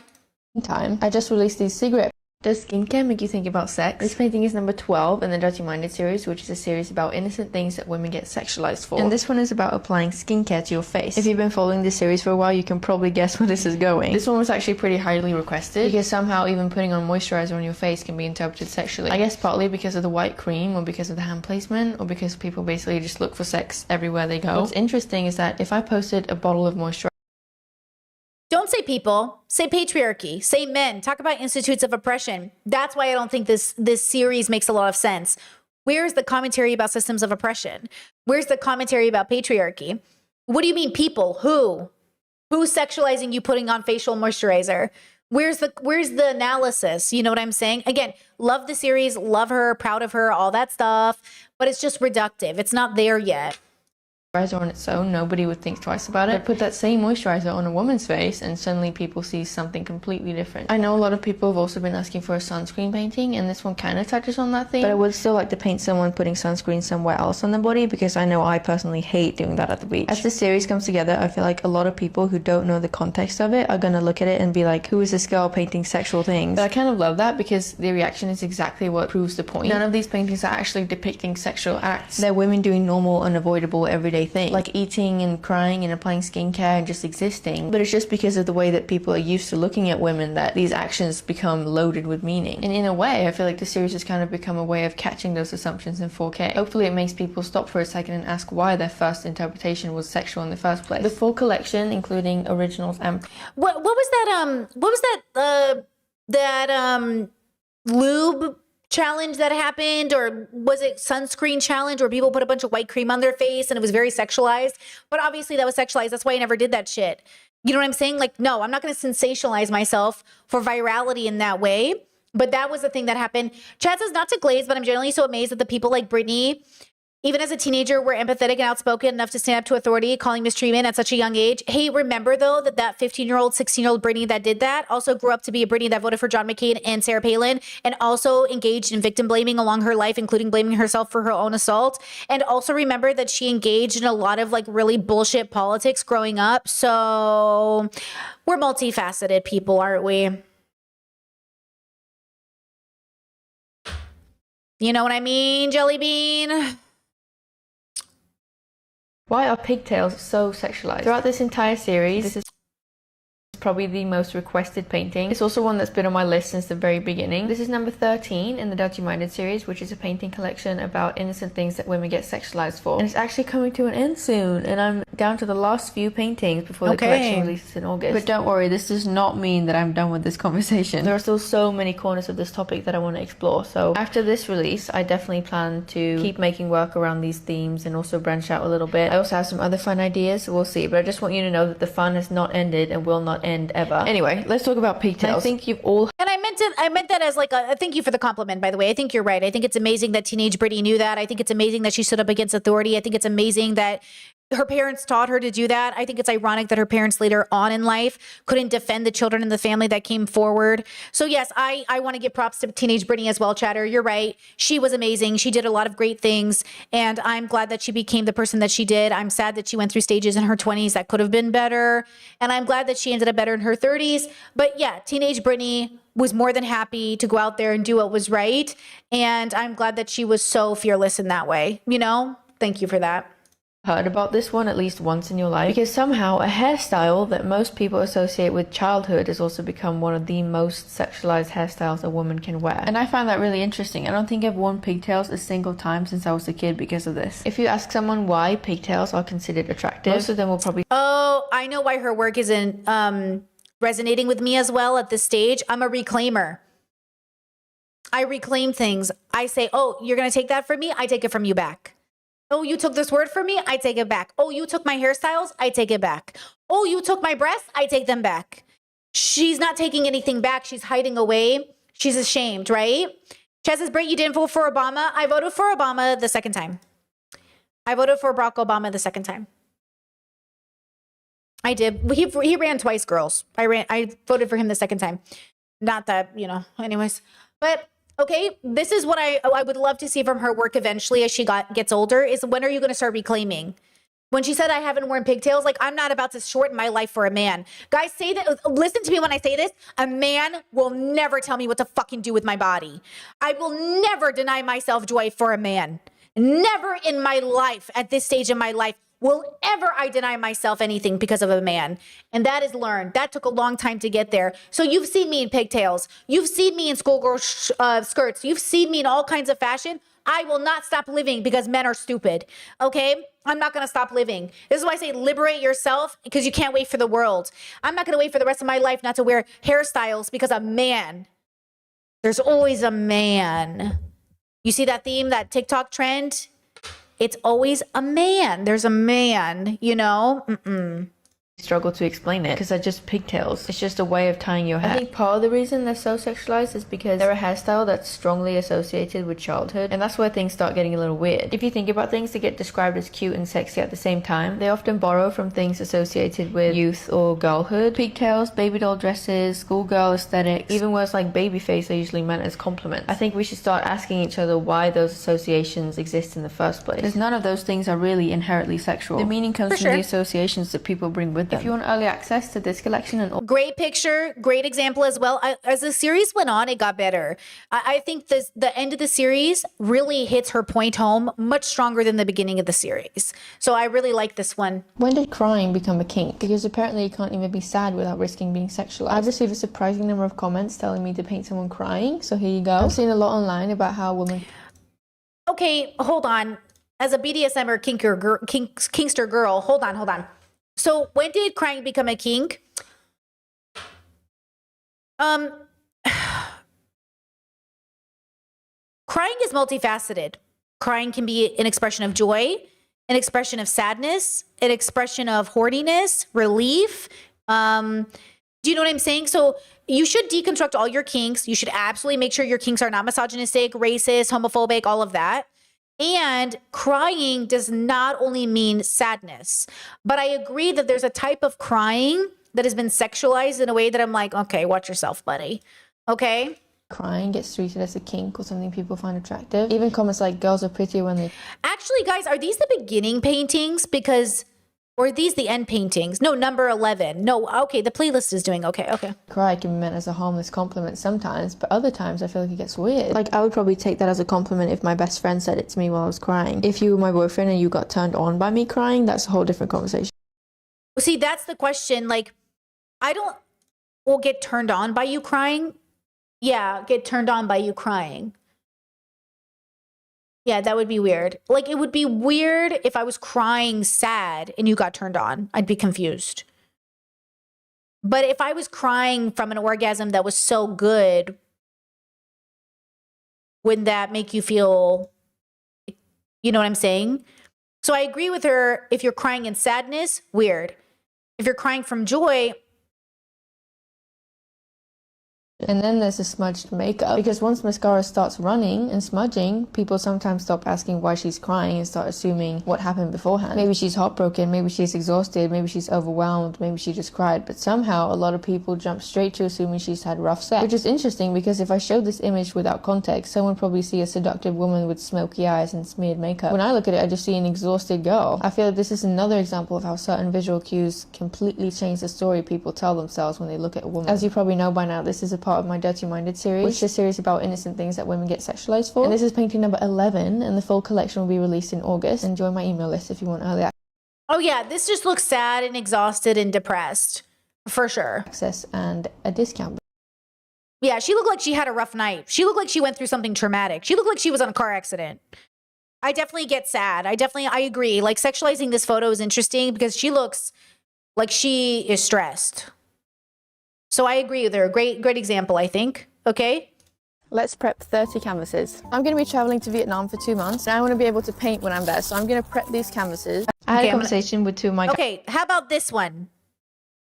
Okay, how about this one? guy friends about this painting, and both of them immediately said that it was obviously a sexual painting. Not because of what was happening in the image, but because of the angle. And that got me thinking, because if this image is automatically sexual, doesn't that mean that we're saying a woman's body, or at least certain parts of it, are sexual by default? This painting is number 14 in the Dirty Minded series, which is a series about ordinary things that women get sexualized for, and how often perception says more about the viewer than the person being viewed. And this painting is just a girl laying on the beach. She's wearing a bikini, she's lying on her stomach, and she's existing in a completely normal setting. Nobody's touching anyone, nothing sexual is happening, it's literally someone relaxing on a beach. But because the composition places her butt in the foreground, a lot of people immediately interpret it sexually. And that makes me wonder where people draw the line. Because personally, I don't think a woman's body is inherently sexual, but I do know a lot of people do, maybe without even thinking about it. Like any human body, it's designed for movement, for existing and living life. But I also think that there's a really interesting grey area here. Because obviously attraction exists, sexuality exists, and most people would agree that the context matters. So where exactly is that line? And at what point does an image become sexual? Is it the body itself, the pose, or the clothing, or the intention behind the image, or is it the person looking at it? I feel like this painting sits right on that boundary. And I'm honestly not saying that the people interpreting it that way are necessarily wrong. I'm more interested in why that interpretation happens in the first place, and I wish it didn't. Because if someone sees sexuality in an image where nothing sexual is actually taking place, then where exactly is that meaning coming from? And that's kind of what the entire series has been about. As you probably know by now, the whole collection will be released in August, and if you'd like early access, you can join my email list, and you'll also get a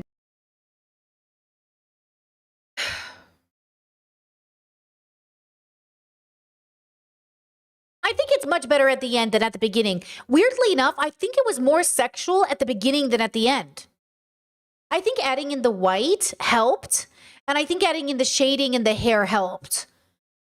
I actually think I would have this one on my wall, and I think it would make sense, but I didn't. The beginning part looks so much more sexual to me than the ending part. The beach is now in the foreground. I can see the beach. I can see the context. I could have a whole series of butt girls. Like I could see a whole series of girls at the beach, different girls in different bikinis, different skin colors, different aesthetics, different body types, and that could be a vibe. You know what I'm saying? So okay, look at it now, and then let's go back to the beginning.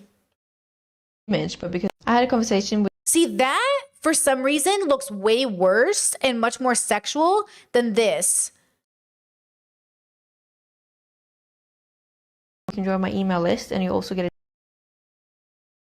See, but this one above, look at this one above. That looks sexual as fuck. All those in the back look porny as fuck. Don't they? Look at the two behind the main photo and tell me you don't think those are porn photos. And that's what I'm saying. Like, girly, like, yeah. Oh, hot pink is sexualized and white is considered more innocent. So maybe it's the association with the whiteness being more innocent, which is funny because that brings it back to the Beyonce cover. Let me see if I can find it. Beyonce cover, white panties. Oh, I can't believe I Googled that. Oh, but here it is. It's up here. So Bell Hooks had a lot to say about this cover of Beyonce, who was a grown-up, who was married, and I think had kids at this point. Or maybe not. And maybe not. 20, I don't know when this is. And Bell Hooks said, why do they dress her up like this? She does look innocent and young and virginal. And the question is, why is Beyonce being depicted as a virgin in white, you know, kind of innocent, kind of modest panties? And there is something white supremacist about a clean face. That's why I don't do clean girl aesthetic, because clean girl aesthetic has a pipeline to white supremacy. And this is kind of clean girl aesthetic. And so there's something to be said about it. Like, you know how young girls don't wear certain makeup and older women do? There's a conversation about that. And like makeup within itself is inherently sexual because it ages somebody up because it's made for women, so on and so forth, which is not technically always true. There's play makeup, but something to consider, right? Okay, next one.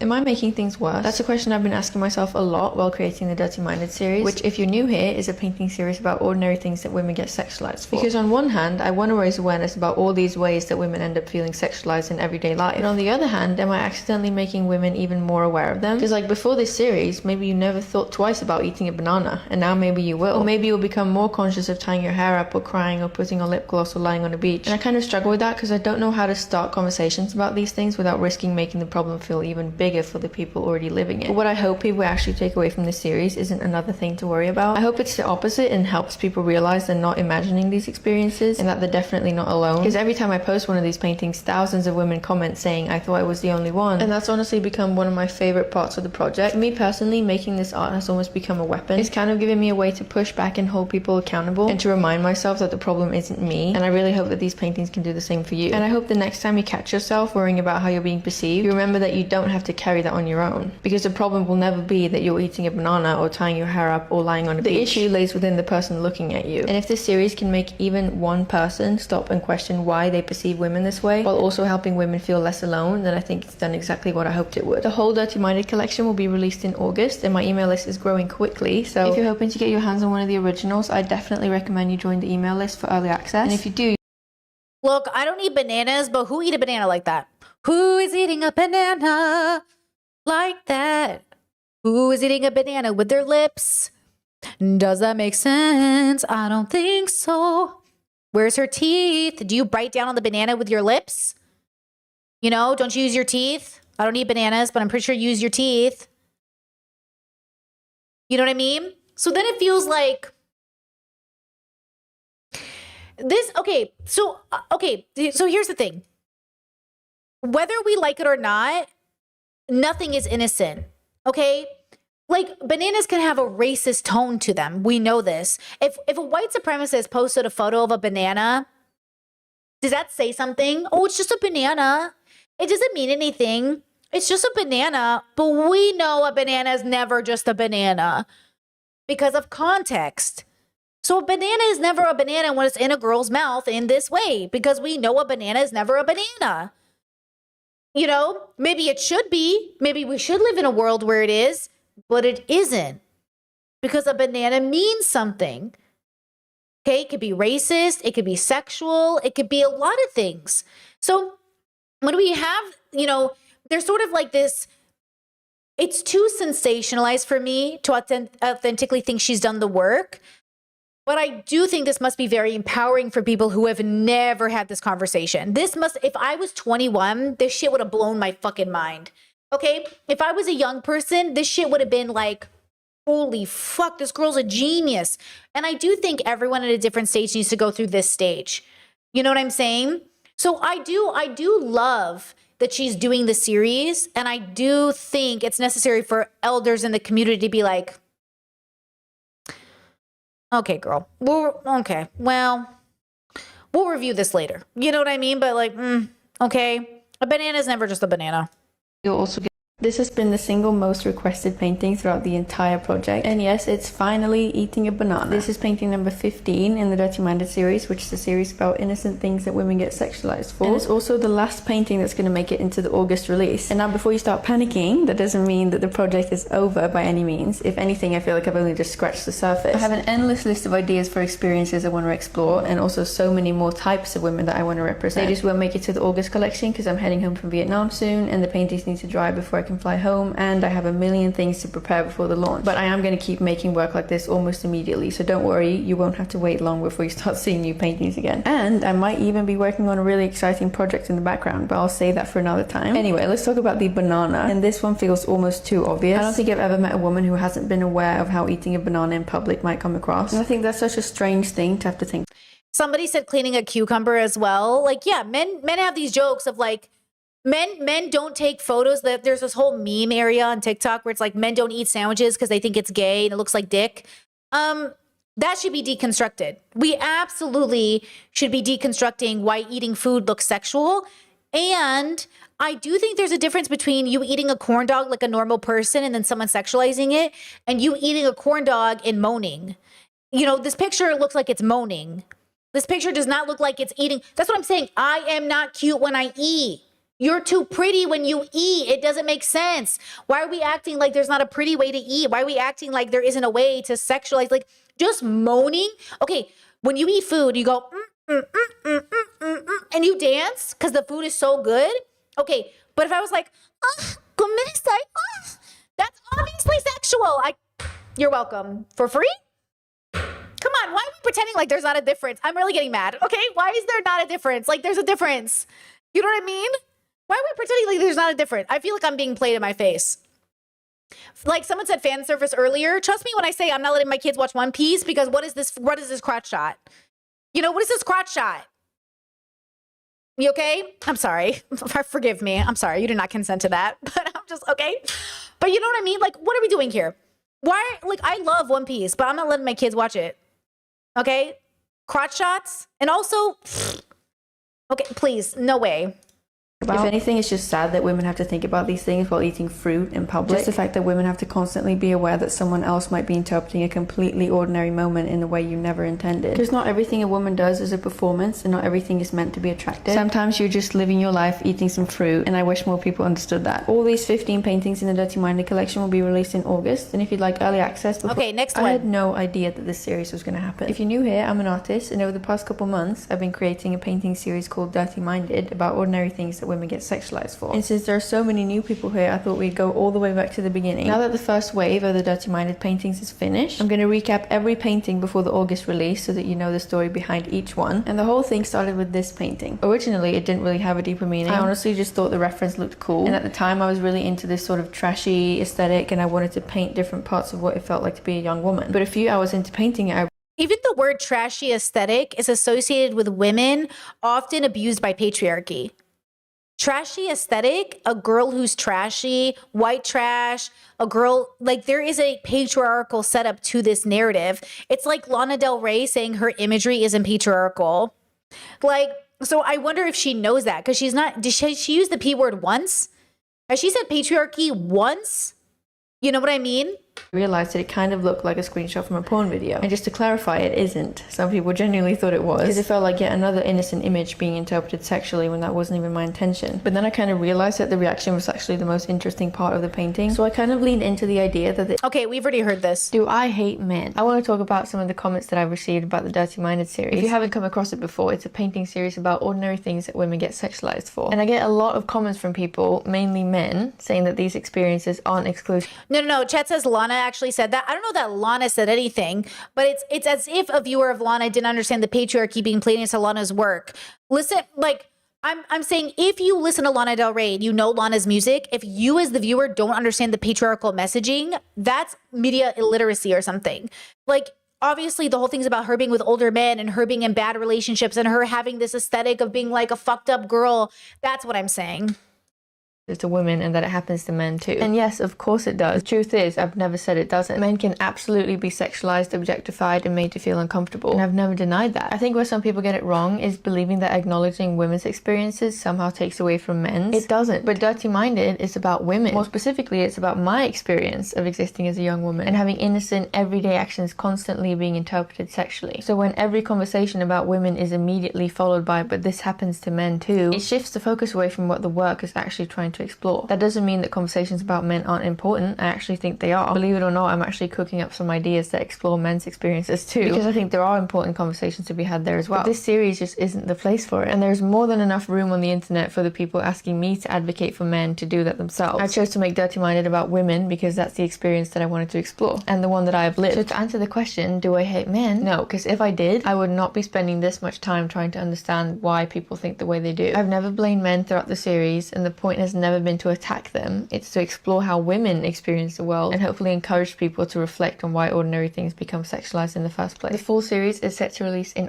Yeah, she that's what I'm saying. I really appreciate the attempt she's doing, but she doesn't have the literacy, the analysis, the education. She hasn't read feminist literature. There's absolutely no understanding of patriarchy or frameworks of oppression. This whole video about like, oh, this isn't even about men. It should be about patriarchy. The answer is patriarchy. So she doesn't know it yet. And I'm glad she's working through it. I'm glad that she can figure out so much without she's so close, but she's so far. Okay, so that's really for us to what media, us also having the media literacy to say, okay, where is she coming from? Where is she at her journey? And this is why I say the planet's full of 8 billion people, girlies, and they're all figuring it out at their own pace. She's not there yet, but this is what it looks like when you're figuring it out. And so that's the thing is like she's going to make a lot of money. She's going to be very successful. She said she already got 70,000 followers overnight from this. The series is going viral. But what will the reward be? What is? I hope she deconstructs the fame and the virality and I hope the girls relating to it start to deconstruct too and start to realize like, girls, you're upset about patriarchy. And this is why we have to do this work. But this is why I also say, because of where I'm at with deconstructing patriarchy, I couldn't buy a lot of these paintings and have it in my house because I don't want to see women depicted this way. I have a lot of nude art behind me. My whole room is nude art, but I will not buy imagery of women being objectified in a way that I think is dehumanizing. So it's just interesting. Why are so many things associated with being a child also treated as attractive in adults? It's an uncomfortable question, but I think it's one that we should be asking. This is a painting in my Dirty Minded series, and in the series I explore the way completely innocent things become sexualized. And the more I've worked on this collection, the more I've started noticing how many traits that we associate with youth are also often framed as desirable. Things like pigtails, being completely hairless, being small or petite, being told you look so young, being innocent, being quiet, being submissive, looking up at someone who's physically bigger than you. On their own, none of these things are inherently wrong. They're just traits. But I think it's worth asking why so many characteristics that remind us of childhood are also repeatedly presented as attractive. For sure. I'm going to speed it up along because I think that women have been taught to be misogynistic. I'm going to speed it up because we've been here for a couple hours. This is a painting. Oh. I think that women have been taught to be misogynistic. This is a painting from my Dirty Minded series, which is a painting series about innocent things that women get sexualized for. And with thinking about this topic so much, I've realized something. If you're raised your entire life hearing the same messages, eventually those messages will become your own thought. We're told that if a woman shows too much skin, she doesn't respect herself. That if she's confident in her body... It's called internalized misogyny for a reason, though, because women can't be misogynist just like Black people can't be racist. It's internalized. It's taught by society. It's ingrained in us to hate ourselves, to think less of ourselves, to internalize like the messaging that we've received by our oppressors. Patriarchy is a deliberate framework and system of oppression that means to and attempts to and does on purpose send us propaganda that it makes us internalize these messages and turns us into victim blamers and turns us into. So when she says like women become, yeah. And then she even put a note here that says internalized misogyny. So I think that's good that she's prefacing this here, that she does say internalized misogyny. Okay. Now, the reason I say she might be good at capitalism in the sense is her sensationalism. Like, girls, you know how bad I am at capitalism because I can't sensationalize myself. That's always the question I have is, how are we combating all of these systems of oppression if we're still sensationalized and objecting of ourselves to become popular? Like, listen, if I was truly, I believe, objectifying myself in a real way, I'd be much more popular and much more rich. I do believe that. I make a deliberate decision to not take advantage of that system as much as I can, and I would rather be slow and steady to success. But the reason I see this for, in my opinion, what it is because it's working too well under our oppressive systems.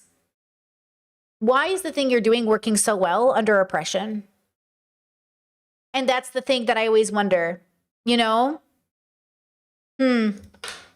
She's looking for attention, that if she's sexualized, she should have known better. And after hearing those ideas over and over again, it makes sense that a lot of women start believing them too. There have definitely been times where I've caught myself judging another woman or feeling skeptical about the way she dressed or the way she posed or the way she presented herself. And even now, I still catch myself having those automatic thoughts sometimes. Not because I actually believe them or want to blame women, but because those are the messages that I grew up hearing. This is exactly what internalized misogyny is. It's when you've heard an idea so many times that it starts sounding like your own voice. You stop asking where that thought came from, you just assume it's true. I think that's one of the reasons why Dirty Minded resonates with...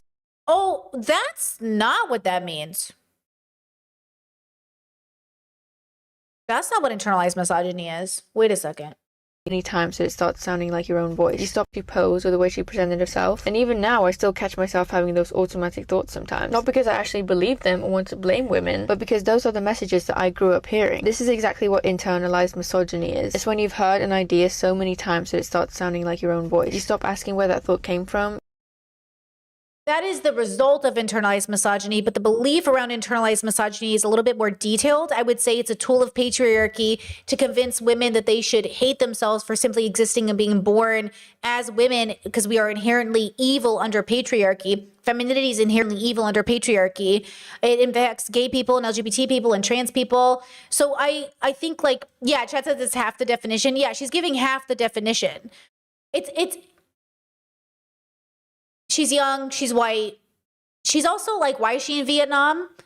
And where is she from? And what's her background? And why is she able to travel? And where did she get her money from? And You just assume it's true. I think that's one of the reasons why Dirty Minded resonates with so many women, because so many of us have spent years trying to follow all these invisible rules. Don't wear that, don't sit like that, don't post that photo, don't give people the wrong idea, as if it's our responsibility to manage other people's perception of us. And I think we need to ask ourselves, why are women expected to change their behavior to avoid being sexualized, instead of questioning why so many ordinary things are sexualized in the first place? And that's kind of what the entire series is about. The whole collection releases in August. This is probably the most controversial painting I've ever made. Before you watch the rest of this video, I want you to answer one question, which is, how does this painting make you feel? Do you see it as sexual, or do you... Okay, we've seen this When one. do innocent That's the other thing. She's making a lot of the same videos about the same pictures, and that tells me it's branding.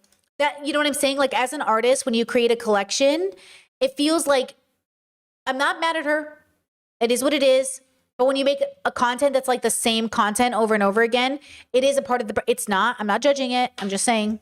Stop being innocent. I'm doing a recap of every painting from the Dirty Minded series so that you know everything you need to know before the collection releases in August. And if you're new here, the Dirty Minded series is a painting. Okay, let me go back to her main page just so we can go back to revisit this. So look at this, right? Okay. I want to go to this one because it upsets me the most. Don't panic. Okay, this one is the most upsetting to me. The underpainting isn't pink this time. That's because this is actually an older painting. I'm working on the next Dirty Minded piece right now, but in the meantime, I wanted to show you a painting that I made a while ago that I think kind of ties into a lot of the same themes. It's called False Eyelashes, and it's based on a photo of me when I was younger wearing false eyelashes. You'll probably notice they're a little crooked and don't quite sit right, which makes sense because they're adult eyelashes on a child's face, which is kind of the point. For me, this painting is about how certain expectations get handed to girls long before they've had a chance to form their own understanding of the world. Things like beauty standards, the pressure to look a certain way, the awareness of how you dress, how you act, how you move through the world. A lot of the ideas that I've been exploring in the Dirty Minded series. It's strange when you think about it because children aren't born worrying about whether they look attractive. Those expectations get introduced somewhere along the way. And also once you start noticing them, you realize how many aspects of femininity have this strange relationship with youth. Like big eyes, small features, smooth skin, hairless bodies, pigtails, being described as cute, innocent, or having a baby face. But it's interesting how often traits associated with youth end up being romanticized or fetishized in adult women. And I think this painting sits somewhere inside that conversation because it's kind of about what it means when a child starts trying on symbols of adulthood before they're even old enough to understand what those symbols mean. If you want to give this painting a home, the original and prints are still available on my website. Don't panic. Painting a home, It's giving, what's that girl's name who was in that movie when she was like 12 years old, and Natalie Portman? It's giving Natalie Portman in that one movie where she's, you know what I mean? I don't like it. It feels very close to CSAM for me. It just doesn't feel like it's saying what it should be saying.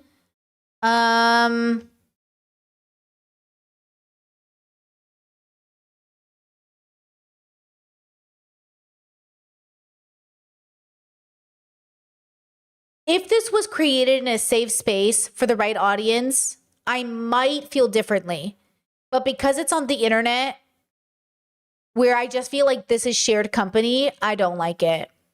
If that makes sense. Like, I just don't trust everyone to look at this painting.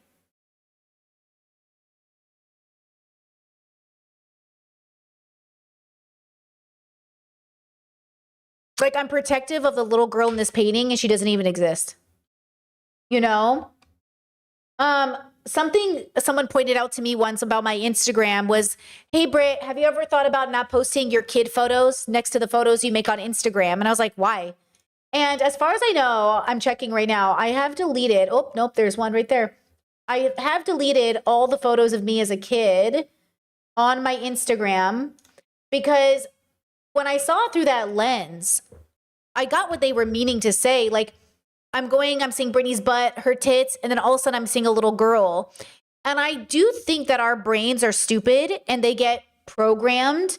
And I think it's important not to associate like grown women's bodies and little girls in the same context if the context of the grown woman's body is a little bit more mature. I think it's important to associate the right things in an appropriate way. And I think that's a big part of why like we dress children appropriately and we don't try to age our kids up. I know there's been a lot of controversy with, was it Beyonce's daughter who was 12? Was it Beyonce's daughter or was it Kim Kardashian's daughter dressing a particular way and they were like dressing up? And I think that's the question I have. Like, would I put my 12-year-old daughter in this outfit? It depends on the context and circumstance.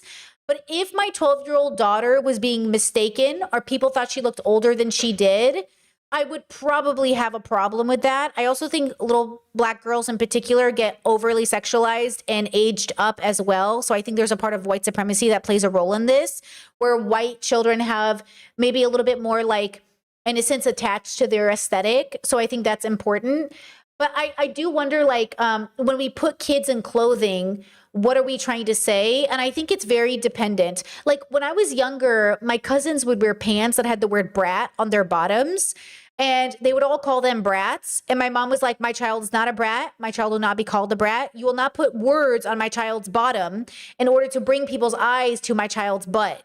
And I kind of agree with my mom. Like, not only is my child not a brat, and I don't want them to think that's cute, but I do not want to create, like, I feel like now that we know that Epstein had ties, do you guys know that Epstein's people and his associates had ties to the middle school brand that all the girls were shopping at as kids?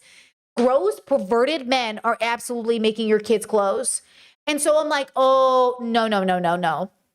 No.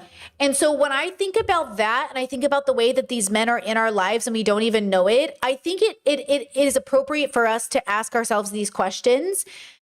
And Leah, limited to, thank you, chat, limited to, exactly. And so I think there's just something we need to talk about. Yeah, I think it was Justice and Limited to. I think the brands, they were all in his cahoots, you know?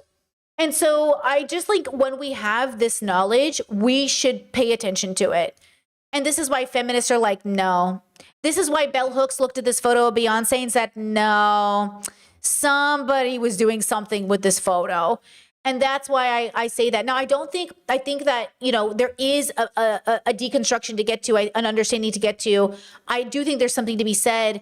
But yeah, like I feel like Epstein would like this painting way too much. So I hate it. If a man likes it too much, I hate it. Because why do you like this painting so much? That's how I feel about that painting. It's not because I'm sexualizing it, which I think she is implying. It's because they will, and I hate it. That's the only issue with her argumentation I don't like. Is like, if you see it sexual, you're the problem. Girly, it's not that I'm seeing it that way. It's that I know they are. And that's the problem. Okay? We have got to contend with the reality that in order to protect children, we not only have to think about how bad people are seeing it, but not even how we're, that's what I'm saying. Like, as an older woman who's seen the way men sexualize little girls, you got to be a little bit more diligent, I think. But she's not a grown woman. She's a young woman who's figuring it out. And she just doesn't know. She doesn't have the context. You know what I mean? She just doesn't have it. Okay? So yeah, like when I see this art project and I see all of these imagery, like I get it that she is working through things. She's trying to figure it out. Hold on, is this a man?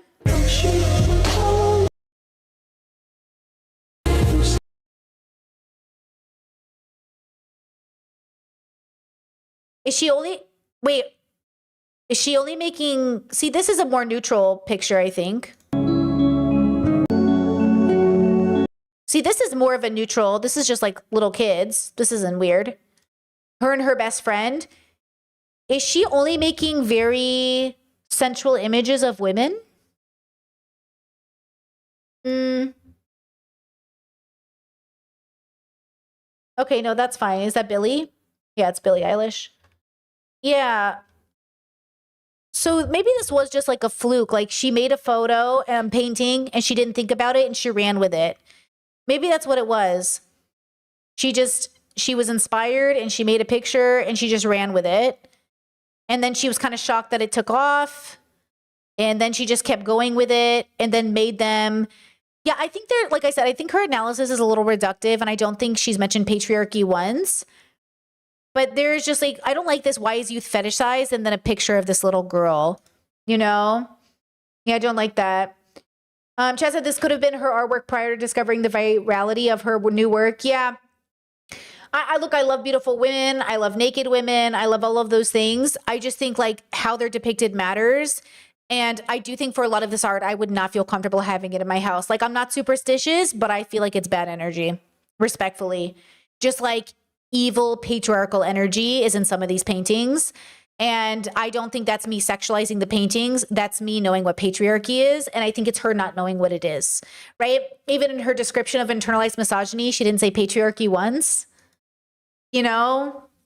So what do you guys think? What's the ending result of this? What are our thoughts about this, right? Just that I think art is therapy, the way kink is therapy for traumatized people sometimes, both controlled spaces, the internet warps things. Art is not therapy, and kink is not therapy. They're therapeutic. You can do art therapy, but you sitting in your home painting is not going to solve your childhood trauma. And I think it's dangerous to send that message out to people because I do think a lot of men avoid ever going to therapy because they're like, I work out and I do woodworking. Woodworking is my therapy. I don't need to actually talk to a professional because I made a cutting board. So I do want to say therapeutic, but it's not therapy. You know what I mean? Because therapy requires a knowledge that I don't think you can get from woodworking. So, okay, that's something I would think about. Chet says, I think her art isn't deconstructed because the art choices she is making. I agree. Chet says, I agree that if it was offline, it would be beautiful in a way to help heal from trauma, but it's online, it's a commodity. Again, I do like some of them. I think some of them are really making her point. Well, I think other ones aren't making her point very well, right? Chet says, it's like her stance is coming from the gaze of a predator. Yes. Okay, because that's what I was wondering. Like, is the painting supposed to be from the gaze of the predator? And in that case, ew, powerful. But she's saying we're weird if we see it sexual. But I'm like, that's what I'm saying. Why are you judging the viewer when it looks like this is the gaze of a predator for some of the photos? Right? Because 100%, that would have been powerful, right? Whoa. But instead, but also I don't like that because that means that painting of her as a child is through the gaze of a predator. Then I'm like, oh, you know? So I think some of the pictures in her series, really great. Absolutely. I think some of them in the series, maybe not, you know? Chet said at the beginning, I was supporting her stance on, hey, this shouldn't be sexual, but your analogy of saying the N-word being just a sound your mouth makes was a great point. I just feel like, I think it comes with a lot of, when I tell you guys to meditate and ask yourself the question, and I always say the first answer is not the real answer, this is what I mean. I don't think this is her sitting with it, thinking about it. I think this is her having an accidental viral moment going, oh, I'm going to make this into a series. She even said, I didn't plan to make this a series, but now I will. So she's not meditating on it. She's not thinking about the consequences. She's not considering the harm. She's just in the moment, riding the train. I'm not going to blame her for that. I'm sure she hasn't given herself the chance to think about it. But as the observer, as an older person, as a person who's at this stage in her deconstruction, this is my opinion of it. I'm not saying she's an evil person. I'm just saying this is the art made from a person who hasn't done the work. And this is a part of her doing the work. I'm proud of her for doing the work. I would like to see her revisit this series in 20 years if she could recreate it with a different viewpoint. I also just, from one older person to another, would take down this painting of her as a child. Especially with the title, like, why is youth fetishized? With a little girl in adult makeup and lipstick, I would just take that one down. That one in particular. All the rest, fine, but that one, take it down. Okay? It's too close to CSAM. It feels like it would be very popular on a bad website. Take it down. Okay? Guys, thank you for going on this journey with me. I think it gave us a lot to think about. I'm definitely going to meditate on it myself. I think about it every day when I create art, when I get naked on the internet. You know, I'm on a journey myself where I've recently retired from doing adult videos. I'm still going to make photography. I would like to move in a little bit of a different direction with my photography. I still think in many ways it will be considered sex work, even if it changes. I think that's fine. I don't want to also run away from the word sex work as if it's shameful. I'm done making videos. I think I made everything I wanted to. And I think that's the other part of it. The way I don't sensationalize myself or make it about capitalism is making sure that I make only what I want and I stop when I want to and I'm ready to stop. It's not to say that I'm ashamed. I'm very proud of the videos I made. I think every single one of them is great. I also think that like I did what I meant to do. I made the series, if you will. It's not a series, but I made the videos I wanted to make and now I'm done.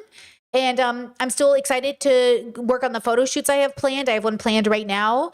I'm very excited to go get the supplies for that photo shoot. It involves these yellow nails, you know. I'm buying a bunch of yellow flowers. I have yellow lingerie that I bought that's really beautiful and floral and ethereal. And I'm really excited to make this photo shoot.